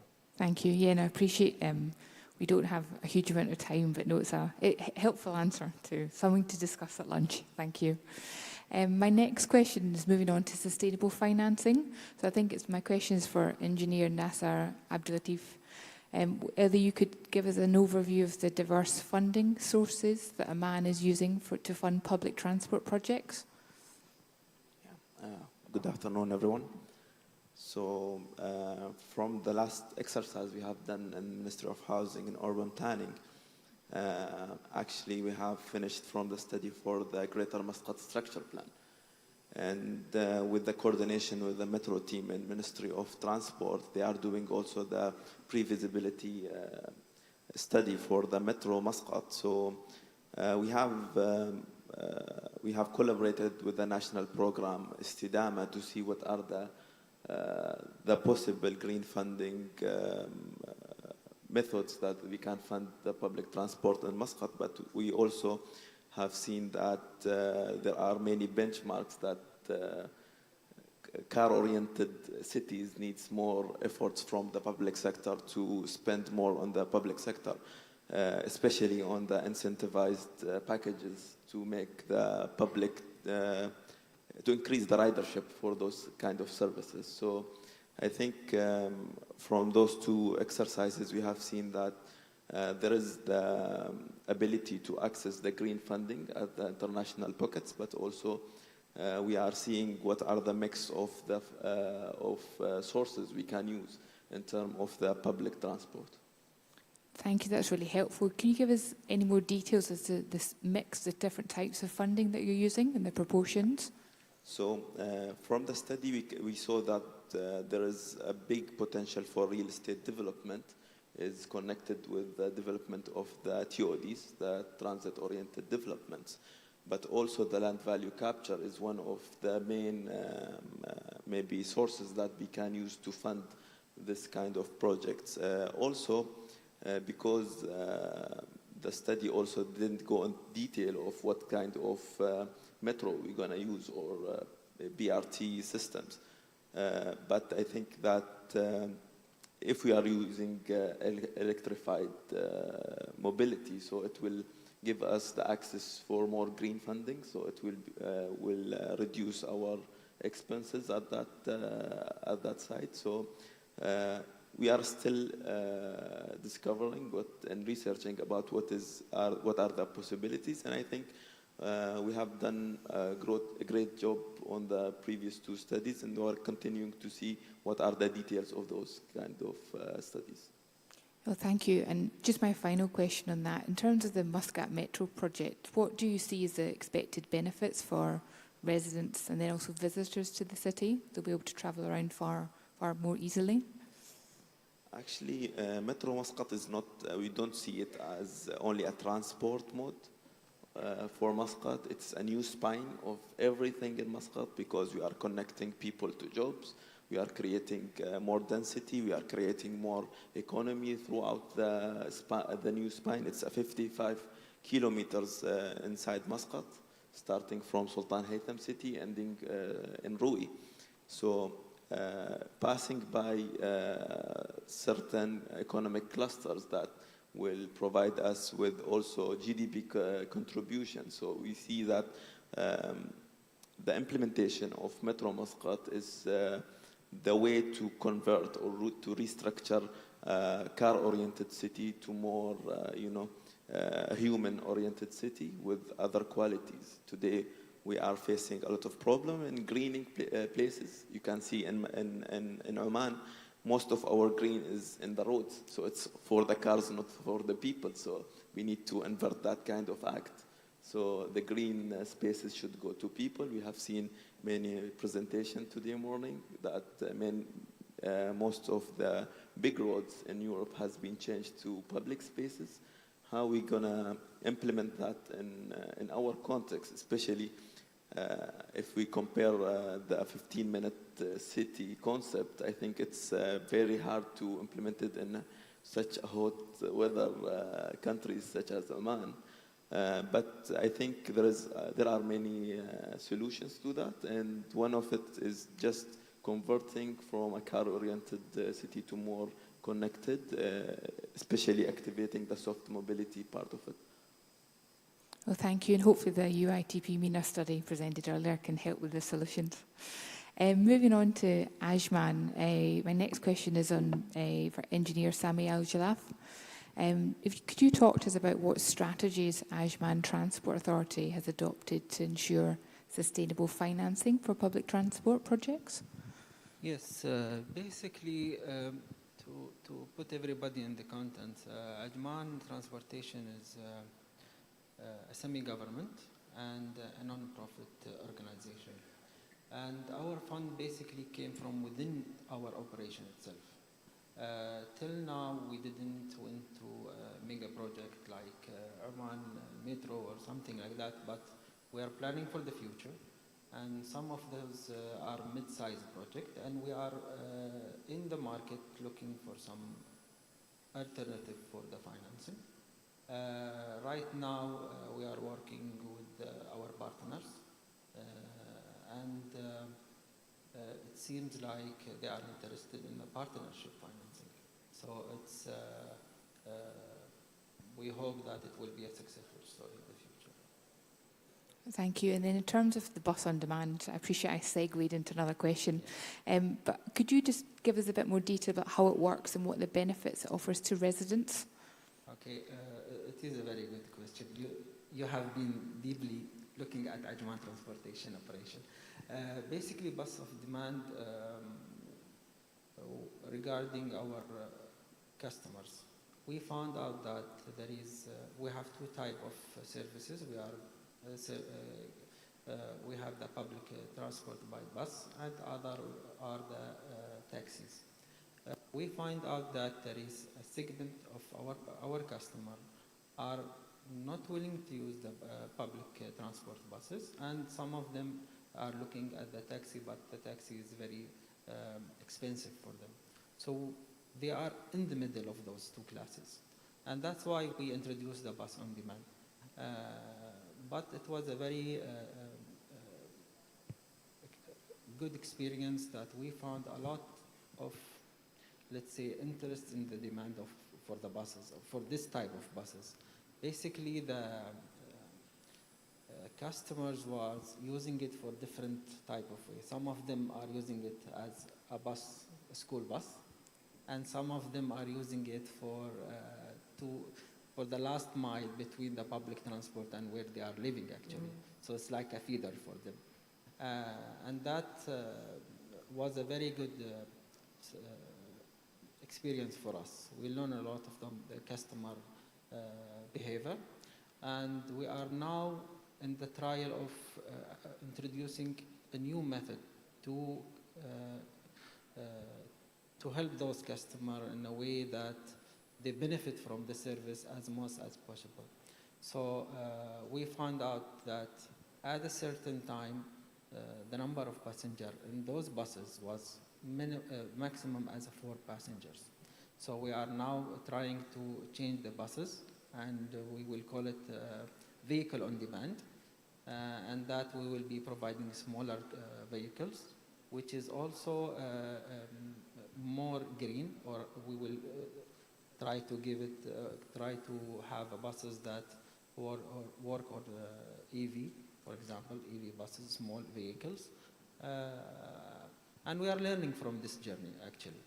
And we hope from this whole experience also we will try to open our database for our partners to learn also from this journey and how we can have the best solutions for our customer in the future. No, thank you very much. Interesting to change it to vehicle on demand rather than bus. Helps with expectation management. Yeah. So just drawing this session to a close, I'd like to ask you all, what would be, if you had a magic wand, what would be the one action you would take to promote a more sustainable future for public transport in the Middle East? A very interesting question. I believe since morning we are talking about different solutions. We are talking about AI, we are talking about financing. But the main thing, if I can do something within this, I think to bring all the partners in one, let's say, vision, that will help the sector itself. So the financing from one side, the vendor from one side, the operation from one, if all of them share the same vision, I think the future will be more greater. Thank you. And what's your view, Engineer Nasser, from an Omani perspective? What would be the one action you would take to promote a more sustainable future for public transport in the Middle East? I think the change in mindset is like a big goal. We need to work through it and to have a good awareness programs that people can understand the importance of public transport. It's not about only sharing a vehicle, but it has many impacts and other qualities of life. So I think the awareness and like my colleague said, it's the common vision, the common target to reach out to the public transport. It will be one of the big keywords that we should work toward it. Thank you. Salim? Yeah, I would say more rail. I wish that, in 10 years from now, when we organize such events, the majority of us in the room travel from our cities in Saudi or Emirates or Qatar by trains, by very high-speed train to come to Salalah, for example. That would be really a vision, I think, of integrated GCC networks is really a great vision, and I hope to see it during my career lifetime, and I think really we're making giant steps towards that, connecting the capital cities, connecting within the countries. For example, we have the land bridge in Saudi Arabia, which is a huge scheme that hopefully will completely change the dynamics of the country and connecting very important regions together. And really, if you see the experience of Europe, a very high-speed train has transformed the connection between countries, between cities, integrating societies, integrating trade, and that's really something that I wish to see happen. Obviously, also the urban rail revolution.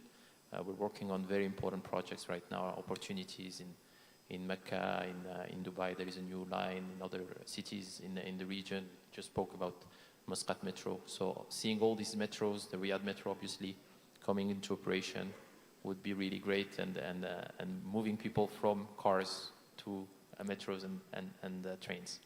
Thank you very much. That's a great note to end on. So without further ado, I believe we're actually ahead of time, so you'll be at lunch for 2. So could I invite you all to thank our speakers for their insightful contributions? Thank you.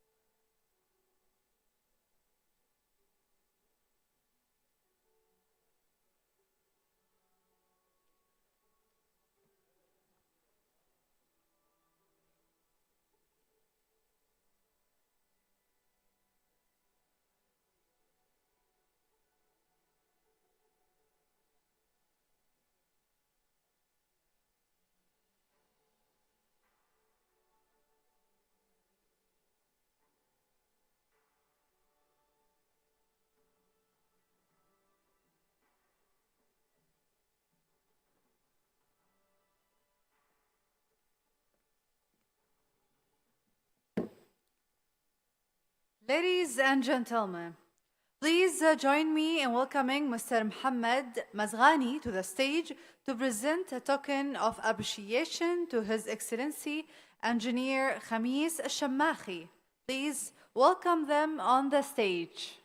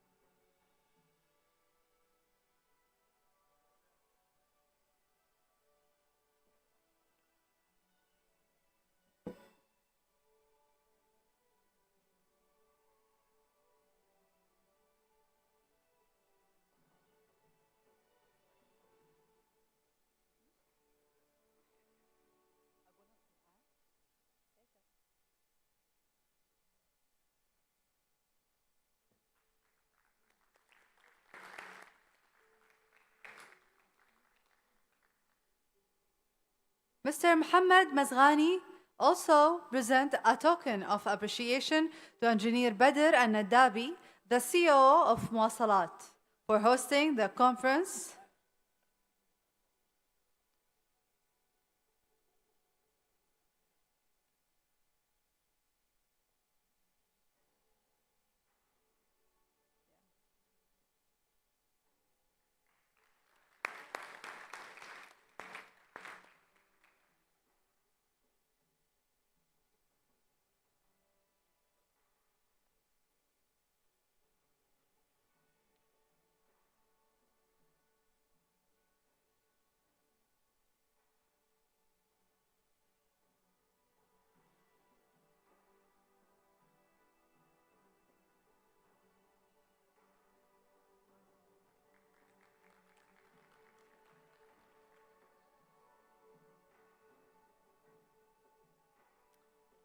Now, His Excellency Engineer Khamis Al-Shammakhi will present a token of appreciation to Secretary General at UITP, Mr. Mohammed Mazghani.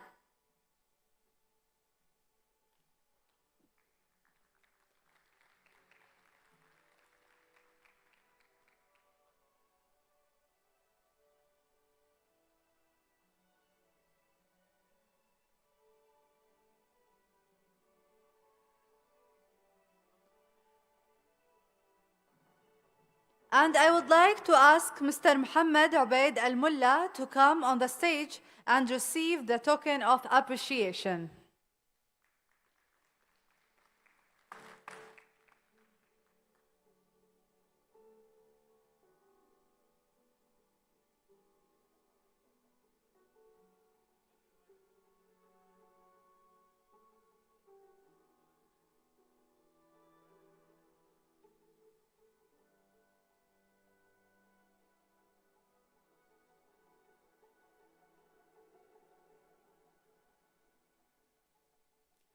I would like, finally, to invite the honored moderators and speakers to collect their token of appreciation from the table and join us on stage for the group photo. His Excellency Ismail Al-Blushi, Hanifa Yamer, Roy Silva, Dr. Farah Al-Barwani, Marwan Al-Zar'uni, Engineer Abdullah Al-Busaidi, Rachel Hoggs, Christine Poisori, Anan Al-Amri, Manish Sahi, Hisham Ayran, Dr. Ryan Al-Hazmi, Jasbal Singh, Dr. Ibrahim Al-Brushi, Engineer Abdul Majid Al-Tasan, Salim Rafis, Engineer Sami Al-Jallaf, And finally, Ibrahim Al-Waili.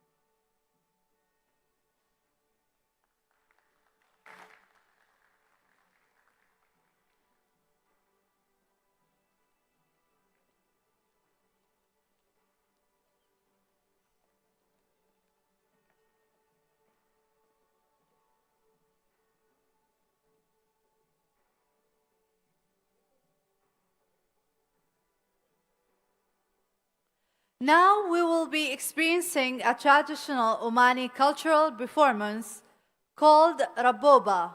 Please enjoy this captivating show.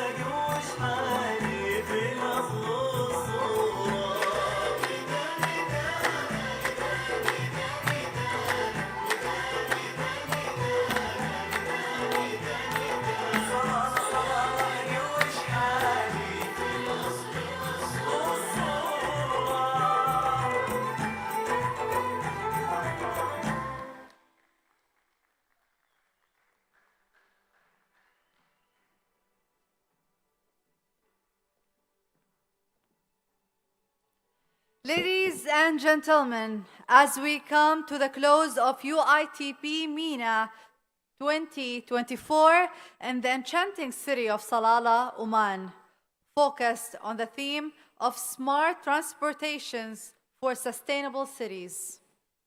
It is clear that we have engaged in insightful discussions, informative presentations, and impactful reports that will shape the future of the transportations in the region. Before we part away, we invite you to join us for a delicious lunch and a city tour for this beautiful city, Salalah. There are dedicated buses available for the city tour, which will leave after lunch at 3 p.m. Take the time to enjoy the wonderful weather, immerse yourself in the stunning nature of Salalah, and create lasting memories as we continue to work toward building more sustainable and smart cities together.